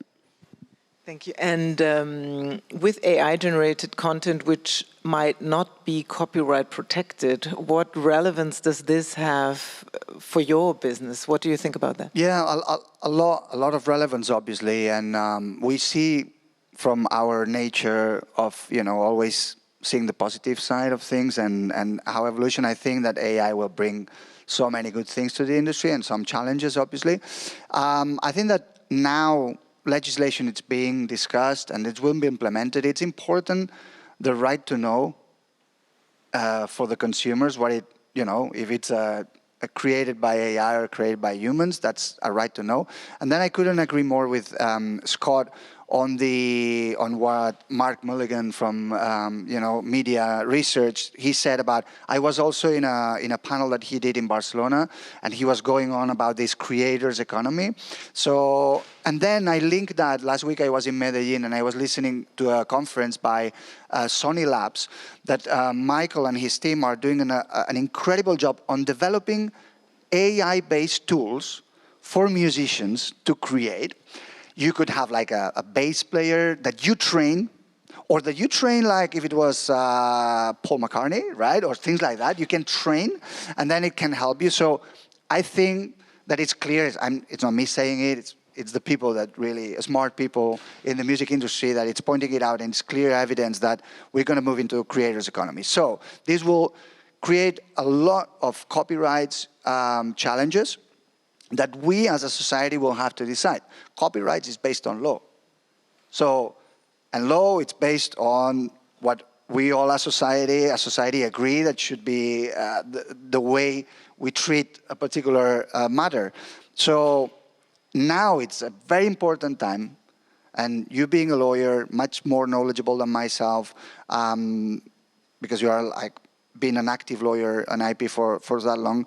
I don't know if you agree, but my point of view is that now we have to decide, what do we want? I don't know how it's going to be, because we need to put the law, we need to agree and make a law that then we comply with collectively, so that we decide how it's going to be. So for me, the question is not, how is it going to be? The question is how we want it to be, right? And this is, of course, the challenge, and now this is my opinion, that the technology is always faster than the legislation process, and to decide how it will be while in another region of the world without, or a different type of copyright law technology is invented, which defines possible rules, is a challenge. So yeah, we will all be aware. But I read yesterday night that Dennis Lagadière from Believe has now invented an AI detection tool for the service, which is great, because that's the first step to help the process of respecting copyright, when you know what is AI created and what is not AI created. And again, it's can we learn the lessons from 25 years ago, where we were creating technology to block what was happening on the web? Now we're just going, if people are creating new music and maybe it trained on our music, we want to detect it so we can get a royalty payment. We don't want to detect it so we block it. We want to detect it so we can get paid. Totally, and like with food, I do this comparison, like you need to label food, know how it was made, so that you can make a choice, right? And I choose to buy fair trade, whatever, because I know it's the right thing. And I'm already doing it. We are already doing this when we go and buy food. So why will we not do it when we're going to consume Transparency, music, right? Transparency, again, and then I will absolutely. choose. I know what I'm going to choose between, a fully AI generated or a creators with the help of AI generated music. Exactly. Because the AI is going to be everywhere. It will be. It will is be our like a future. question: do you use a computer to compose? It will be the same question. Absolutely. So we are now, we have 5 minutes for a Q&A from the audience, in case you have questions for Scott, Jordi. But you're for not myself. obligated. You're not obligated. There's someone there, one hand already. If someone has a question, we're happy to take it. Hi, my name is Linda. I'm head of the board of the German Songwriters Association called Verso. And my question is simply, do you see any threats in especially owning shares or like selling your shares as an artist? Is there anything that the artist should be aware of? Yeah, just, in our model, when we deal directly with artists or with the rights holders, they maintain ownership of the copyright. So they keep it. They're just saying a portion of the income from that will now be converted into royalty shares. And what's interesting about it is, I was in New York in June, and I was with this guy from the NFL. So that's American football. The American with the helmets and you hold it in your hand and throw it and kick it and do everything. And so he was saying, fans of football, American football, so you have your favorite team, whatever it is, the Jets or the Patriots, or these are all the names of the American teams. When you're a fan of football, and then you start playing fantasy football, your spend on football goes up 3 to 4 times more per year, 300 or 400% more. We're not fantasy. But our belief is, when people start investing in music, their spend on music may also go up. So you say there's basically no dangers. Oh, there's always dangers in life, and there's risk with anything.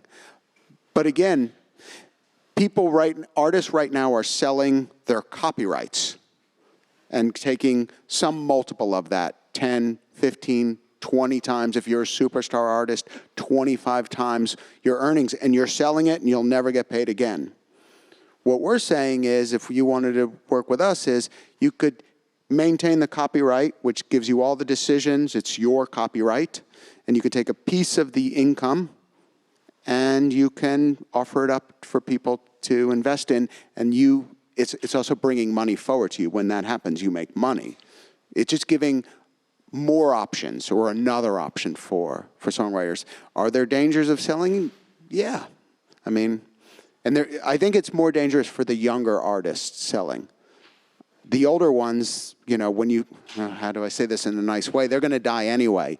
So if they're 70 years old and then it's like, I'm going to be dead, so give me all my money up front now. Look what I could do with it. So if you're 70 or 75 years old and somebody's going to give you 20 times your annual earnings, like, what the fuck? Not only do you take the money now, because you're not going to be around in 25 years, but not getting into the complexities. I'm not a lawyer and I'm not an accountant, but when you're making money from music, it's income on your taxes.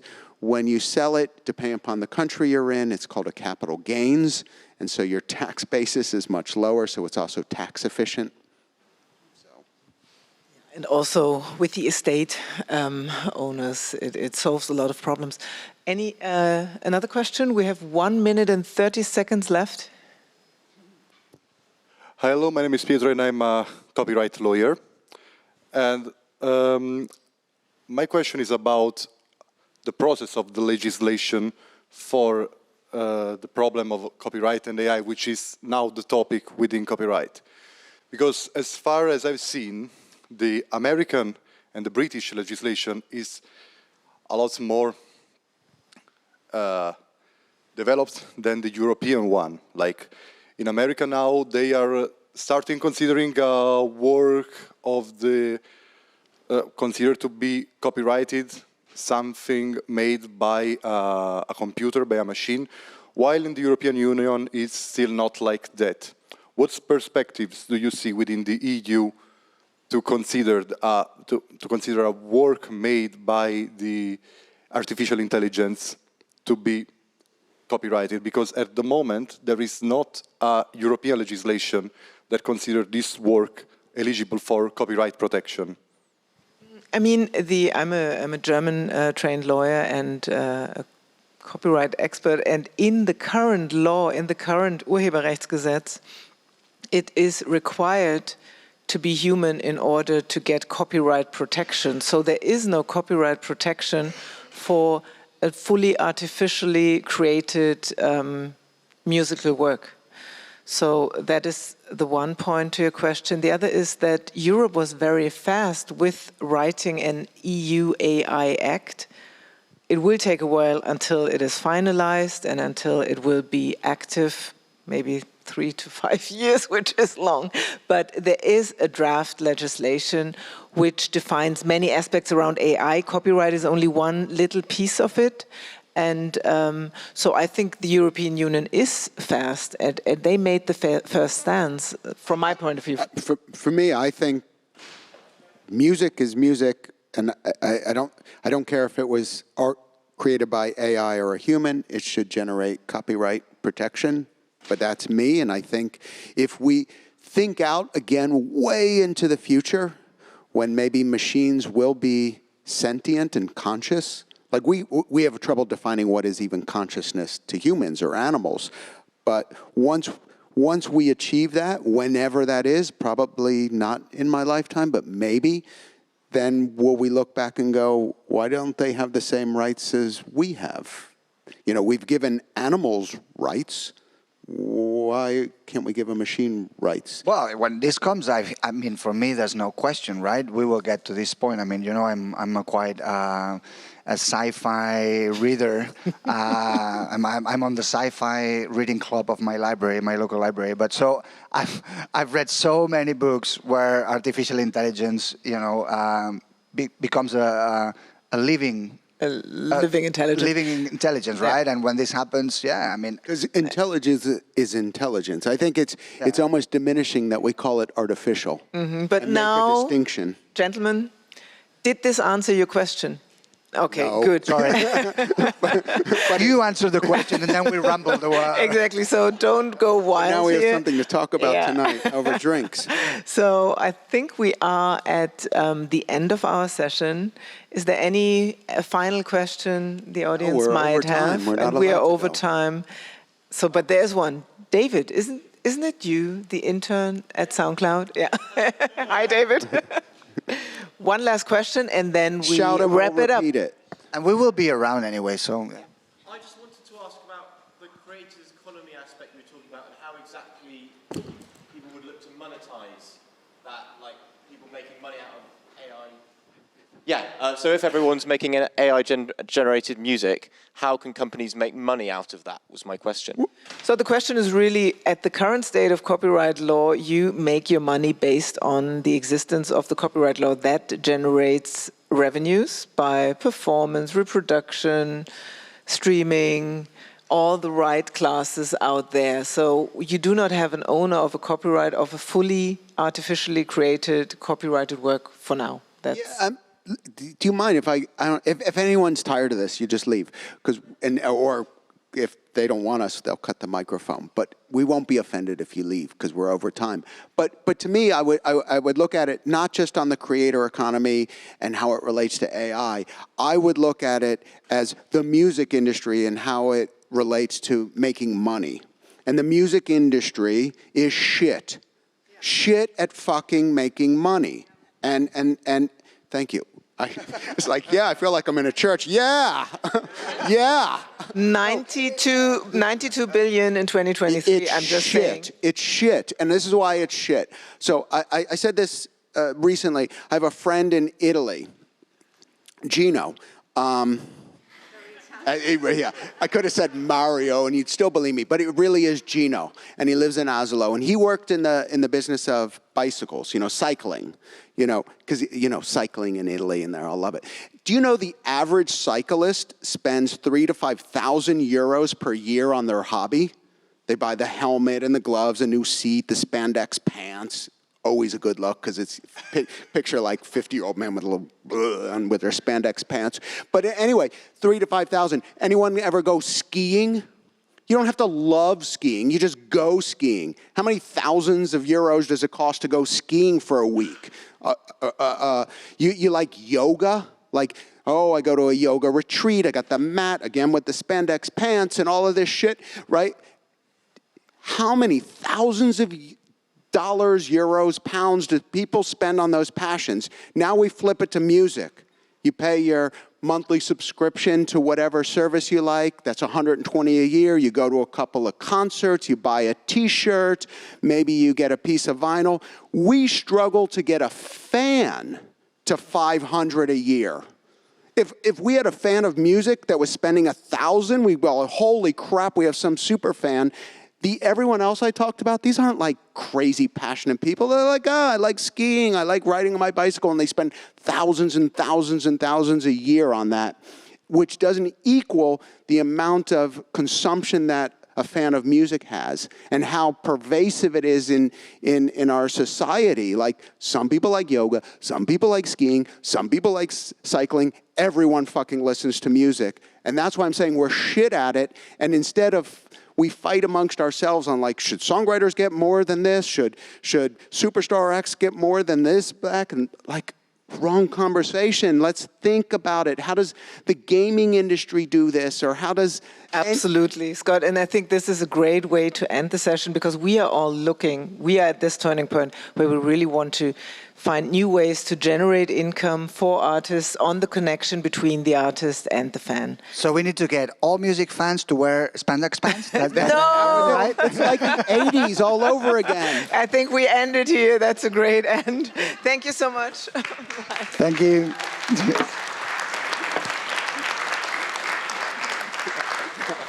I'm ready for one.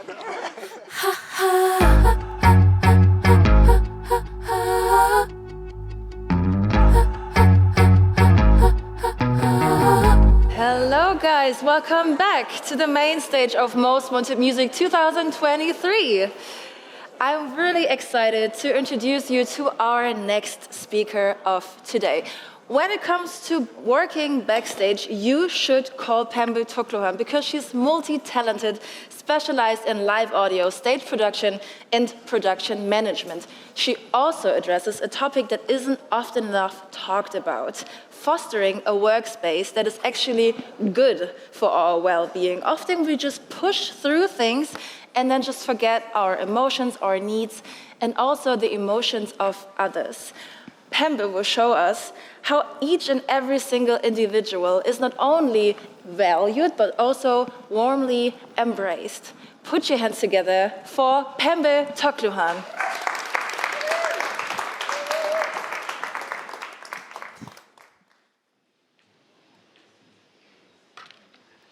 Hello everyone, it's a pleasure to be here today on my birthday. I am very, very grateful to be spending it with you all. What I'd hopefully be able to do in this quick conversation with you all is tell you about my journey in the industry, where I've come from, what I'm doing now, and maybe some challenges that I've also faced being in this very challenging industry.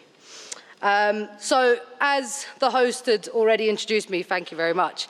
I'm a multidisciplinary backstage creative. That's probably the best way to explain what I do in a nutshell. To give you an example of some of the stuff that I do, I have worked as an audio engineer, as a stage manager, as a production manager, as a production assistant, and I'm very grateful that I am a part of the Nile Rodgers and Chic organization and have the pleasure of touring with them around Europe in the summertime. I have worked in this industry for a decade now, which feels like forever, but it has been an interestingly amazing decade of lots of knowledge, experiences, and getting to meet some incredible people and allies within the industry. I run a production company called PTOC Productions. PTOC Productions is for women, trans, and non-binary people working behind the scenes, behind the screens, and behind the lens. And the reason why I put PTOC Productions together was because coming up as an audio engineer, I don't know how many of you are aware, but only 5 to 7% of the audio industry is made up of women. And I would say very generously, maybe 1% of that being women of color. And for me, I was quite sick and tired of turning up at a venue and the first thing anyone would say is, "Where's the sound man?" And I was like, "I'm the sound woman. I'm not a man." And it was a very common occurrence that I saw. And I wanted to be able to create a space where people felt represented. I think it's really important to acknowledge that you can't be what you can't see. And there isn't enough representation for a diverse community to actually come into the music industry.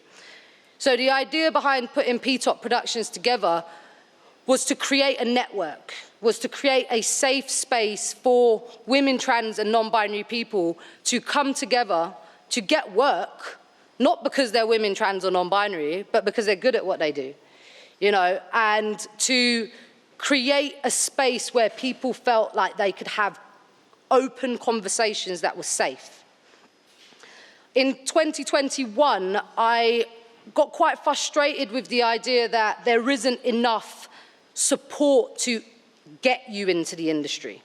It's kind of like a lot of nepotism, which I'm sure a lot of us know, or advantages and privileges that we might not even acknowledge that we have. And I feel as though there's an importance to create more space for people that don't necessarily get that opportunity. So in 2021, as part of PTOC Productions, I created PTOC Academy. And PTOC Academy offers training, shadowing, and mentoring opportunities, predominantly for young people. For anyone but that kind of 18 to 25-year-old mark, where a lot of people are not too sure where they want to go or what they want to do. And it's been incredible, the journey of being able to create opportunity for people and to offer training sessions. We ran a masterclass series, 2021 February and 2022 February. And it was all around introductions to backstage roles. I think that there isn't enough information out there for people to understand that you don't have to be on the stage. I know I'm on the stage right now, I hate this. I am not usually the person on the stage. I think that if there was enough light shined for young people on somebody sitting there behind that camera and watching that, you know, or a stage manager or a host or other things that you can also explore that you don't get to see. So these sessions engaged with over 500 people from around 25 countries. And although lockdown was horrible, it was an incredible way to grow your international network. And for me, that was a chance for me to bring thoughts and conversations into spaces and countries and communities that maybe they didn't get to explore these things in. I now am very, very grateful for where I'm at. I have achieved some incredible things that I am very, very, very proud of. But people always ask me, you know, you work with Niall, and I'm like, yeah, a human. I work with a human beyond anything. What was your most iconic moment? And I'm like, if I'm being really honest with you, my most iconic moment whilst being on tour last year and this year was when a young person that I mentor came to one of the festivals we were doing in the UK and dropped me a message and said, I'm at this festival, my dad's performing, but I don't have a backstage wristband. And I was like, okay, why don't you meet me at stage door and I will bring you through. So I took her backstage and I got her to meet Nile Rodgers. I got her to stand stage right with me and watched the Jacksons perform whilst we boogied with Niall, which was an experience that this young person would probably never even be able to fathom. They'd never even be able to feel as though that they could even get close to anything like that. And that for me was a moment of hope. And hope is what keeps our dreams alive. Hope is what makes us wake up in the morning. And all it takes is one person to see you. You don't need to be seen by everybody. You don't need to be doing 101 things. You just need someone to say, I believe in you. And I think for me, it's an incredible journey that I've managed to see with this young person. So I've mentored her for 5 years. And she's a young black woman who doesn't usually get seen in a lot of environments that she works in. And now, this year, she's gone on to work on 20 festivals. She is on her way to becoming better than me and becoming the best production manager out there. And the reason why I mention that moment to all of you today is because for me, that was a 360 moment. When I was 15, I never thought that I would be where I am today. And the reason why I genuinely believe that I am who I am today and I've got to where I've got to is through somebody saying that they believe in me. And that somebody was a man called Franklin Sweeney. Frank was a youth worker that I met in the youth club that I used to attend. And he approached me one day and said, we're doing this music project with police. It was so random.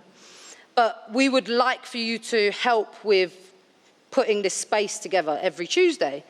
So every Tuesday evening, we opened up this space. And in that space, we'd allowed young musicians and creatives to come and network and just be together. And I was able to learn how to do a bit of audio. And I was really fascinated by cables and cones and soldering. It was so random. I was like, oh my God, well that. It was really like something that I realized I never had access to before. But actually, by being in that space and by having someone like Frank say, come along, I was able to see a whole new world.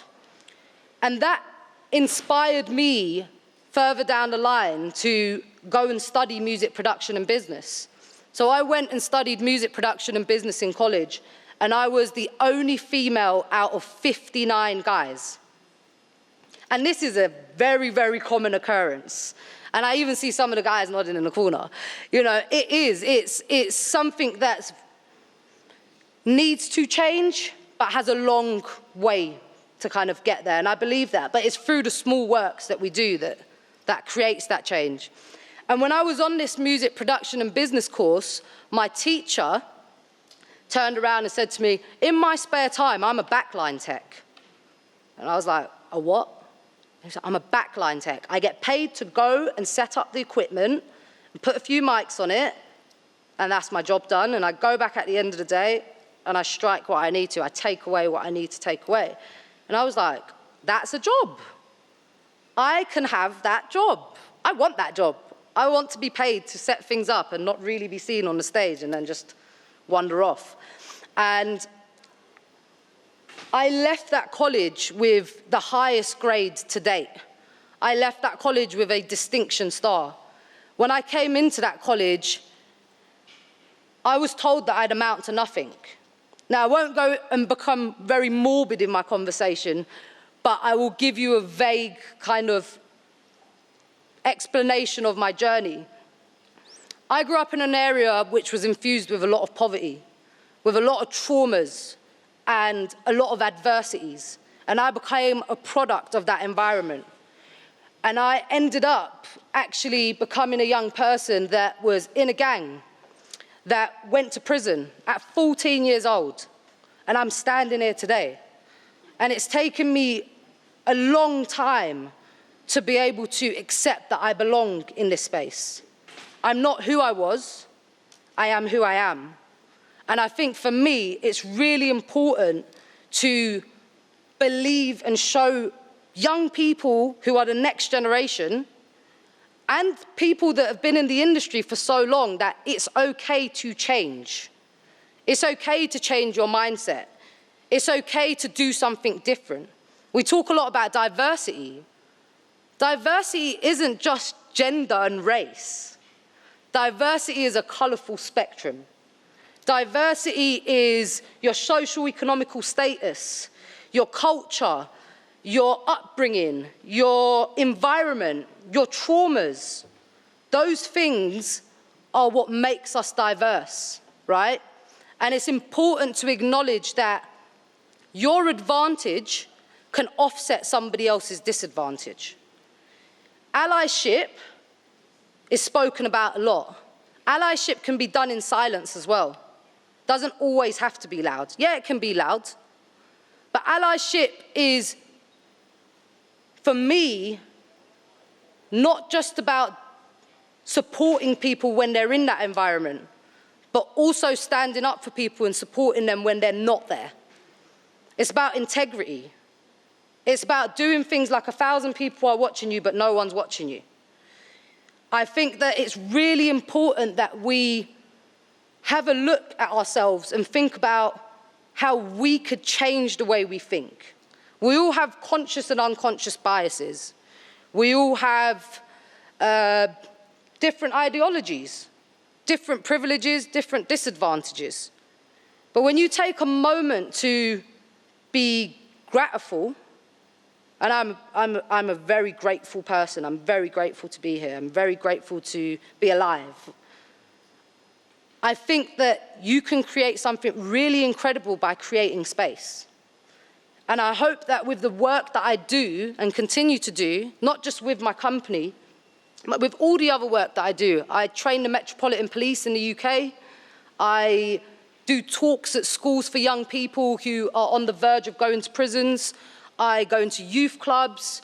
I have open discussions on forums like the Back Lounge that Joe just spoke about, which is an incredible space for people that are mainly in touring but in the live industry. I've been given the opportunity to go into these spaces and challenge some of these people. I like to challenge, I'm not going to lie. I like to challenge people. I like to get them to think about something differently that maybe they didn't think about. And for me, it's about being able to acknowledge why I think the way that I do. And one of the best things that I have ever done was take a moment to comfort my inner child. That's something that's not spoken about. I'm not going to go too deep into it because I can talk for a long time. But it's important to acknowledge that you have an inner child inside of you that needs comfort, right? And the one, I'm going to do a little Q&A for a few minutes after this, but the one piece of advice that I would give, whether you want to take it or not, is comfort your inner child, is find a way to find that sense of play again. Play is something we forget about as we get older. Everything becomes serious. And one piece of work that I did was I sat down and I wrote a letter to my 7-year-old self. It sounds really silly, I know. I did it. I sat there for about 10 minutes and I wrote this letter. And I looked in the mirror and I spoke to my 7-year-old self. I told her that she runs a company, she is proud of who she is, she's working in some incredible spaces, and I woke up the next morning, can I swear on this? I crap you not, it was one of the most transformative things that I'd ever done in my life. I woke up and started looking at life differently.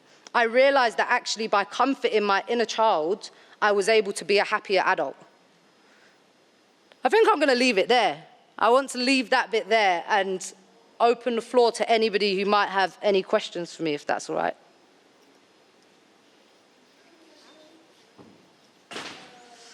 They're going to give you a mic, I think.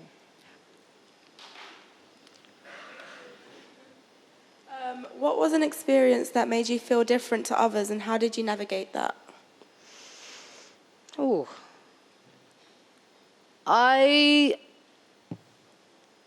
am usually one of the only women in spaces backstage. I mean, you might find tour managers tend to be women as well, but they stay with the artists a lot.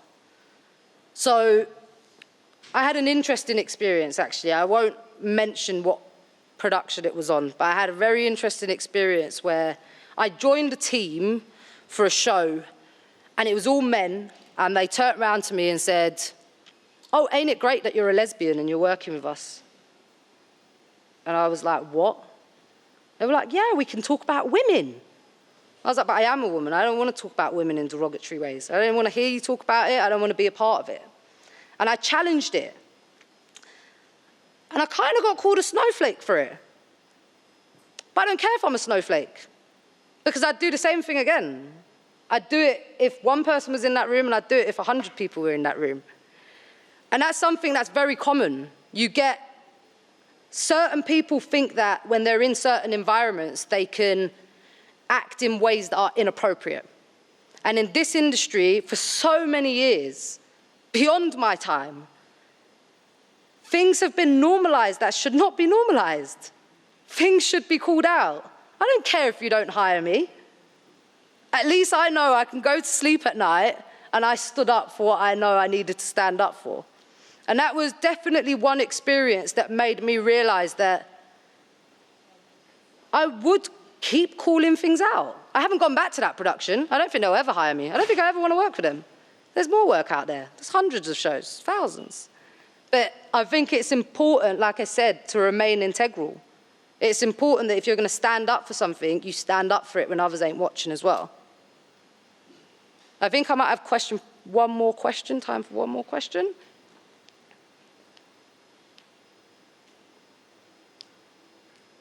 Or not? Okay. All right. I think I am going to wrap up there. If you want to come and have a chat with me, please come and find me. You're going to see me on here in about 3 minutes. I'm on the other panel. But come and have a chat with me. I'm very approachable, I'd like to think. Stay in contact. My production company is called PETOK Productions. That's PETOK Productions. You can find me on Instagram at PETOK, P-E-T-O-K, PEM, P-E-M. And thank you very much for allowing me to spend my birthday with you all.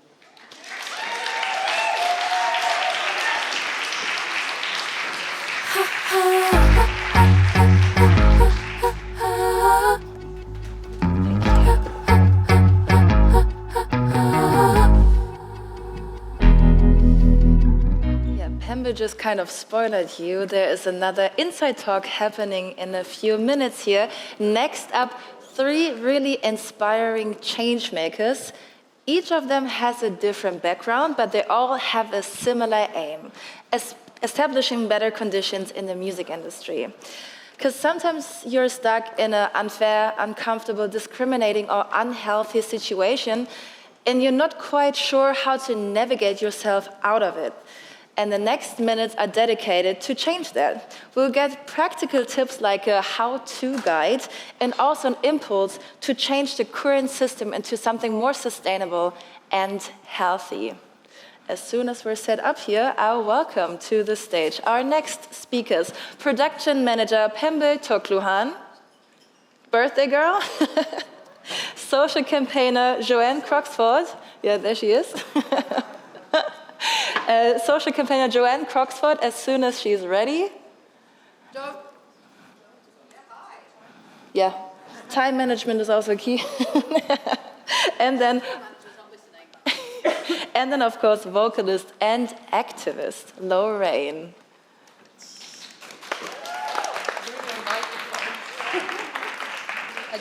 I do need this. I forgot about this, sorry.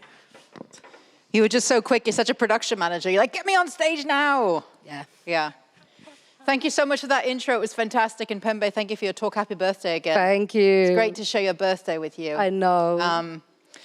So this is a really broad topic. We totally appreciate that. And we're obviously from 3 very different places in the industry. But obviously we've heard Pembe's story about, where she's come from and what she does. And I felt it was important for us to also introduce ourselves. So the artist always goes first. Okay, so I guess everything is was said before about me. I'm a singer, I'm an artist, I'm an activist.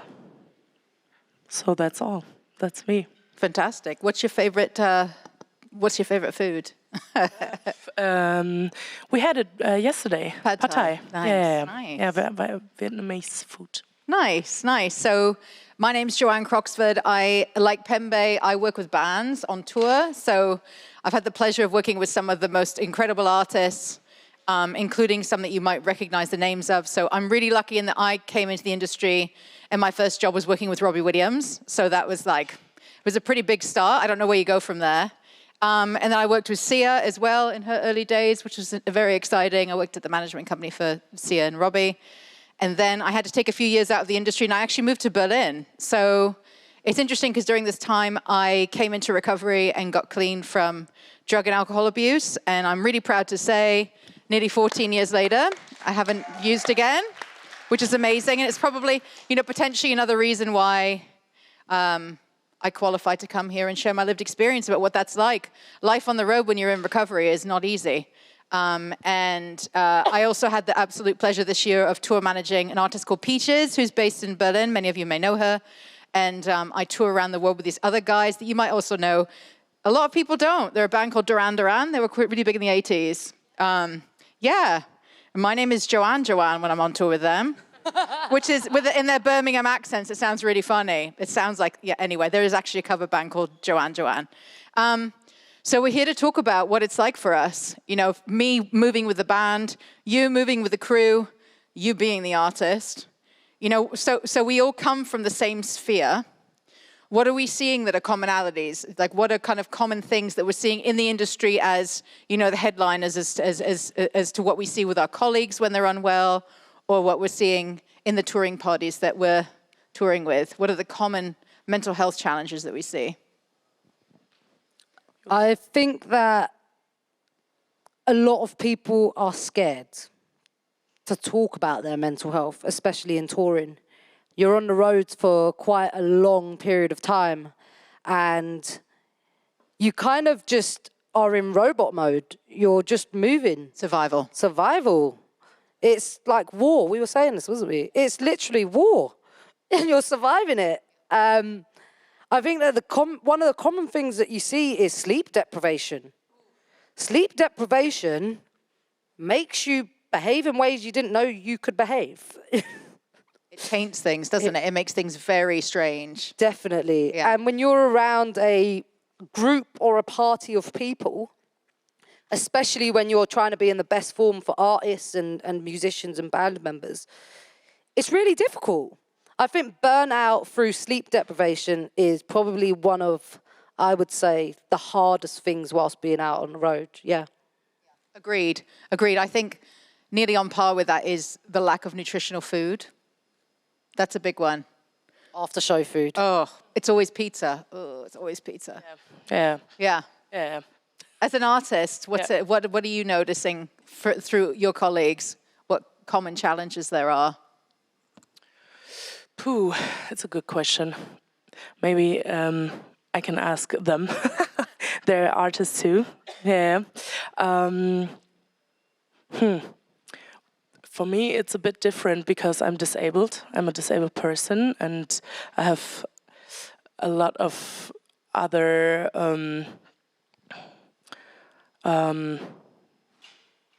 things. Requirements. And sometimes it's hard, sometimes it's better. Yeah. But I don't get the point now. So environmental challenges, essentially, can be really, really challenging for you. And I mean, that also feeds back into what we were just saying about when you're on tour, you're sleeping somewhere, unless you're in a tour bus, you're often sleeping in a different place every day. You don't know where you're waking up. You don't know where you're waking up. You don't know where your toothbrush is. You don't know when you're going to get your next shower if you're in a bus. And also on buses, you can't go to the toilet properly. So this is really glamorous. And we're really painting a beautiful picture of what reality of touring is. But also we love it. So is there anything else, Pembe, that you can think of that you think that is common? Yeah. I think it's not whilst you're out on the roads. It's once you've finished. Ooh. I think it's kind of like that for maybe even like a production like this. You put so much work in it for so many months, and then you finish the job, and you might not have a job afterwards, and you're in this kind of weird phase of trying to rekindle with your friends, and you remember you have a life and a house and bills. And you have to go to the grocery store. And you have to go and get things. You don't have a car waiting for you outside. Yeah. But I think one of the hardest parts is you work really hard on this project, or this tour, or this production. And I'm sure you find this as well. You know, you work so hard. And then you're in this really weird space afterwards where you're like, I'm so useless. What am I doing with myself? Who am I? And who am I? Do you have that experience yourself as well? Sure, right? Sure. Every time. Every single time. Yeah. And what do you do to get out of that space? Do you just work on the next project? No. I need a moment with myself and reconnect with myself and have 2 or 3 times just with me and myself and I. No, it's interesting, isn't it, that we all 3 are saying the same thing. It's like the importance and space of self. When you've done a big show, when you've been dropped off by that tour bus, when you've come in on that flight, or when you finish a show, there's that moment, isn't there, afterwards of, okay, who am I now that the lights are out?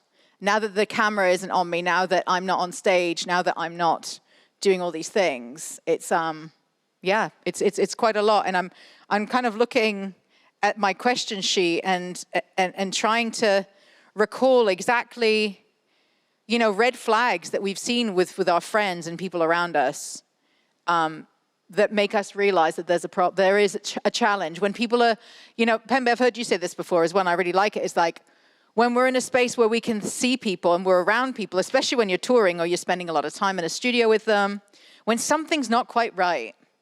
So what are these flags? How can we be working together as a community to say, okay, that's not quite right? What in both of your experiences where you think, yeah, that, like, for me, from my own experience, is when I was drinking way too much. Like, not just a little bit. I was drinking is a massive thing, isn't it? Drinking and taking too many drugs. Yeah, drugs, drink. I mean, it's always like drugs, rock and roll, isn't it? But actually, it's very detrimental. Don't do drugs, kids. And it also doesn't need to be anymore. This is in 1973. Do you know what I mean? Like, the time of rock and roll has well and truly passed, and it's actually way more rock and roll to be, for me, again, in my own experience, to be sober. Like, that's way more interesting than doing what everyone else has always done, you know. Okay, we love Lemmy and we love, you know, Motorhead, and like this like version of this tortured artist who's drunk and wasted, but actually, like, it's their art that we connect with and the trauma within their art, but that doesn't necessarily mean that we need to be living that lifestyle. You know, I mean, I tend to see a lot of people, the moment they step back on the tour bus after a gig, down as many bottles as they can. And I think that makes me realize when certain people are going through certain things. The people that maybe don't drink as much, kind of walking into the tour bus and picking up the first vodka bottle they see. I think that for me is a massive sign. Or when you're on a tour bus, it's difficult. It's like, I don't know how many people have been on a tour bus, but you're literally sleeping on bunk beds with like a curtain. Similar to what is in a funeral when you're getting, it's very similar to a coffin. It feels like you're in it. Yeah. And I find that a lot of the times you have this, not obligation, but kind of moral obligation to some extent, to mingle with your crew members when you've finished up. And I think one thing that I identify is there are moments where people just go to their bed. And I go out of my way. I go and check up on those people. Maybe they want to be left alone. Being left alone is really important. But I think for me, that's one thing I identify quite a lot in touring, is that when somebody gets up and just goes into their bunk, or when somebody comes on the bus and starts drinking a lot of drink compared to what they'd usually drink, that for me is a sign that maybe that person just needs that space to actually just talk or deal with it in whatever way that they kind of need to.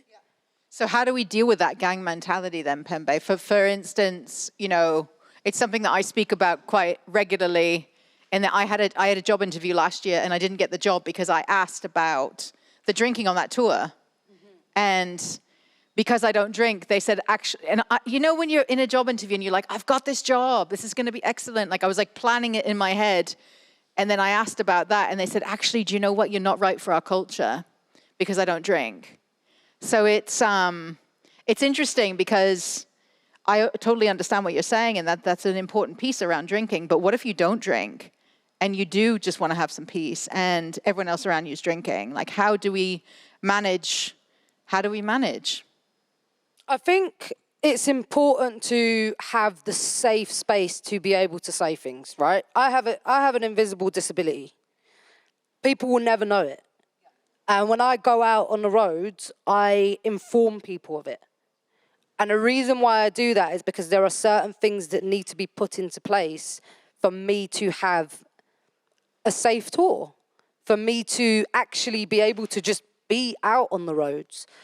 I think that there's this, I said this in my talk earlier as well, there's this fear of talking up.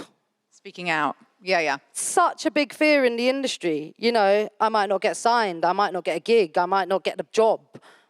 And it's like, actually, if you have healthy communication from the beginning, don't sacrifice your sanity for some money or a job. That's one thing that I would definitely say. Like, if I knew that somebody was coming on, if Joe was coming on the bus with us, and I was the production manager, there's usually 2 lounges on the bus. 1 lounge is sober. It's not hard. It's not hard. It's really not hard hard to create space. It's just, first of all, listening to it, hearing what the person needs, and just accommodating it. Yeah, I mean, I was on tour with Duran Duran last year, and the production manager said to me, I wasn't traveling on buses, but he said to me, do you want one of the buses to be a sober bus?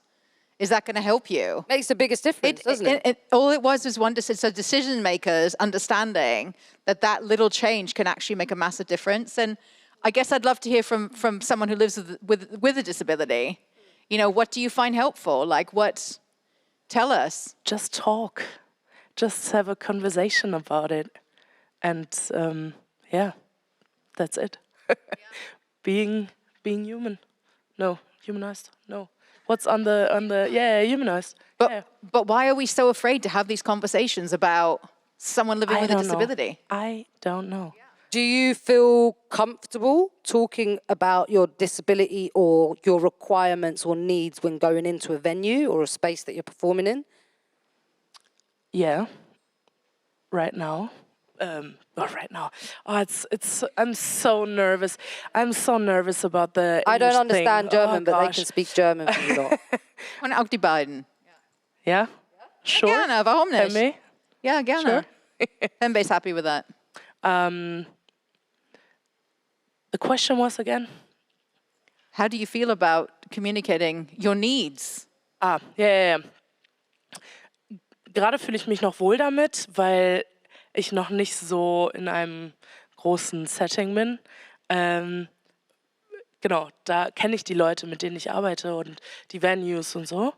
Aber ich weiß nicht, wie das dann aussieht, wenn es mal vielleicht größer ist oder so. Genau, gerade ist noch fein, aber einfach just talk. Yeah. Aber die Hauptsache ist, dass man spricht. Yes. Oder? Ja. Yeah. Talk about it. And I think, you know, Pembe also said about speaking to power and getting them to understand. And I think it's interesting because, you know, we also need to, for a lot of work that Pembe and I certainly do, this is a new friendship, but a lot of the work that we do in the music industry is we talk to those people in positions of power. We have a lot of those people in our contact books. We challenge them. We do, but I think I'd like to say we bring them with us, actually. I think that's because what my experience is when you call someone out, they're shamed. And I'm not in the currency of shaming people. Shame is not going to bring change. It's just going to make people go like this and say, oh, I tried to change and actually it didn't work and you called me out and now I feel like shit. So it's like, how is that being inclusive? We need to be inclusive in our positioning and how we're bringing people along with us. And we certainly saw it during lockdown. Pembe and I were involved in a lot of conversations with a group called the Tour Production Group, which I helped to found. And it was, you know, it had members that won't mind me sharing who they are. So, you know, Sam Smith's production manager was a part of that. Susie, who started the Backland, she's PJ Harvey's tour manager. You know, you had Madonna's production manager on this in this space.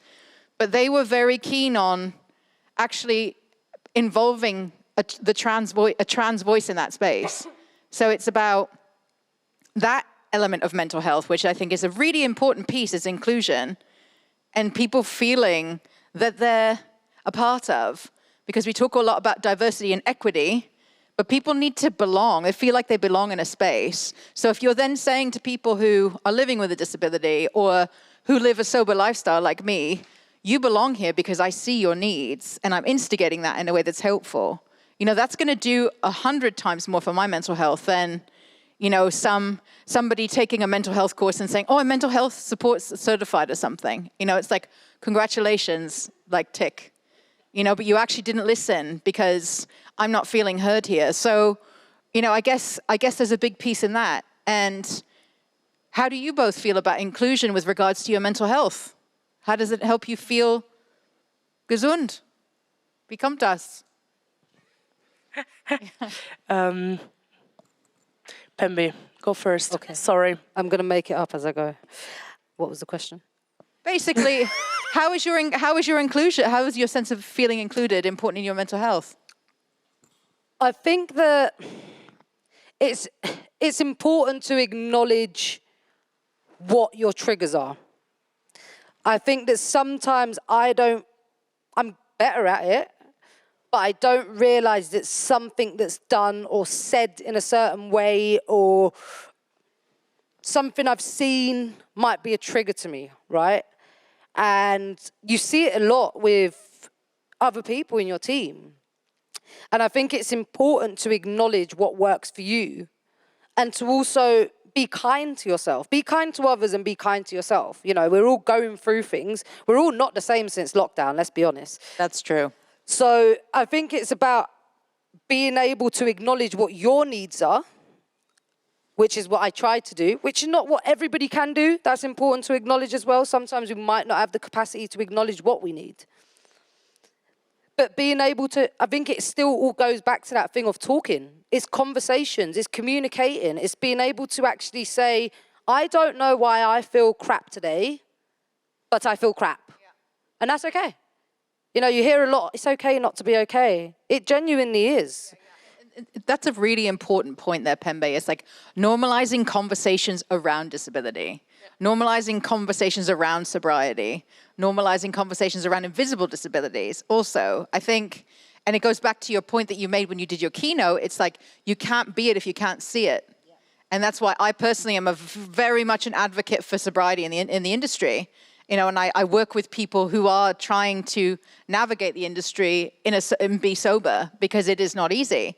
And the power of that community to be able to come together and call someone who understands is that. So I guess, how do you manage as someone who represents yourself, someone living with a disability, someone living with an invisible disability, how do you manage being that spokesperson in that space? So sorry to switch in to German. Do it. Do it. I understand certain words. I'm feeling more comfortable with the German thing. Alleine das schon, jetzt zu sagen, auf einer Bühne zu sein, wo es eigentlich primär in Englisch ist. Ich glaube, so erstmal mit sich selber fein sein und dann kannst du nach außen gehen. Und genau, ja, Communication. Sag mir noch mal ganz kurz die Frage. How do you, that's okay. How do you, as a person who speaks very, very clearly about living with a disability, how do you manage to do that? Because it's very like... Ja, genau. Ja, also, ja. wenn ich nicht stark selber sein kann von innen heraus, dann kann ich es auch nicht für andere oder halt einfach vor anderen stehen. So. Wie kommt das, also richtig stark zu sein? Gute Frage. Good question. Deswegen sind wir hier. Ja. Es einfach tun, machen und darüber sprechen, sich austauschen. Community. Yeah. Community. Pembe, how about one thing whilst we're on this topic that I want to share with everybody. I don't know how many people know about a carer or an access rider. We hear about catering riders, we hear about tech riders, but there is actually access and accessibility riders. And I think that people should be aware of it. I think that people should include more of it in their productions. When I work on a show, if I'm PMing a show and I get a crew in, I ask them if they have any access needs. You know, and it's not just about asking, because sometimes it can be daunting to say, I've got this thing that maybe needs to be tweaked. Will I get that job? Will I belong in that space?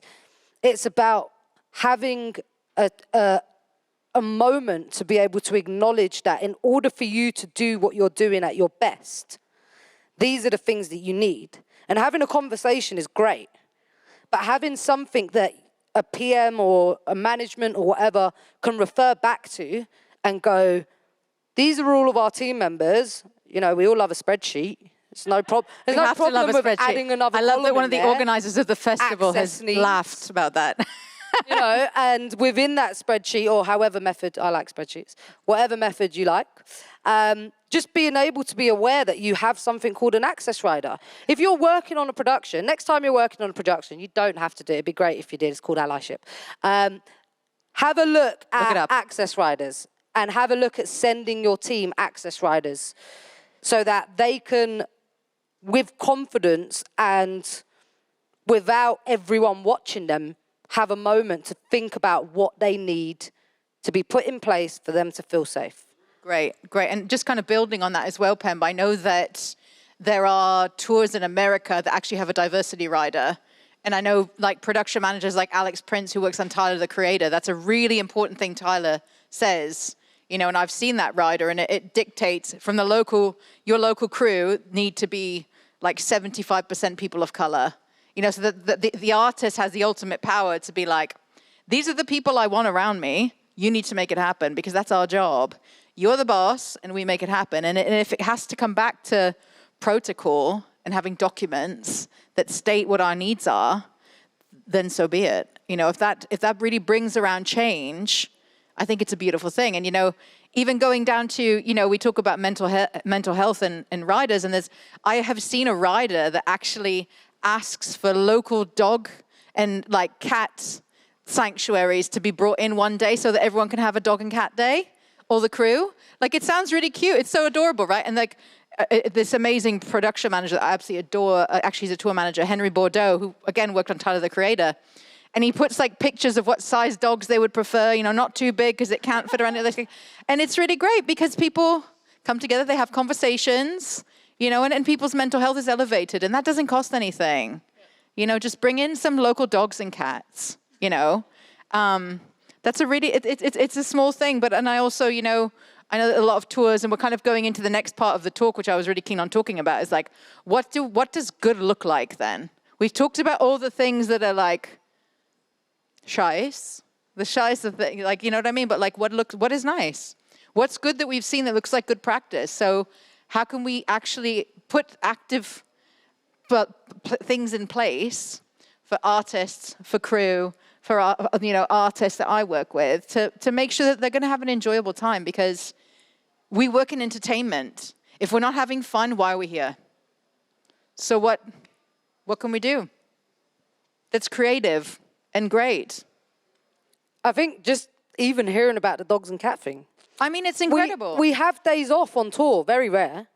Which I mean, people like me never have a day off on tour. Or 3 hours, which is great. 3 hours. That's Get a shower when no one calls me. Wonderful. Yeah. Whether it's a day off or whether it's a couple of hours off, I think sometimes it would be nice to do things that take you away from the industry a little bit. Whether that's like, you know what, the whole team's going to go and walk in the park. It don't cost a thing. Or we're going to go to this arcade. I love an arcade. Go to this arcade. So random. But just doing things that make you also remember that, like, you have a life and you're human and you have things that you enjoy beyond that. Yeah. And that's one thing that I'd say. What we had, I was on the band bus, and they had a movie night. They just put a film on and everybody just sat there and just watched a random movie not about the pajamas. creative sector. Yeah, yeah, in their pajamas. In their pajamas. Yeah, yeah. And I was like, doesn't this feel like a big sleepover? You know, Nice. and it On felt wheels. like home, on wheels. But I think for me, it's like little things like that make a big difference. Just being able to take yourself away for a moment and just do things that remind you of almost your life at home. Yeah. I agree. It's great. Yeah, yeah. Sounds great. Sounds. I want to be on that tour. Yeah. Yeah, yeah. Yeah, and I mean, you hear, like, I know Lizzo is also another person who goes out and does a lot of volunteer work in local communities to, like, help, because she's someone who's experienced homelessness. So she likes to go out and work at food banks. You know, I hear a lot of that work happens, and there are certainly organizations in America that actively, like, encourage, like, it's social campaigning on the road, essentially. And they encourage you to do that, whether it's engaging with, you know, local campaigning. I think this is something that you'll really like. It sounds like, I can tell you're interested. You know, it's to ensure that people don't forget that what the heart of we do is make change. We're change makers. That's what we do in our industry. Yep, true. You know, so what can we do, especially, you know, when we're in our spaces or we're on tour, that ensures that we're not just ridding the local economy of money. So it's not just about money. It's like, you know, how can I go in that space and feed the homeless? Or how can I go and, you know, I was on a tour in my very early days with an artist who was, and this is, again, mental health related. They were very much a campaigner for homeless pets, homeless animals. So we all got together and we crocheted and knitted blankets for dogs. And we donated them at the end of the tour to the local dog shelter. So, like, you know, so we all got to enjoy time together doing something that wasn't on the tour, something different. And we brought crafting into it, which is something that's so mindful, and it calms you down and it stops you, and it's creative. And that was a really beautiful thing. And it was about being human.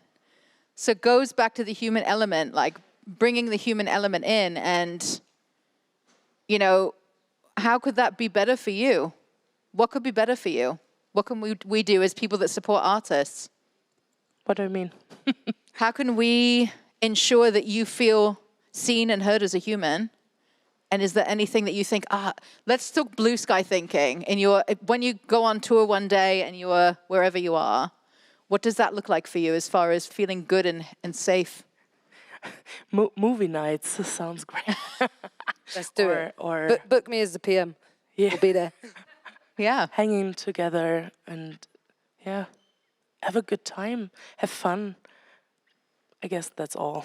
What do you do, Lorraine, that kind of makes you feel like you're human again? Like, you might have 5 hours in the studio, solid. You can answer back in German, I just won't understand you. You have 5 hours in the studio and it's really hardcore. Like, what do you do to create that healthy environment for yourself? What does that look like for you? I guess it's about the people around me and having a good mood and vibe, and yeah, doing this as a team. Yeah. Yeah, that's really important. And it's interesting because our jobs, especially when you get further and further along in your career, it's actually a very lonely place to be. And I think people don't realize that, especially with tour managers and production managers, because we're working all the time, we don't get any, and people laughed when I said, you know, having a shower without someone calling me. That literally is the only time on tour when I get off. Like, and I get maybe 4 hours of sleep. Like, it's people, and this is I love my job, but it's like, it's incredibly draining. And you're sitting a lot of the time on your own in your hotel room, working on your own, while everyone off is, you know, the WhatsApp group is exploding and everyone's off go-karting and having a great time. And you're like, I'm eating shitty takeaway, or, you know, like, room service is like ridiculously expensive that I can't even afford because I actually can't leave my desk because, you know, it's responsibilities. People rely on you. So, you know, I guess it's also important for us to mention this panel, you know, that the things that do already exist, you know, great, you know, charities like Music Support in the UK, which I worked for a time, that was started by 4 people from the industry. So it was a tour manager called Andy Franks, who I know from Robbie Williams, an artist called Mark Richardson, who is from a band called Skunk Anansie, and a music manager called Sam Parker, and someone who worked at the label, Matt Thomas. They got together and they were like, just after Amy Winehouse had died, they were like, we can't have more people dying. This cannot be the case that people keep dying. So they started a phone. They literally bought a mobile phone. And they were like, right, we're starting a helpline. And they all just took turns listening to the helpline. And it's now become such a big, an important resource that I can only hope Germany one day gets. I know that you've got something called Pop Ambulance. I don't know if it's kind of on the scale that music support is, but I don't know if you've even heard of it. Maybe it's a new resource for you. Yeah. I don't know if anyone in the audience can give us some information about that, but that's it's a community initiative also, and then we've got spaces like the Back Lounge that I spoke about in my last talk where industry people can come together and talk and share about what's really going on. To take away the veil and the mask of the glamour that people tend to think that we live. Pembe, it's not glamorous, is it? It's not as glamorous as people think. They're like, oh my God, you're in Paris today. Yeah, I've seen the airport and the venue. I've slept for 2 hours. It's nowhere near glamorous. I will always say this, I am still eternally grateful. There are people out there that, would wish to be in certain roles that I've been very, very fortunate to do. But it's not that glamorous. But, and just touching base on that, around, spaces. Find your community. I 100%. Would be lying if I said I know what organizations are out here in Germany, but there are organizations everywhere. And you know what? Like I said earlier, lockdown has really allowed us to become international and connect. Lorraine can call me whenever she wants now. She can come to London and sleep at my house. I think it's important to find your community and to find people and spaces that make you feel heard and safe. It can't be at the cost of your sanity.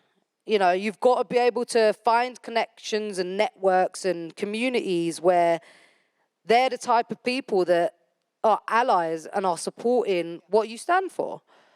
So I would say, if you're out there, whether you're an artist, whether you're a production manager, whether you're just interested in the industry, just go and spend some time doing some research and find out who's out there and reach out to them.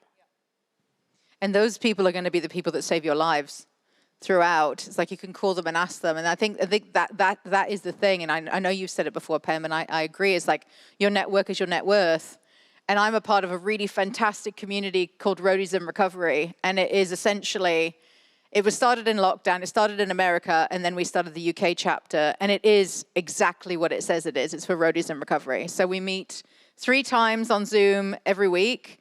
And it's people, anyone in any 12-step fellowship, whatever they may be, we come together and we talk about what it's like being in recovery in the industry. And it's great because someone will tune in from a tour bus, someone will be standing, at their console, or someone will be standing at flying, or, and we all come together and we're able to share and commune and communicate about what life is really like for us.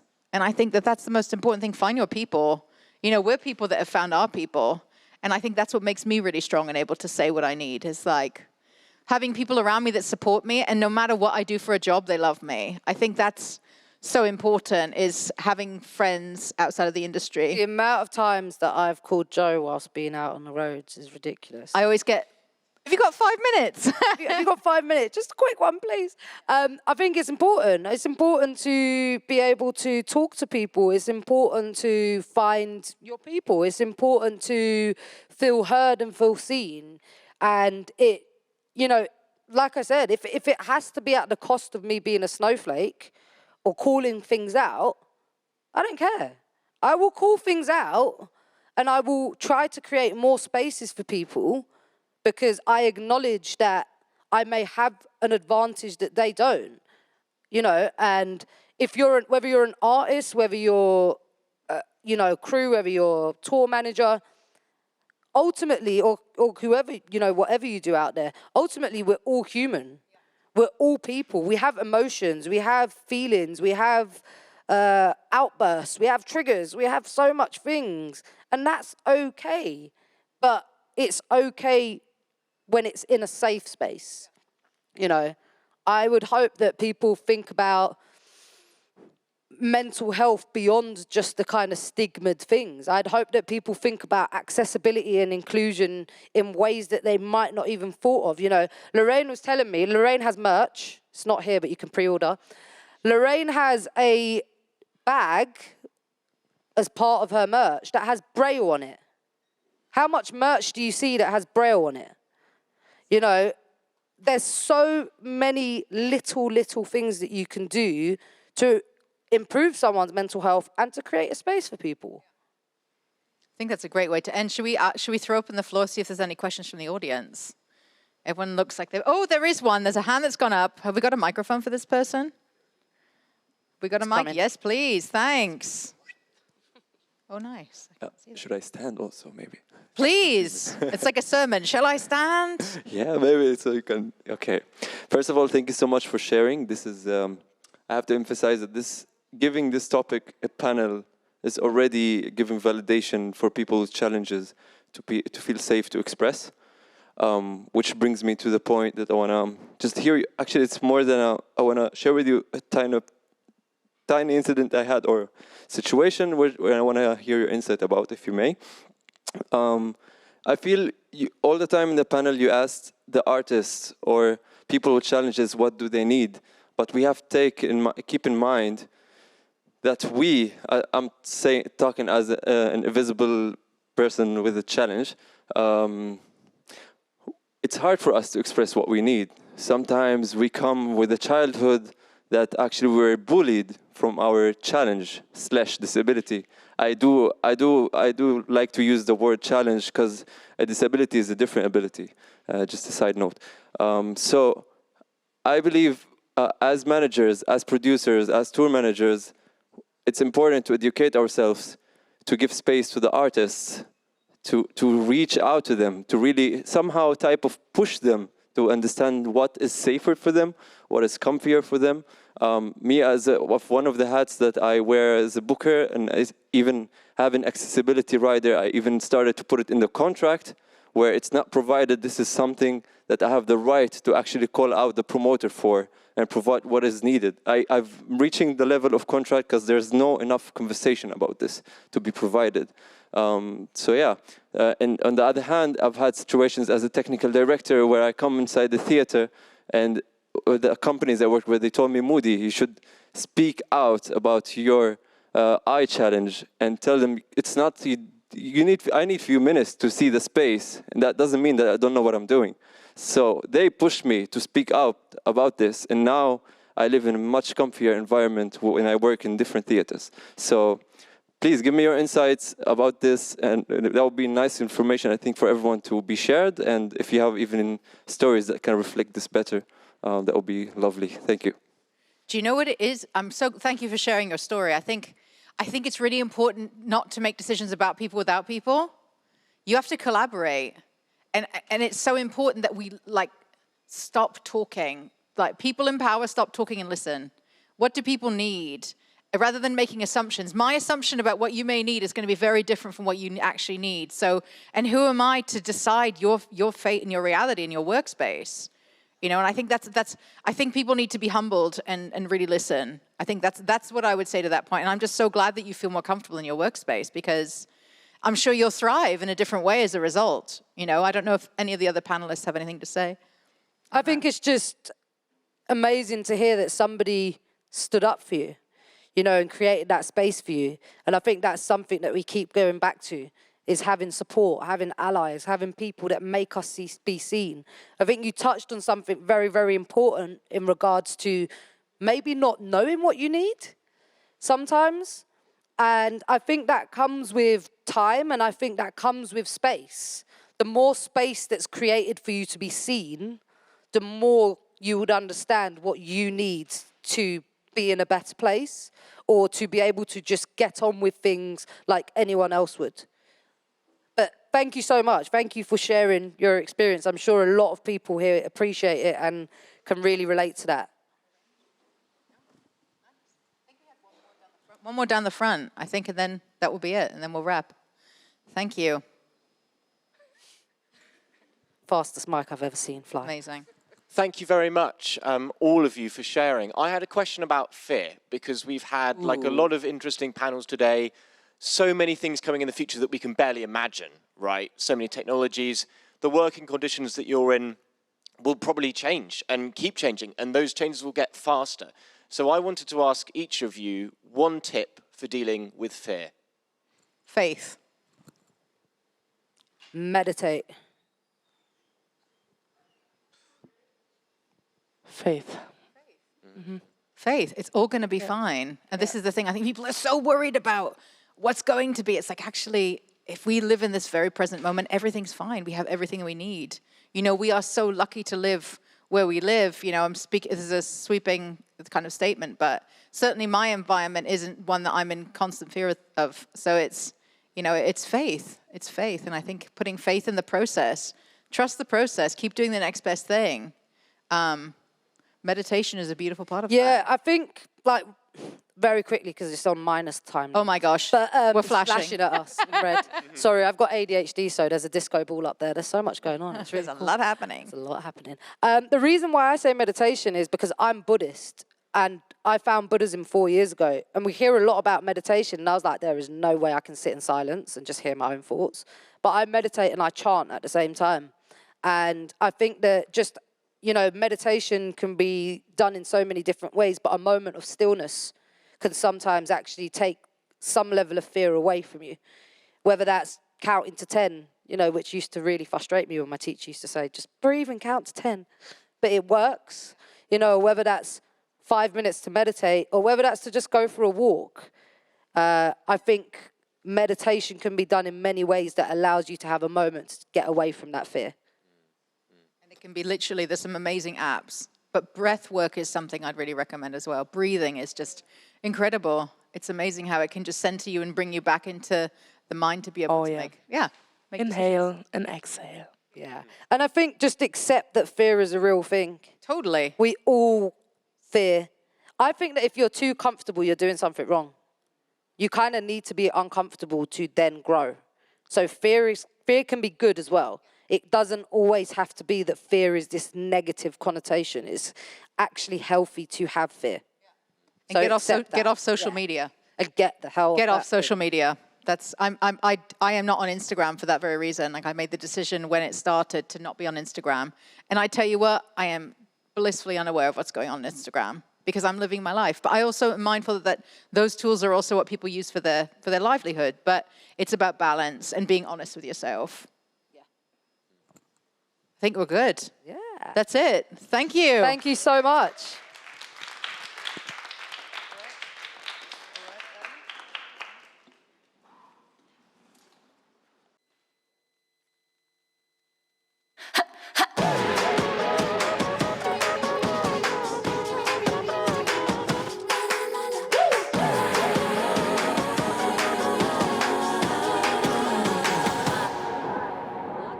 To the main stage at Most Wanted Music 2023 here in the Kesselhaus.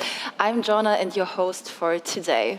And a couple months ago, I registered on an open AI website, and I must admit, I think I'm one of the more boring customers of this website because I just use it for smaller requests like translation.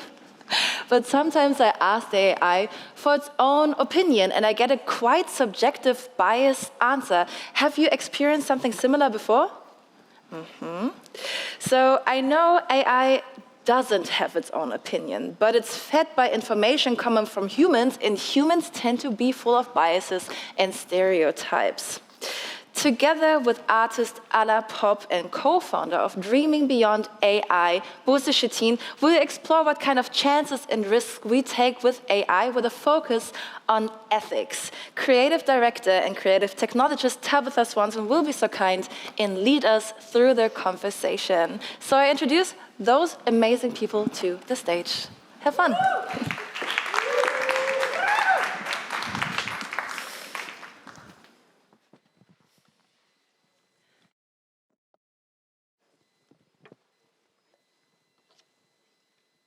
Hello, everyone. Hi. It's working. Hello. Hey. Okay, amazing. Well, thank you all so much for being here. We are extremely excited to give this presentation and speak with you a little bit about, what's going on in the world of AI. So some introductions first off. We have Allapop and we have Buza. And Allapop is from Tatarstan, Russia, and is a Berlin-based interdisciplinary digital media and performance artist. Allapop's work fuses immersive, tech-inclusive envisioning with an activist agenda, speculating on various states of mind, relationships, and self-perception, altered by socially and emotionally intelligent digital technologies. Formerly working within the domains of performance, sound, machine learning, interactive live phygital formats, and experiences in VR, AR, XR, and the web, Allapop has been trained and has practiced art in Germany, across the EU, China, Rwanda, Japan, and the USA. Allapop is the co-founder of Tatar KYZ Kesselhaus, thank you so much, and BBB music projects, and is part of the Digital Feminism Collective. And Buza is an AI researcher, consultant, and creative. Her work revolves around the ethics, impact, and governance of AI systems, and is grounded in critical epistemologies such as intersectional feminism and decoloniality. Buza is the co-founder of research, art, and advocacy platform Dreaming Beyond AI.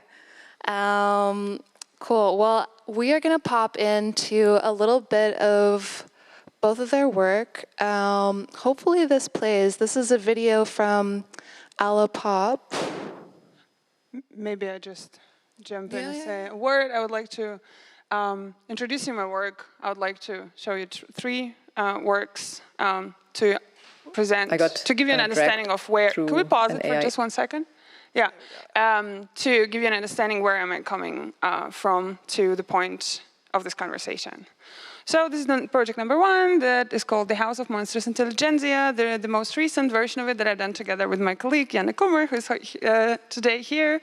And so let's have a look at the video and then I say a couple words to that.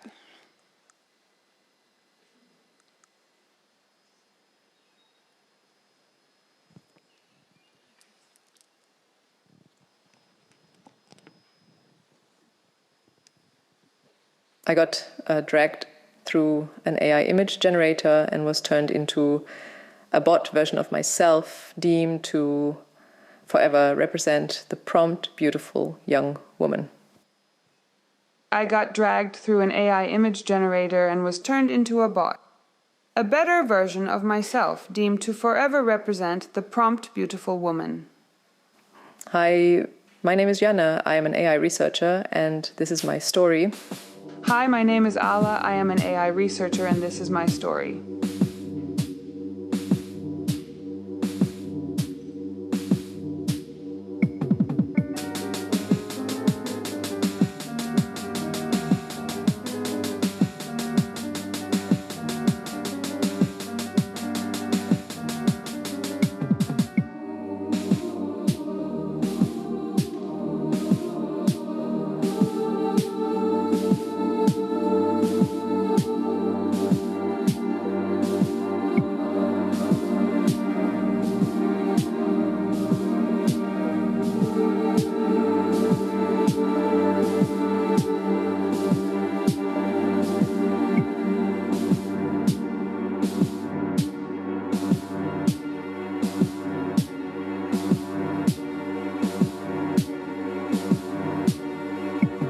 It's like, have you ever heard of...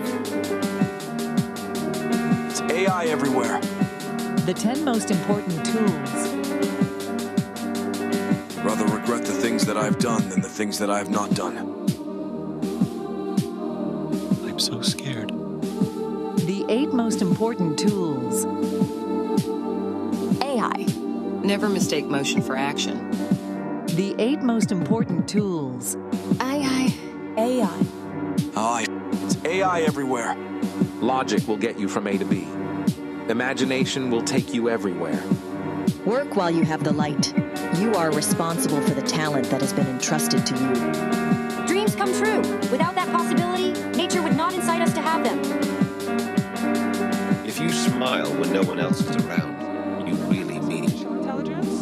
It's like, and have you ever if it is heard of- possible at all. have you ever And heard what of- we ended up doing in 3 different versions, this last version, in all 3 versions of this project, we actually were just battling with problems, talking about how it is actually impossible, what kind of obstacles are we're facing while trying to get to the point of coding or creating data banks, data sets that are could be. Could represent a different kind of data, et cetera, so AI could look into different directions for that sake. So yeah, and in this project we everything in this project is AI generated. So the videos, the sound, and we created clone voices of Elon Musk and Andrew Huberman, and Tim Cook and Larry Page, Zuckerberg, Bill Gates. So we kind of like used all of this consumer technology that is out there that allowed us, without coding, kind of hack into their, to kind of like take up space in their space. And we invited Elon Musk to talk about Berkheim, and interrogated this man from this industry, those people who decide for how technology, what technology will be. So, and we interrogated them, and we also interrogated ourselves, because from a feminist point of view, you need to question, what is your own position. And as queer people and as Flintas, it is also important to reflect on where we stand in creating this technology. So, yeah, and the second video I'll show just a very short excerpt, which is like sound and visual based.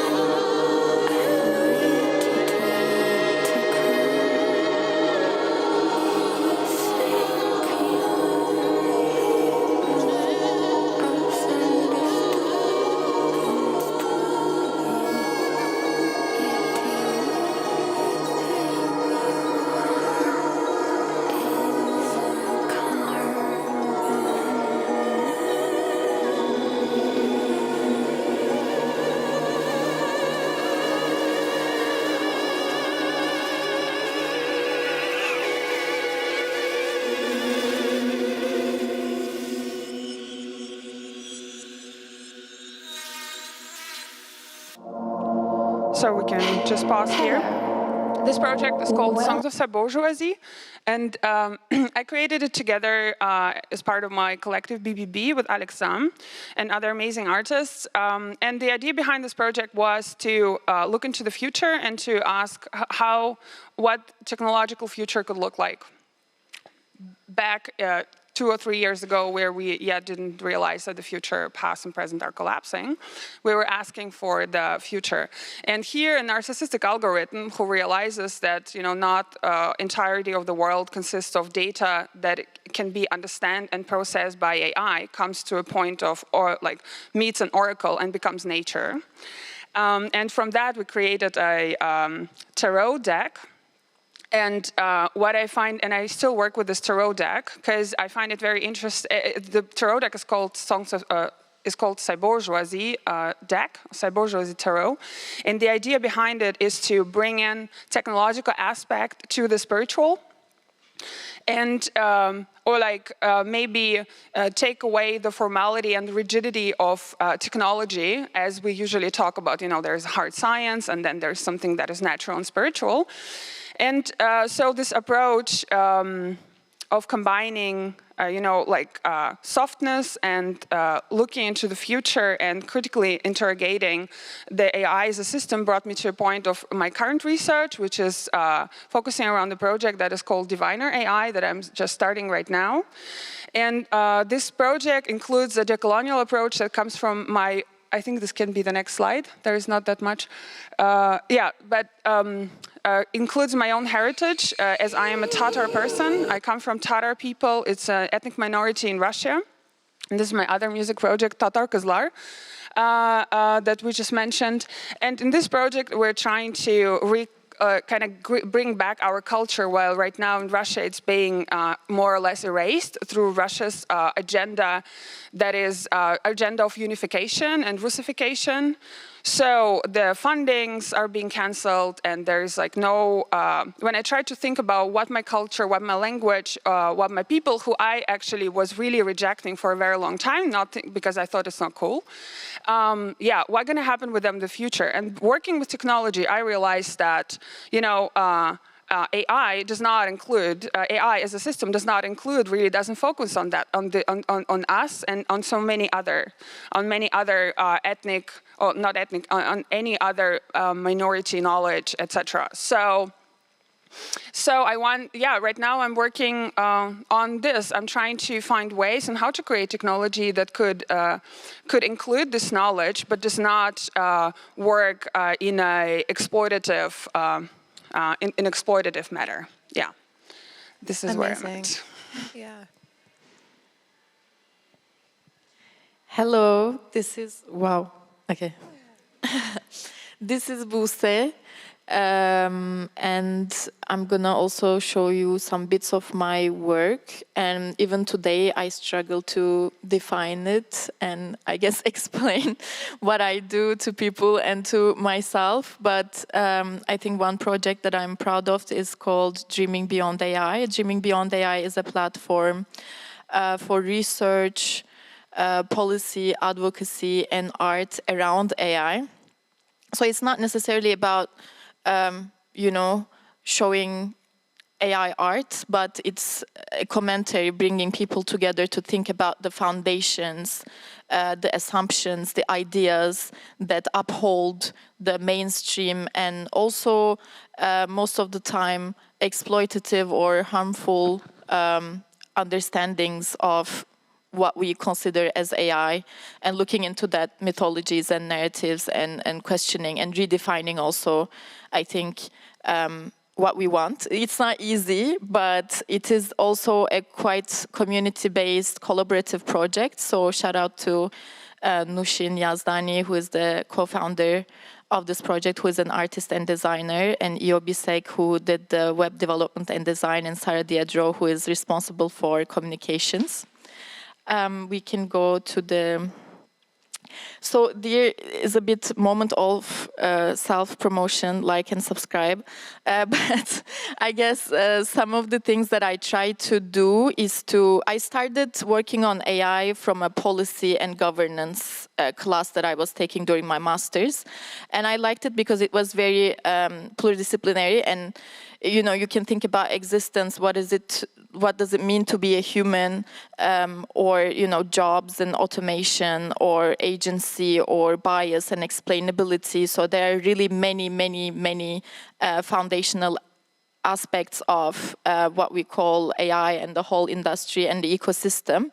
But what I realized was that, of course, it makes sense that we have like this kind of, our understandings come from science fiction and like popular images and narratives, which are quite far away from what is also actually happening with the systems that we use or we are subjected to without our knowledge. And I think there's like a strong link to be made with the questions of I think equity, justice, equality, what it means to be a human in this world in 5 years and 30 to 20 years. So I think so far one part of my work has been trying to demystify and translate that, and also that it's not impacting everybody in the same way. The harms and also the rewards or benefits are really unevenly distributed on many levels, and this is what I'm trying to talk about for now, because I think there's a need. There are some things that you can check out. And the next one is, since this is about music industry and business, I started this newsletter, and the first one was SZA's album, and that she talks about AI. So again, I'm really interested in like popular culture, like mainstream understandings of AI, but I was like, oh, let me put this. It seems a little bit related to the conference and relatable. But yeah. Oh, so I forgot to say something. So I basically do like research and like policy advocacy and also like creative stuff around AI, basically. Amazing. So yeah, just as a quick summary, like the purpose of the talk today, I think both Ala and Buse have a lot of experience coming from different sides of it, from working very hands-on in the creative field to working in a more research kind of functioning role. A lot of what we'll be doing here is asking questions ourselves as well, because there's so many things that we don't necessarily know the answers to, but we can see that there are things happening, that need to be spoken about. So with that in mind, just as a kind of baseline thing, we wanted to go over what is AI, how is it built, how does it function, and just give everyone a little bit of info to work with here. Okay.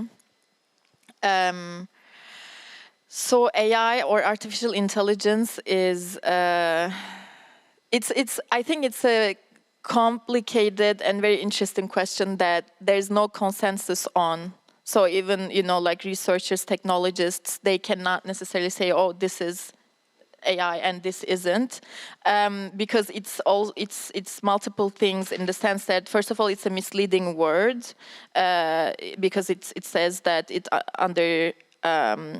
lines that the technology, like it is artificial, and there's this big component like intelligence that we need to, I guess, also deconstruct and look into.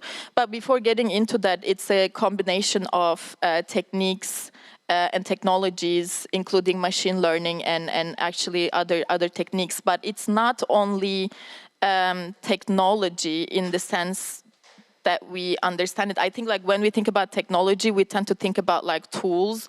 There's this metaphor of a hammer that is used a lot. And I think that's misleading when it comes to thinking about AI, and how we conceptualize it is actually very important and powerful. So I don't see it as a tool.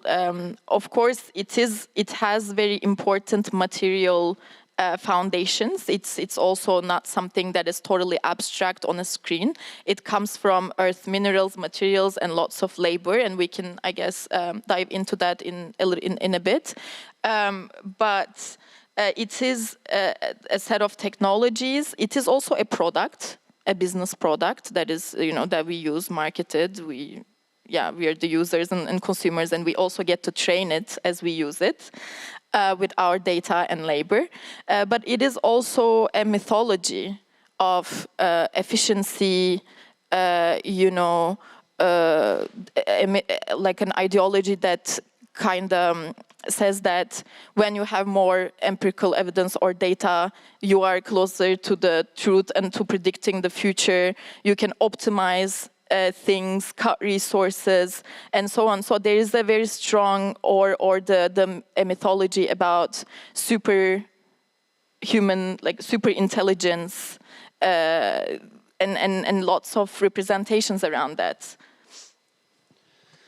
Maybe I also just add to this very particular definition also that AI is in a way future, that I don't think that we will be able to escape it because there's too much money on the table. And so the way the AI tools as a tool and the way AI as a system works today and the way these tools work is how today they're defining our future. So I think that it is important to reflect on the fact that if you're not engaging yourself with this, with the field in the field of AI, and if you not create an understanding for yourself, then you're kind of taking away your own chances on co-designing the future or even being part of it. Yeah, definitely. I also think that what you said, Buse, was important of every time that we're using these tools, we are feeding into it, which is then training it more. And a lot of the time we're doing that for free, which is interesting. I'm curious because I know that if I remember correctly, you've worked a bit with Python, Ala, and you've been building some of your own tools as well. Not really. Unfortunately not. Okay. It's rather one of the obstacles that I realized. I've been working with so-called collabs, which are, which have a surface that does not necessarily need a understanding of, full understanding of Python to be able to program something. But it's actually, even to use this collabs, you need to have some understanding. So if something doesn't work, so people pre-build it for you, and you can try to use it for your own training. But if something is broken, you can't fix it, actually. Mm-hmm. I think I want to say something to what you said, and because I hear a little bit of determinism in what you said about AI is the future, and we cannot. And I don't know. I feel sometimes also, I think, powerless, or as if we cannot impact the course of things and so on. But I also want to resist to it a little bit, because I feel like it is also a lot pushed by the companies who want to show this as the future, because but it's not inherently progressive. And I know that you're not saying that, but I think this is how we're presented when it comes to AI, and I want us to a little bit take a pause on that. And actually, even though there's a lot of, I think, money and influence, the systems are also quite fragile and most of the time super stupid. And and it takes away this very important aspect of, for me, I've been thinking about it recently, and I don't have the best words to describe it as yet, but embodiment. Now creating clones of everything, or kind of simulating experiences, but taking away that embodiment part of the experience of being a human, which is, I think, so vital and essential. And I think we're all feeling that a little bit. Yeah, definitely. Some complex topics. That's great. I love it that you said that. I mean, since we're in the debate, I just want to say that I come thinking about AI as a future is a form of being scared of it, being afraid. And I think we grew up, or at least I grew up, with the narratives of the future. They're rather dystopian, I don't know much about, and they had some utopian ideas, but they all we got disappointed in them. There's there are no perfect systems. There's no utopia. So I think that dystopia is something that works kind of in a way can work well for people, or maybe also not, because on one hand it can, freeze them, and they were okay, I can't change anything anyway, but it can also be a different way. So and this is how it works for me, that with the dystopia, I'm oh my God, this is not a future that I want, so I really want to now start engaging. I love that as well. Yeah, but for me, both the dystopian and utopian narratives, we need them. We need inspiration. We need to be able to visualize, okay, how this could look like. It just makes things way easier. But one problem that I have with mainstream utopian or images of the future is that everything is flying. But there is no difference whatsoever in people's behaviors and social structures whatsoever. And most of the time I find the utopian and dystopian narratives to be a little bit totalizing, and I think they're just unfolding at this very moment, at the present, all together, all the time. But it's also maybe catching right now all these shades of what is maybe on the spectrum of what is dystopian and utopian. And me, I get scared and I freeze a bit, and I want to think that I have power to influence things, even though I don't know how to code, and I don't have a lot of money, and I'm not head of one of these companies. But I guess everybody has their coping mechanism in this moment, where even the idea of future sometimes feels like a luxury.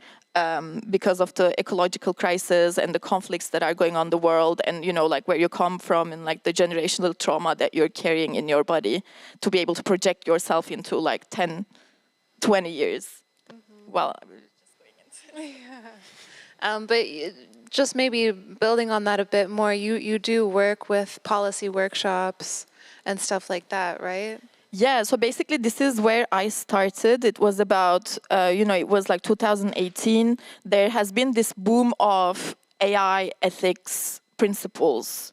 And like Google's, Facebook back then, they were all publishing, we think AI should be ethical, AI should be responsible, AI should do this and not do that. And, there has been people in the field like who have been working on, for example, like, let's say bias, explainability and all these topics. But it's really started, I think, gaining momentum after like 2016 or so in the collective, like more mainstream arena. And since I was studying public policy, I was like, what is this? This is like a real thing now. It's not Blade Runner. It's not like 2001: A Space Odyssey. Something is happening. And this is like how I kind of was introduced to it. But I was also a little bit disappointed, and I still am, with the policy world, even though I think it's very important. And I know that there's like different very important pieces of legislation in the EU, especially the Digital Services Act, kind of requiring for platforms to protect people's fundamental rights and like, other things, and like be more transparent and so on, came into effect a couple of months ago. And I know that the EU AI Act has been in the talks for the last 2 years or so. There also, there's like a lot of discussion and debate, and it's important that somebody sets a framework and the limits, and think about collective interests and rights and so on. But it is also a lot about, I think, a little bit watered down discourse when it comes to like really taking action. And there's always a risk of things being a lot of bureaucracy and big corporations having lots of power and influence and like lobbying power. That's actually, I think, is like the tobacco industry. Or like there has been recent investigative journalism reports showing like how millions of dollars they're actually spending to lobby also the EU officials so that the regulation is not super constraining for them. But most of the stuff so far hasn't been super binding, and I think we're still allowing a lot of unacceptable, like design products to pass, and not only by the private sector, but there are also very problematic and a little bit uncritical uses of AI systems when it comes to distributing opportunities and benefits and like other public services. One question that I have that maybe I've been curious about, and I would love to hear both of your opinions. Do you think that one day there will be some sort of kind of worldwide agreement on AI and technology in that way, in the same way that there's for nuclear? Is that possible? Obviously, geopolitics plays so much of a part in, this seemingly this kind of rat race that every country is kind of racing to be the first to do something, and it's like racing towards what? What is the goal here even? But is that even possible? Maybe a short answer from my side. I'm very scared of thinking about that, because now we can see as countries are stepping out of the, nuclear agreements. So what's the point of such agreements if nobody's following? And I think what I will be more interested in imagining first and then speculating, because I think this is my role as an artist. I need to be able to imagine and to inspire some visions and then speculate about policies. But maybe, Buse, it's something you could answer. I mean, yes, in the sense that like there are multiple things. First of all, there is a arms race, AI arms race narrative that is quite popular, let's say, by when it comes to talking about AI in like policy or like public venues, right? It's about, US it's a race between the US and China and who has the leadership in technology, because this technology is speculated to or like estimated by some consulting companies like PwC, you know, McKinsey and so on their like in their annual reports. Oh, AI is going to make whatever X $1 million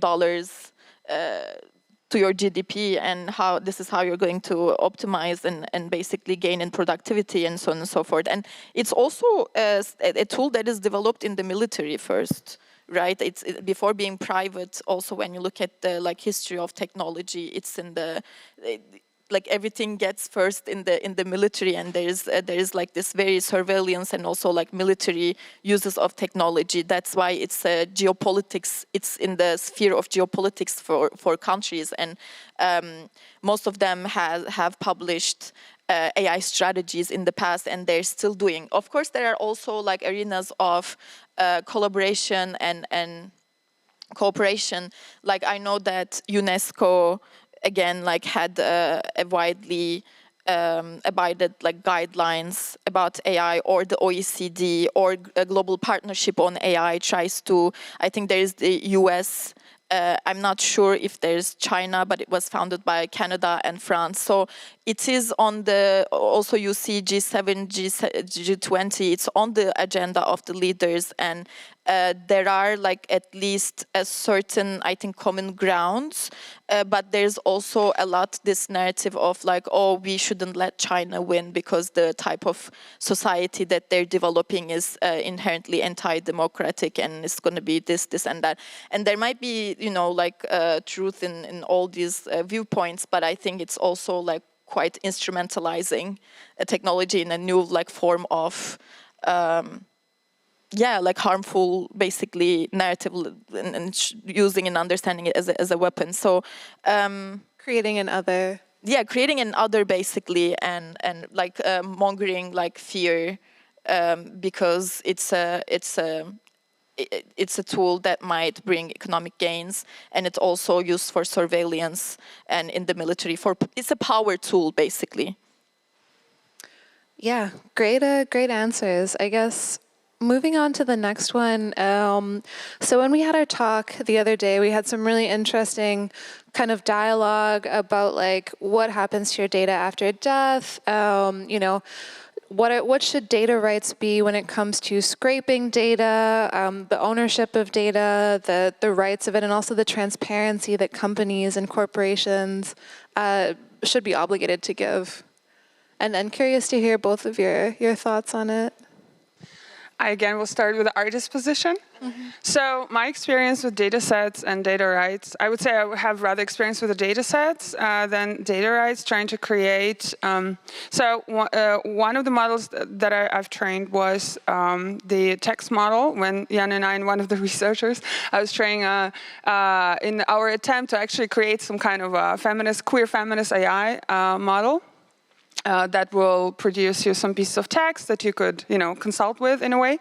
And our hope was that it would actually produce you some ideas and, you know, tell you what you should do. I picked about 30 books that I was able to find that combined the topic of technology, feminist approaches, queer feminist approaches, kind of like articles and books, etc., like 30 pieces. And I remember talking with Nushin about this. And Nushin was like, so did you ask the authors, you know, of this literature to be part of your data set? And I was like, no, I didn't. And it was like 2-3 years ago, and I realized that, you know, that it is so easy to do this because data is just out there. It's all over internet, and you can, you know, you really have to be very conscious about what you're doing while you're doing it. So, yeah, thanks to Dream Beyond AI sensitization. I kind of. Then was confronted with that question. And the other model that I'm working on right now is the sound model of the Tatar AI.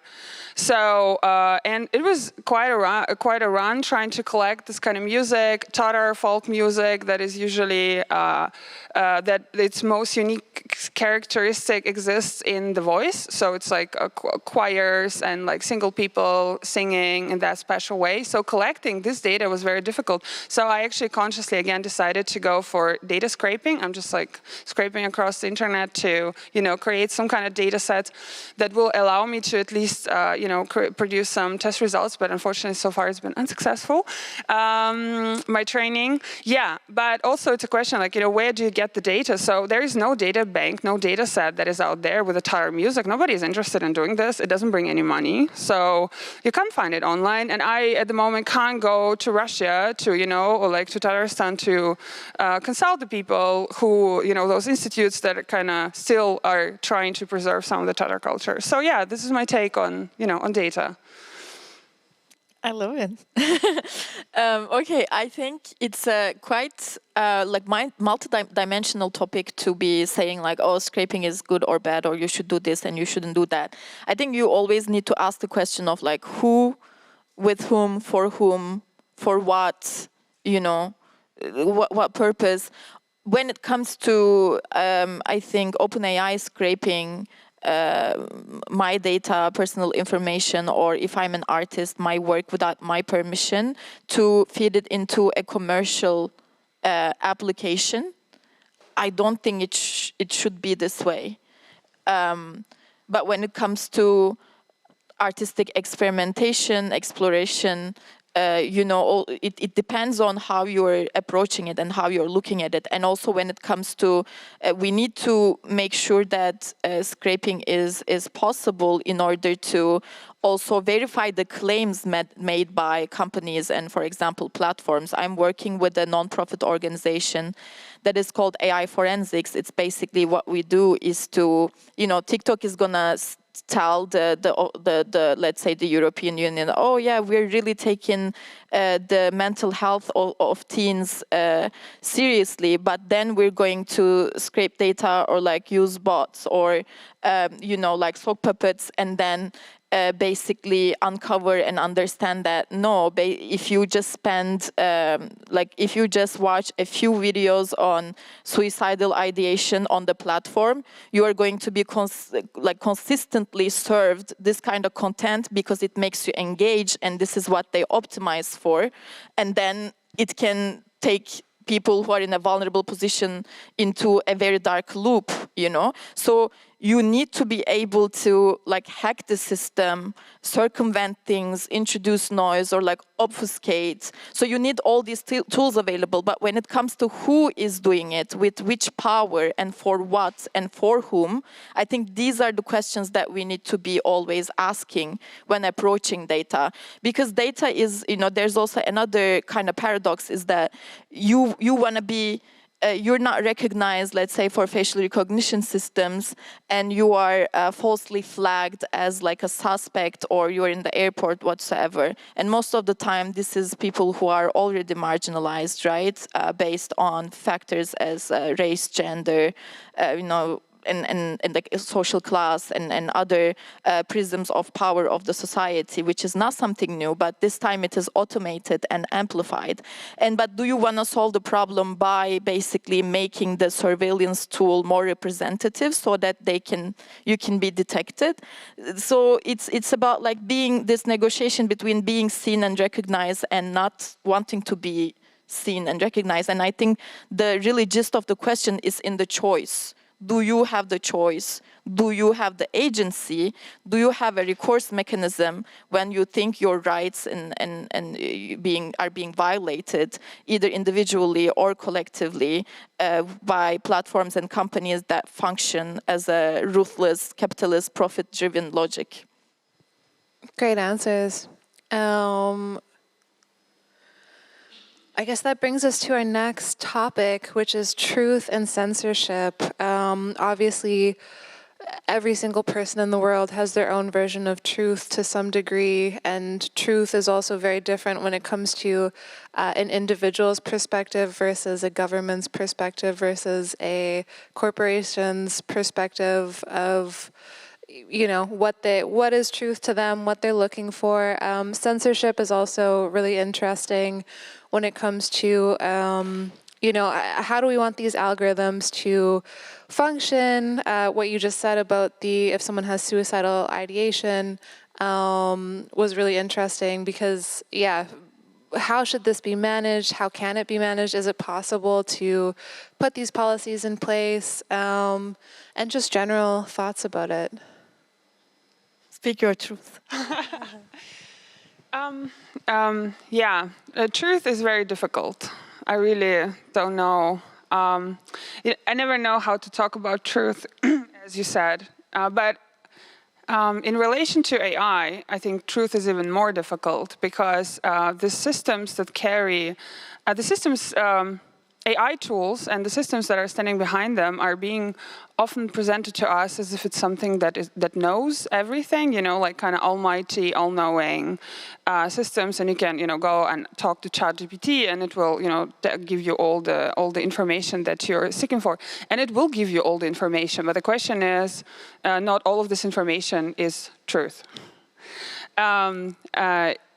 And then again, we're coming to a point, what is truth? So I think it is just important to remember that there is certain type of knowledge that is not being part of these systems, and the question is who decides which knowledge is part of the system. Which knowledge what are the reasons that some knowledge is not becoming part of that system, and that some of it is being presented in a way that is not true to those who originally carry that knowledge, etc. So I think it is, in regard to truth and AI, it's very important to just remember that it is not almighty and it doesn't know everything. So, for instance, when I'm trying to translate a text, from English into Tatar, or like from Tatar into any other languages, usually it pretends that it does know, so it very confidently translates stuff for me, and then it turns out to be that it's totally wrong. And there, I think OpenAI brought out now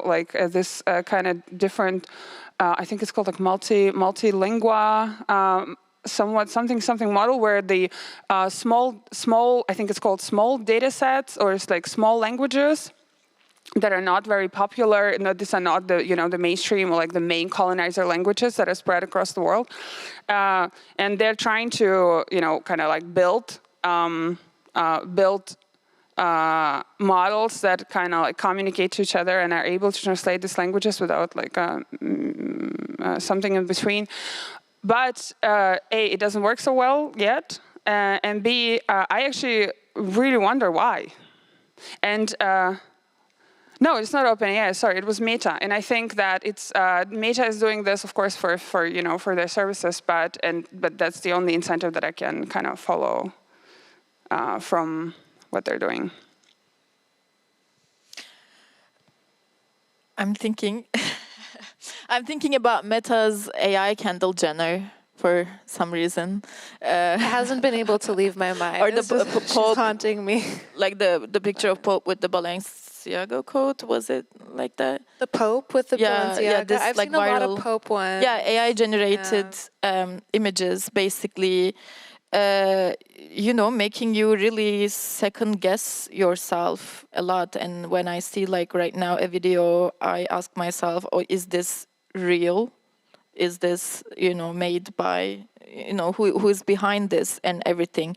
And when it comes to truth, I like the standpoint theory in feminism, or maybe it was by Donna Haraway. I can't recall exactly the name of the concept, but it was about the first picture of Earth, and taken by somebody in the space. I don't know their name, and how we actually forget that the picture is the view from nowhere. Yeah, the picture is taken from somewhere, and probably truth is kind of the accumulation or the combination of pictures from different angles. And sometimes they're conflicting, but I think there's no one truth, in the sense that there is more complete truths that is enriched by these pictures taken from I think different points of view. And right now, I think we're also being pushed to hold contradiction and complexity. So I'm not saying that everything is subjective. There's no truth. There's no one thing that we build it, obviously, and the systems that we're embedded in, including technological systems, are co-building truths, and they're giving more power to certain truths than others. And most of the time, it also overlaps with, again, questions of power. I think today is a very hot topic to talk about truth and censorship and which kind of discourses are authorized and promoted and which ones are demoted.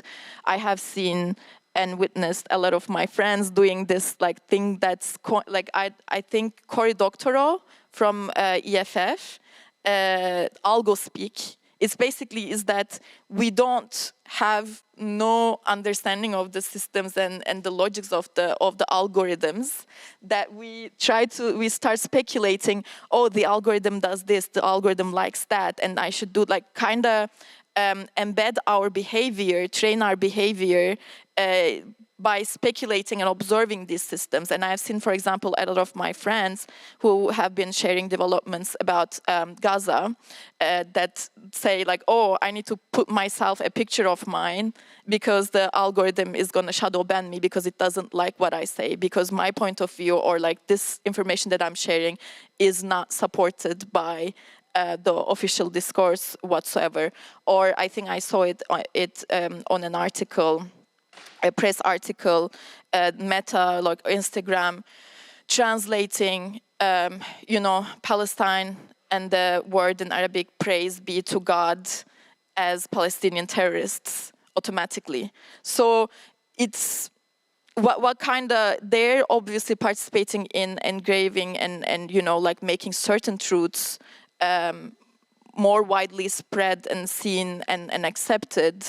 Then I think we need more discernment with everything that is from generative AI to social media platforms and the times that we spend and the images that and we also need to, I think, be humble and understand and remind ourselves how, manipulative, how we can be easily manipulated also. Therefore, I think maybe it's also time to go back to really getting information from multiple sources and reading and informing yourself and creating a community and trying to do these things collectively. But I don't have the perfect answer to that right now.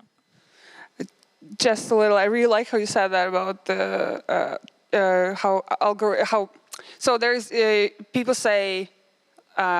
This is how to train your algorithm. You remember, there was a time on TikTok where oh yeah, my algorithm's so well trained, and it's amazing.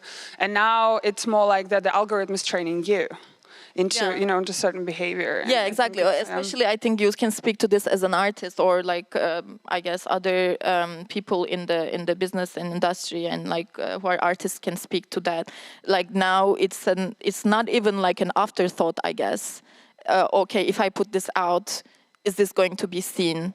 Because then it creates your image, and it's good that you can connect with a lot of people who don't know you, or you get access to certain opportunities and a lot of knowledge. But I think with it comes really a need for discernment, because the platforms are not neutral. Even though we can argue that we have this qualified certain institutions or people who were gatekeeping or deciding on people's tastes, are we replacing them also? What kind of other intermediaries, is this the algorithm, and how does it affect, again, as you said, our behavior and the commercial logics behind that and so on? Totally. And if those people are replaced, how many levels of algorithms is something going to go through to then be checked by another algorithm and then be checked by another algorithm? Yeah, it's really hard, I think, to know the answer to this one. But I know that we're running a little short on time. So maybe to go to the next question, governments and data sets. I know we've spoken a little bit about this already. Is there anything else we wanted to add? I know that you had mentioned something really interesting about the Netherlands. Oh, yeah. So this example of childcare scandal in 2018 in Netherlands, I think, just like to understand that we have this bias towards computers because they can do some calculations that we cannot do, and they can store information that we cannot, remember and store and so on. But we have this computational bias, which we think that, if it's a computational system, then it must be true. And I think it's understandable and something like maybe very human, but it's also a little bit like even like a reflex, that we don't necessarily maybe question. But when this is done in an uncritical way, like in very important, like vital areas of life, like such as like criminal justice or like hiring or access to certain opportunities, the stakes are quite high, and there are real people on the line, even though maybe we see them on the interface like data points or like just names, And I think this is one example that struck me, and it was the first time there was this conference I saw and listened to someone who was affected by this problem, which is, I'm not very knowledgeable of all the intricacies, but basically there has been, I think, a fraud scandal in the Netherlands when it comes to the people who basically do fraud in their, application and demand for child care support.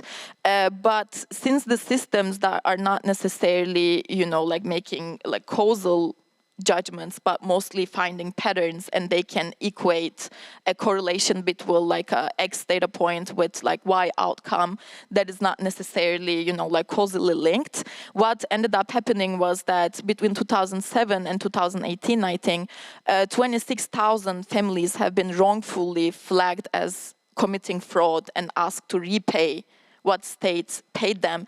And another very interesting fact is that those people had an immigration background and had dual citizenship, like systemically targeted and flagged as committing fraud.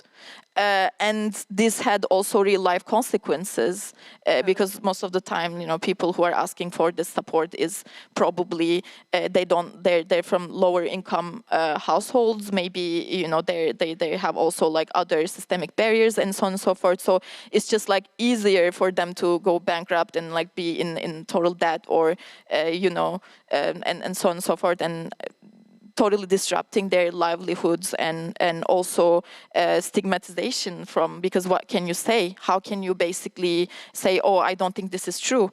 The state officials, they're going to probably think that you're lying. And, it's really, I think, also something that hurts like human dignity in not only material ways, but also immaterial ways that kind of stay. So that's why, should the states be careful? Yes, they should be careful. Way more than this, and why it took us years to realize basically that this happened, and what happens after that, and so on. Yeah, I mean, people and including governments and everything can sometimes look at this, similar to what you said, as some sort of magical entity or like the Wizard of Oz or whatever, but when you peek behind the curtain, sometimes it's not functioning as you would imagine it would in a perfect environment.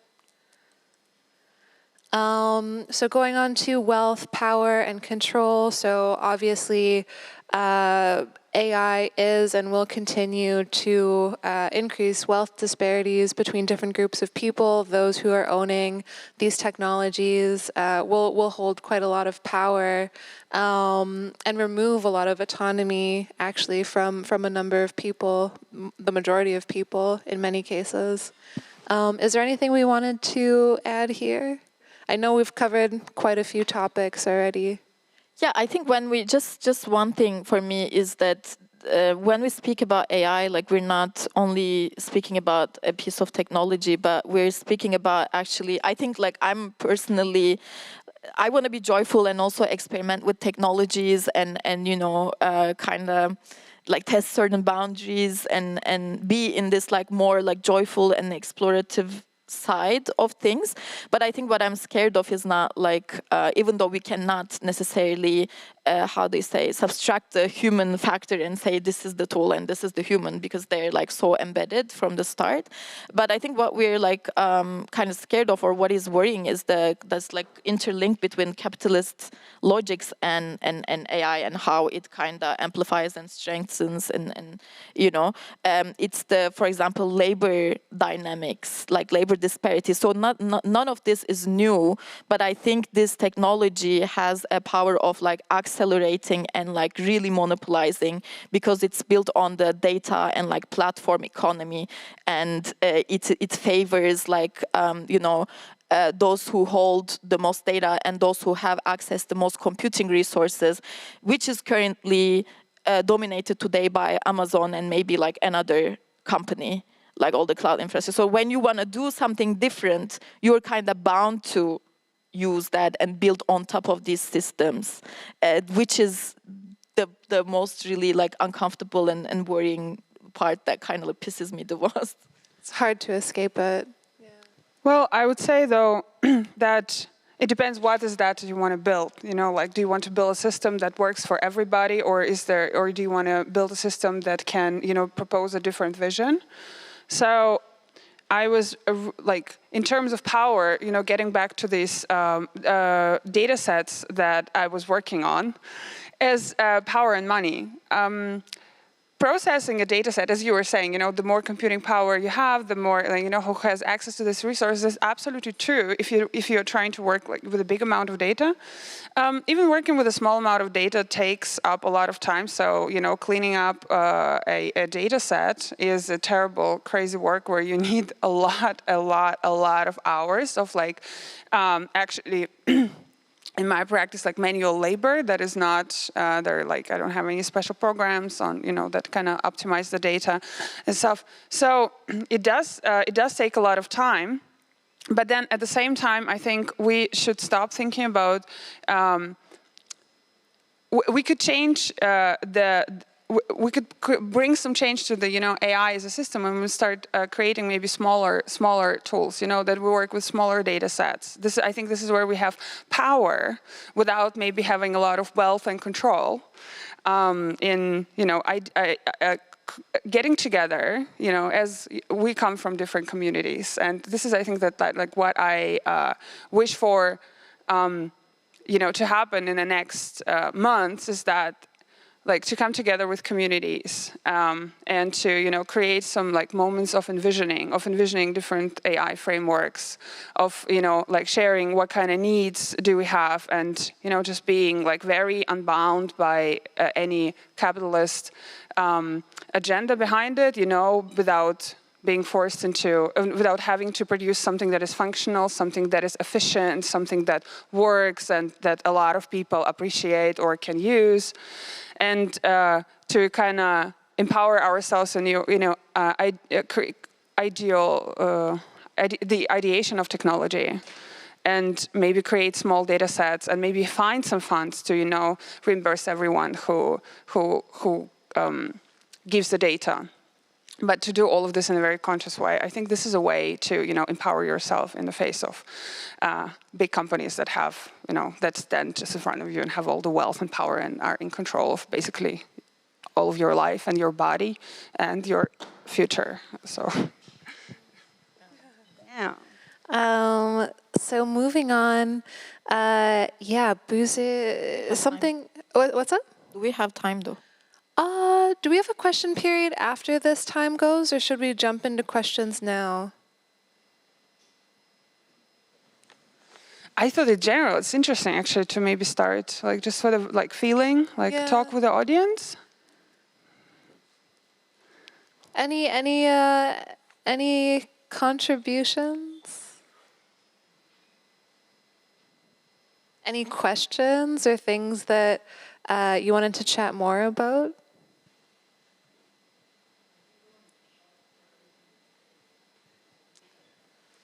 Don't be shy. I think we've got a question over there. If someone's able to walk a mic over. just because I hate awkward silences. Thank you.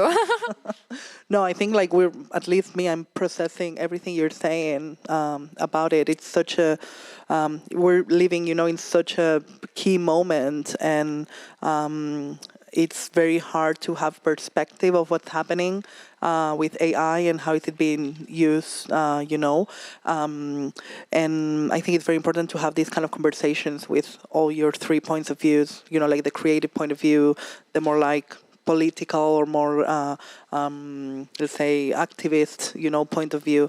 And no, I think my question, it was more like a comment on, especially I think what you were going to talk right now, because I'm very curious about what you have to say about, like the decolonization and the inclusivity, and how sometimes these are terms that in the technological field, they sometimes mix it together, they don't know the difference, or they think that everything is together. And what was your, I'm curious to know what your position is, or what your point of view is on these two topics. Okay. I think like decolonization, decoloniality, like this is not, it's complicated, and I try to speak with caution because there is the lived experience of generations of people, and this is connected to also land, which is something that I don't have. So I think it's important to be also like reflect on my positionality and be cautious. But what I could a little bit like learn or observe is that so it's not only, I think, about the liberation of the land, but also it's about knowledge production and creation, at least the discourse in the more like the academic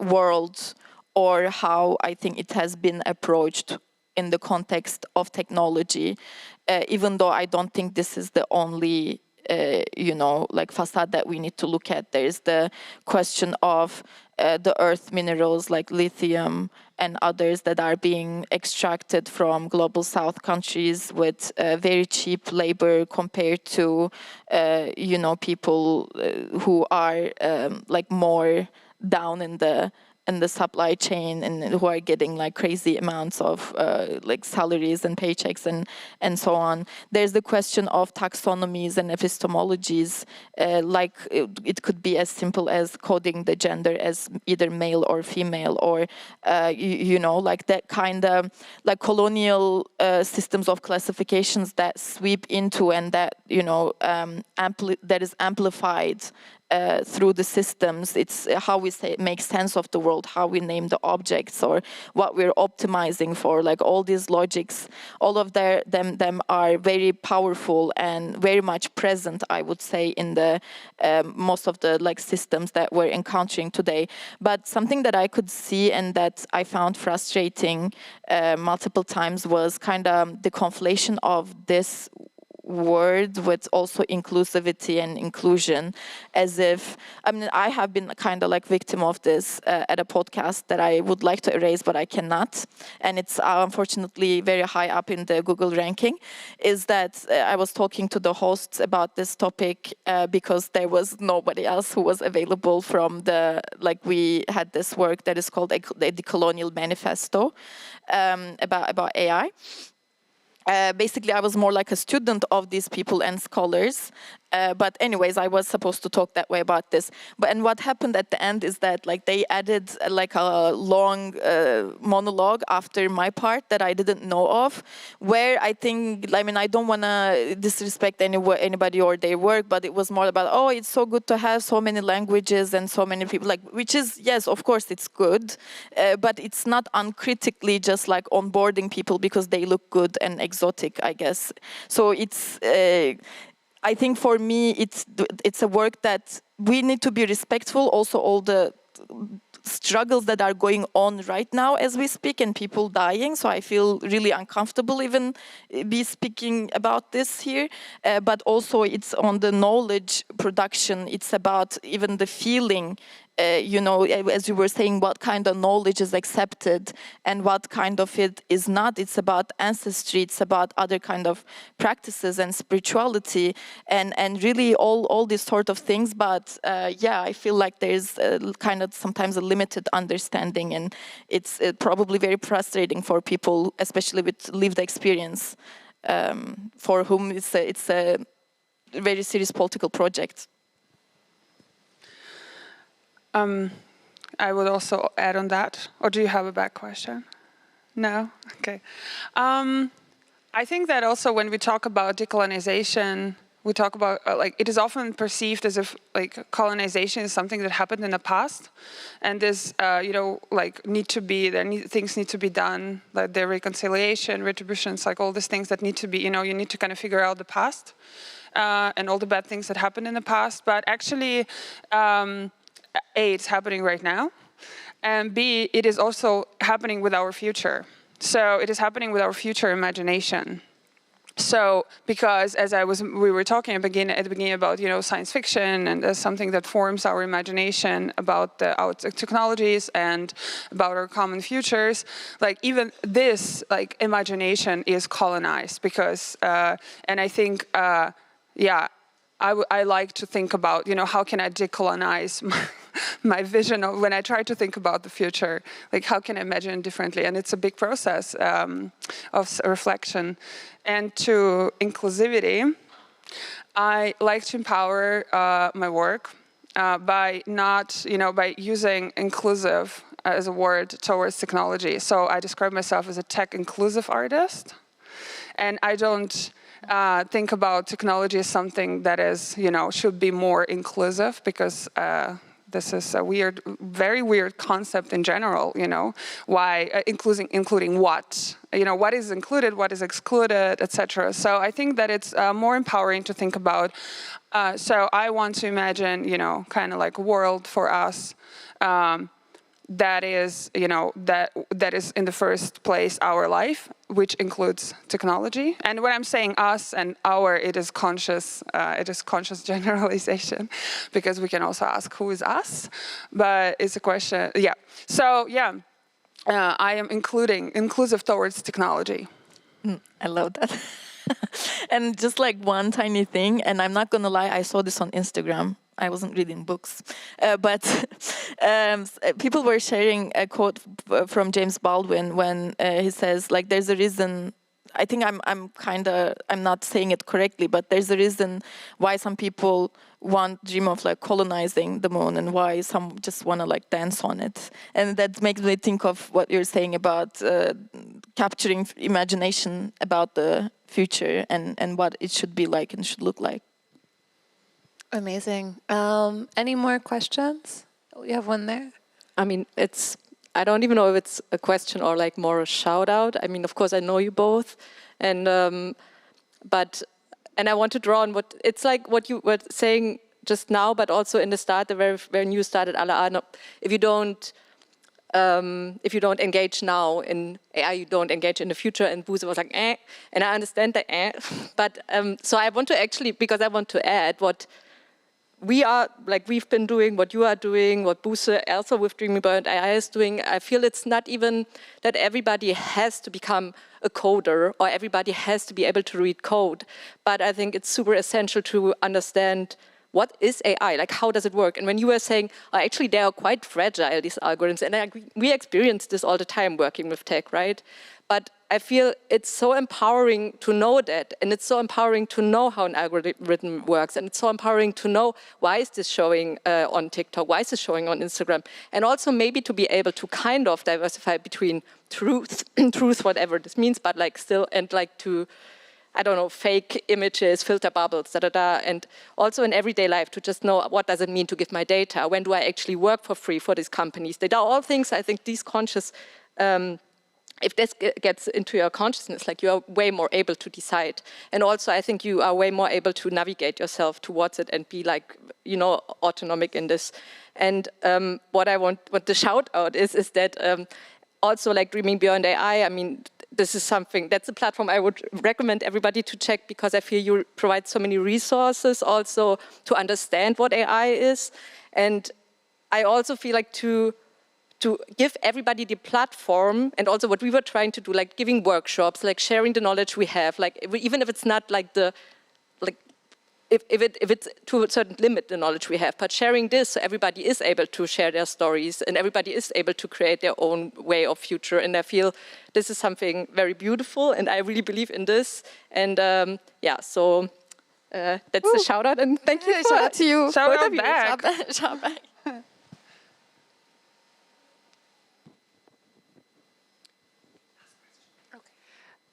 This question is going to be a bit broad in terms of your answers. So what if, or how do you imagine would be the consequences if you just decided to not engage with artificial intelligence? Like, you know of it, but you just you don't want to engage with it. You don't want to be on TikTok. You don't want to be on the social media networks anymore. You just want to live your life analog. Like, what about the people who want to live life like that? How do you feel about that, or what comes to mind when someone says that? Terrible. Luxury. Luxury. Luxury. Yeah, I know that. I mean, as long as you're part of, I guess, how can I say, like you're knowledge worker, or you need to interact with the internet, you're subjected to it.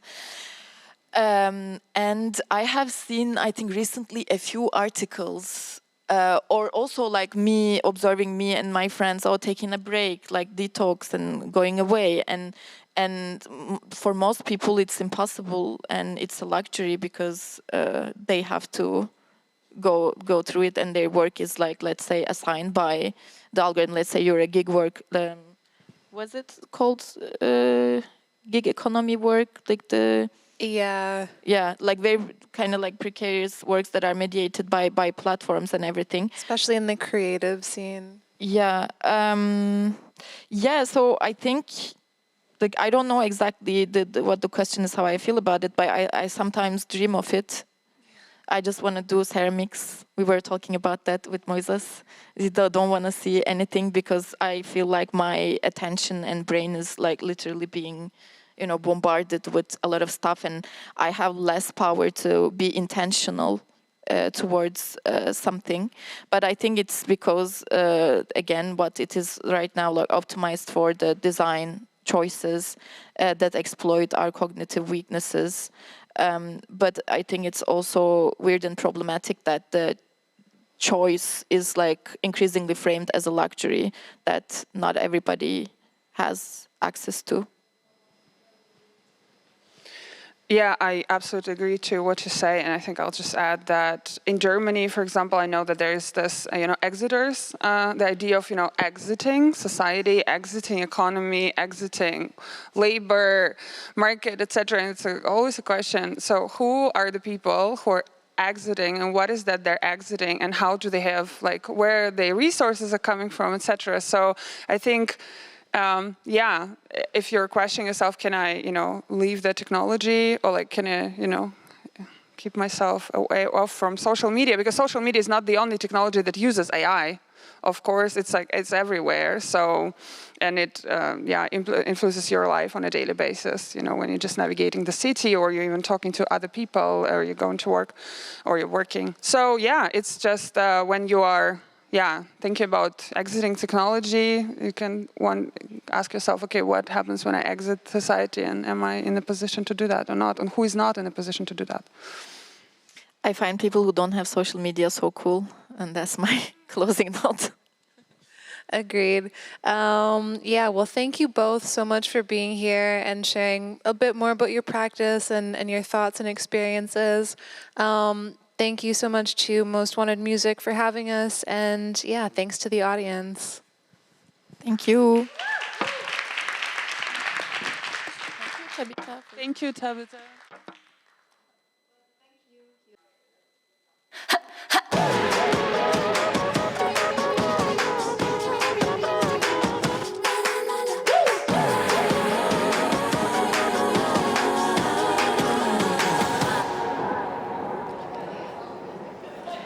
Hey everyone, to the Kesselhaus at Most Wanted Music 2023.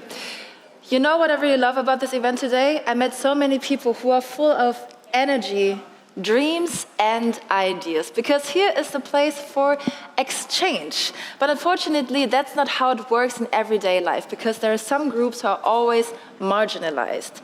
To change that, we must create a space where everyone has the same opportunities, a world where we can meet on equal terms. Sounds logical, but isn't always that easy, because we're not always aware of our own advantages. Hannes Schürz will show us strategies to level the playing field, and I welcome our very last speaker of today, CEO of Ink Music, Hannes Schürz. Good evening, everyone. That's been quite a fantastic day in conference, so thanks in the first place for inviting me at all, and thank you for staying and for the hopefully not bitter end. Thanks for the opportunity to let me speak about things that truly matter, not only to me, but hopefully to you guys too. I will speak probably not so much about how, but maybe why we want and have to aim to level the playing field. Let me start like this. I'm a bit torn. On the one hand, I'm often a quite cynical, maybe even hopeless, sometimes sarcastic person, because, you know, there's a lot going on. There's climate change, there are ongoing wars, there's a disturbing number of idiots running parts of this planet. There's an increasing tension between ever more extreme ideologies and groups in the world. So if you summarize societal and media development over the past couple decades, you could say the invention of color TV led to a point where it now seems to show all the world in black and white. British songwriter Chris Rea had two massive hits in the 1980s. You might remember him. One was Driving Home for Christmas. The other one was The Road to Hell. In my cynical times, I often refer to it as both songs being about the same topic. But technically, I'm trying to refer to a lyrical part from the latter song. It goes, "The perverted fear of violence chokes a smile on every face, and common sense is ringing out the bells. This ain't no technological breakdown. Oh no, this is the road to hell." Is it though? Or have we just long lost ourselves in a sea of distractions led by quick-fire emotions, rather than that common sense, rather than the things that we learned and actually do know as human beings or even as a society? I recently stumbled upon a picture I took quite a while ago at the Austrian Parliament. At its entrance, it has Article 1 of the Universal Declaration of Human Rights that you might heard of. And it's engraved right there and states, "All human beings are born free and equal in dignity and rights. They are endowed with reason and conscience and should act towards one another in a spirit of brotherhood and sisterhood, I may add." The world agreed on this pretty much to the date 75 years ago, but we seem to have forgotten about it quite a bit.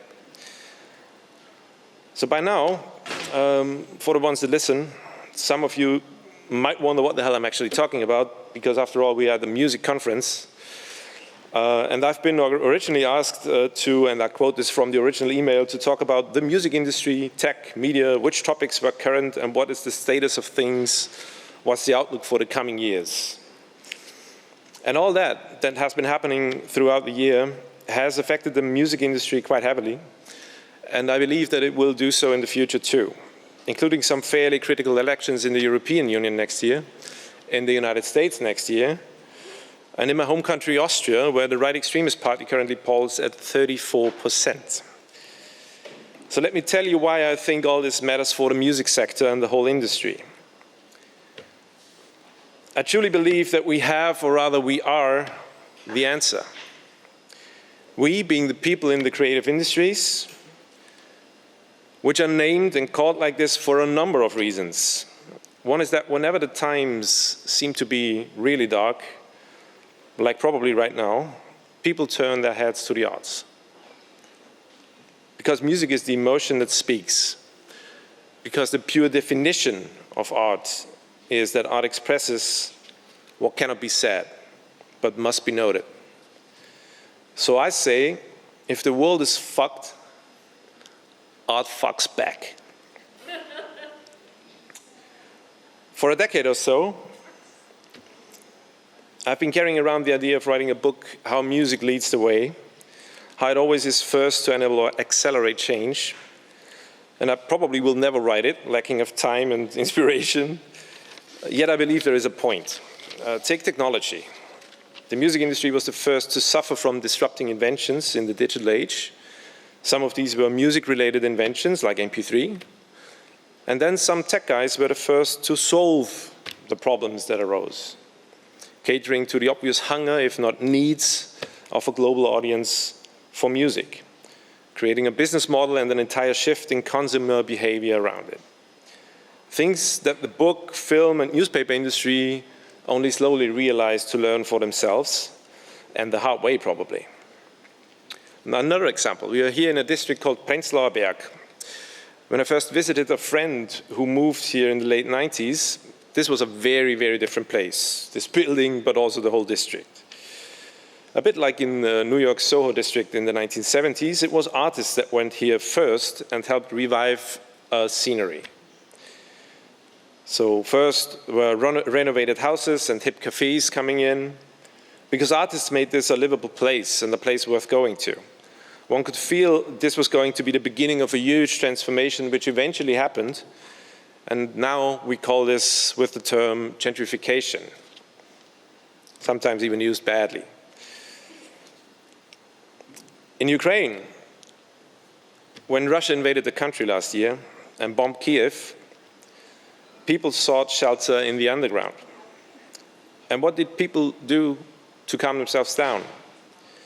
They sang together, created small theater stages. They held plays for the kids to distract them from what was going on overground. You may be seeing where I'm going with this. Wherever life hurts, art can be, or maybe just is, the Band-Aid. And it makes life better, more bearable. Art is really a force. I truly believe that. I'll give you a tiny little personal example, and I'm sure many of you can relate. The things that happened in the last few years, the pandemic, different types of world crises, were obviously very difficult for many, either for ourselves, our families, for close friends. So we carry along a feeling of hopelessness, a lot of pressure, worrying about the future, not knowing where to go and what to do next. A global depression, if you will, somewhat different from the economic one 100 years ago. In the music industry, though, you can see and sense these trends. Music seems to have a sensor for that. So quite early on, music actually tackles the issue. So while 15 or 20 years ago we discussed how digital ticketing would work, or how security at a festival could be improved, or how we could export our music better, a couple of years ago the term mental health started to appear at conferences, and does so even more often today. And it also appeared in songs a couple of years ago, even on whole albums much more often these days. By now, this is something that's debated all over the place, not only in the music sector, not only in the creative industry, but really everywhere. It found its way to the top into way more fields. In the first place, it seems a bit odd when music is also emotional and exciting to work in, if you want to enter the industry. On the same page, there's been a realization of how unhealthy the supposed lifestyle in this industry is or can be. Great expectations from all sides play a very big role and are very stressful and harmful to all of us. So one enters the industry seeing how cool everyone acts, so they try to act cool themselves. One comes in to see how successful everyone appears, so they try to appear successful themselves. One complies with the behavior they see around themselves, because this is what humans do. So that makes most of us actors, if you like, to some extent. If you think about it now, it was never surprising that these things resulted in some sort of fear and pressure, and all of a sudden, something like substance abuse is not super cool, but rather unveils itself as a coping mechanism to overcome all these fears and pressure. No, it's not really the party, it's not really the fun that you're trying to have with these. It's more likely just washing away the pains and the insecurities you have. It's very likely not what you came into the arts for, but a coping mechanism. It's probably also driving you away from where you intended to go with your music and your art in the first place. We are all slowly starting to acknowledge all this. And it seems we are at the forefront yet again, the avant-garde, if you will, quite literally. We are in the midst of a movement that shifts expectations into a totally different place. So thank you first and foremost, Most Wanted Music, for the subtitle of this event, which is Humanize. Quite a big task, if you ask me. Summary of the year. So I'll fill you in. One of my favorite tracks of this year is by an Australian singer-songwriter called Angie McMahon. It's called Letting Go. I somewhat hear it as a perfect summary of all this, although it's a very, very personal song about her own state of mind. But as always with music, everyone is left with his or her own interpretation.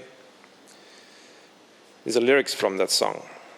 I might have spent 6 months lying on my living room floor. I might have been sick, then well, went sick some more. I might be prouder of me than I have ever been. I've been learning about letting go, how to do it without my claws scratching the surfaces. I've been learning about wasting time and closing some doors, hoping to open more down the line. I knew from miles away that I would detonate. I tried some magic tricks to skip my fate, and then gave up the ball as a defender. The trick was simply to surrender. The song ends with an endless chorus of her saying, "It's okay, it's okay. Make mistakes, make mistakes."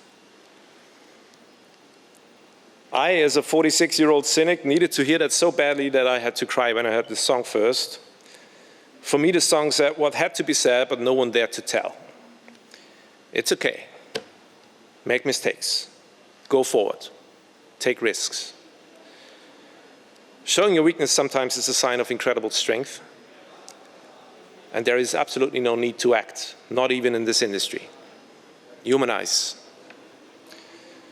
So I say, if your life is fucked, let art fuck back. So you see, there might be much more wrong at the moment, and I haven't even touched what's spoiled in the current musical ecosystem in this, our very own industry. What's on the table with many of the things we've heard and discussed today, like artificial intelligence and so forth.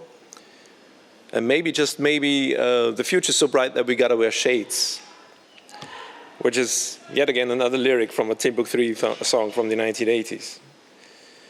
So let me walk over that bridge by telling you my favorite joke that you probably don't like.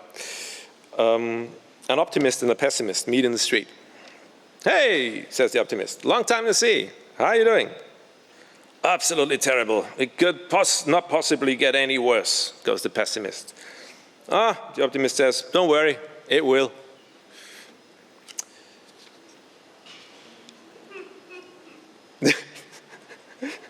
Thanks for the solidarity.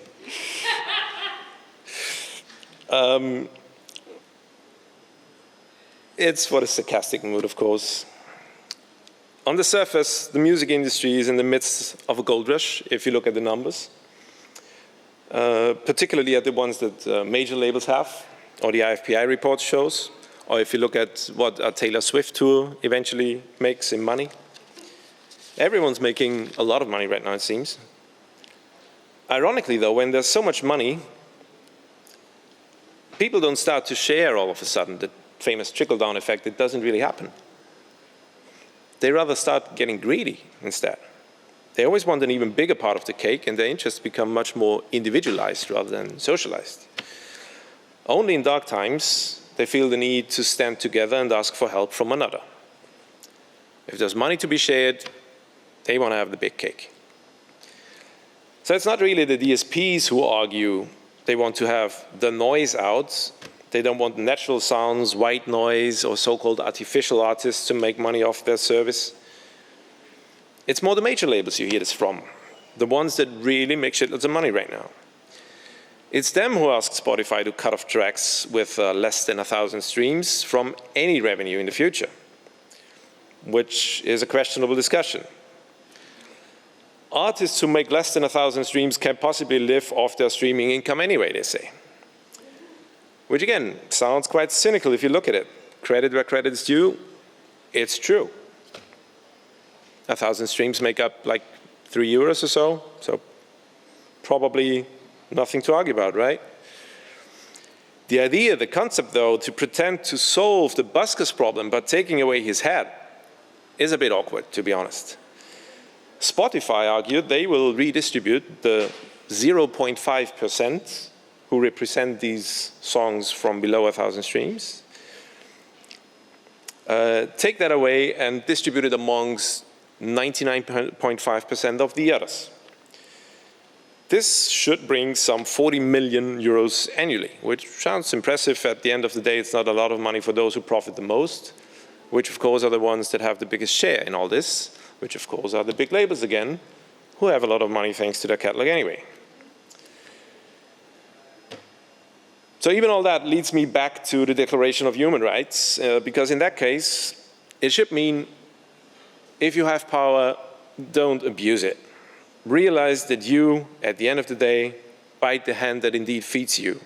We're the same people on the same planet, working in the same field, in the same industry. We're equals. Treat us as equals. Every song starts to be successful with those first 1,000 streams. Every artist starts out with their first 1,000 streams. Even Taylor Swift did. Even Drake did. Even Bad Bunny did. And at the end of the day, it's art that you're dealing with. So it's not always just about the numbers. Respect also means that you and your algorithms should acknowledge the sheer dimension of what you're doing with your business. For instance, I totally buy Daniel Ek's intention of the foundation story that he started his company for the love of music. I really buy it.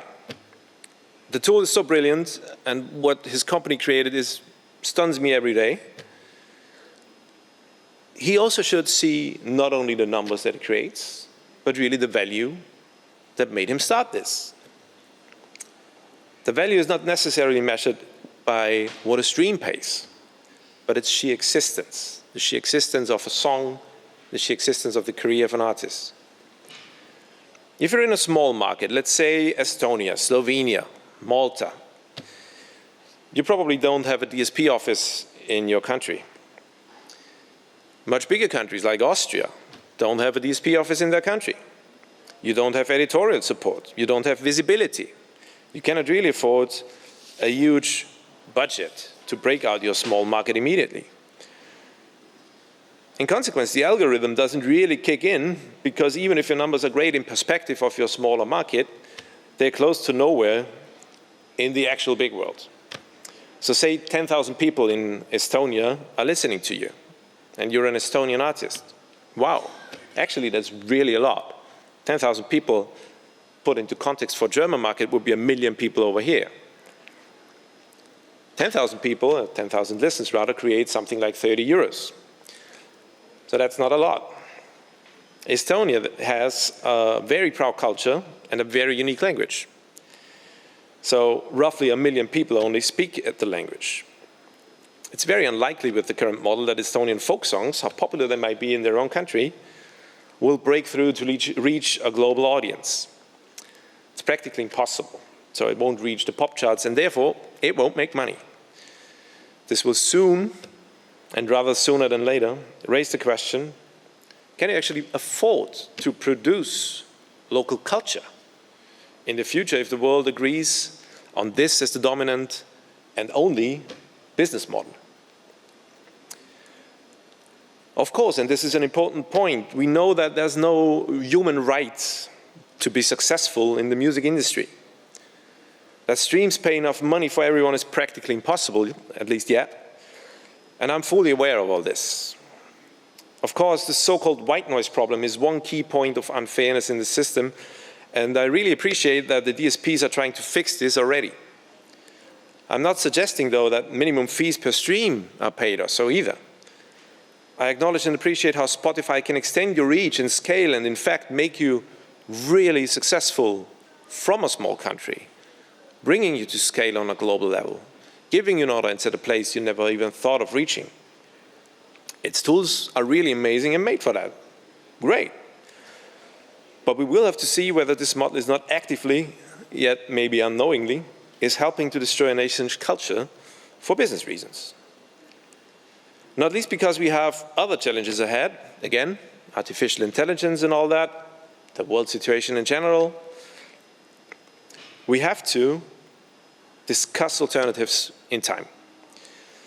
In my view, a dominant player like Spotify, or for that matter, the major labels themselves, have to show a minimum of social and moral responsibility for the culture they profit from so heavily. It maybe would make much more sense if, say, the first 100,000 streams pay not less but much more money than, say, the 100 millionth streams of Drake and Bad Bunny.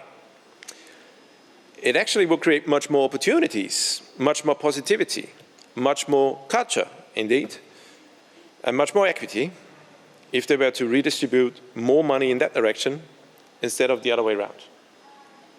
It's an idea. What's also being discussed already in several European countries right now is a levy for streaming services that makes them contribute a certain share of their income to local culture. So they have to contribute to a local culture at the end of the day. I'm quite curious where this discussion will go in the future, but similar models are in place already in the film industry, and the audiovisual industry should follow suit. In countries like the Netherlands or Switzerland, laws in that direction have been passed just recently. So this would be a form of cultural tax. And if you speak German, you probably know that the word tax in German is Steuern, which translated back to the English language would very literally mean steering. This is what it's meant to do. This is what it should do. Steering. Let's steer this ship back in the right direction then. Let's use it. So to sum it up, frankly, it can all be very frustrating. If you take a look at the global problems, actually we kind of know everything. We have written down the guides for this on paper a long time ago. We have seen many of the problems we are currently facing in similar or equal forms before. We would have the money, we would have the means to actually fix a lot of these problems. Gender inequality, hunger, poverty, climate change. There are brilliant plans out there how to solve and fix this. Yet we as a global society, we obviously just decide day by day, we rather not. It seems we therefore more than ever need the arts, yet again, to put the finger where it hurts, to show us the way out of this and to be the ringleaders of change, to be that force that we actually are. The tide is high, but so far we are holding on. I'll let you sing this all along now, all night, if you like. But on days like this, I'm kind of certain that art will eventually fuck back. And these are the words I leave you with, so good night and good luck.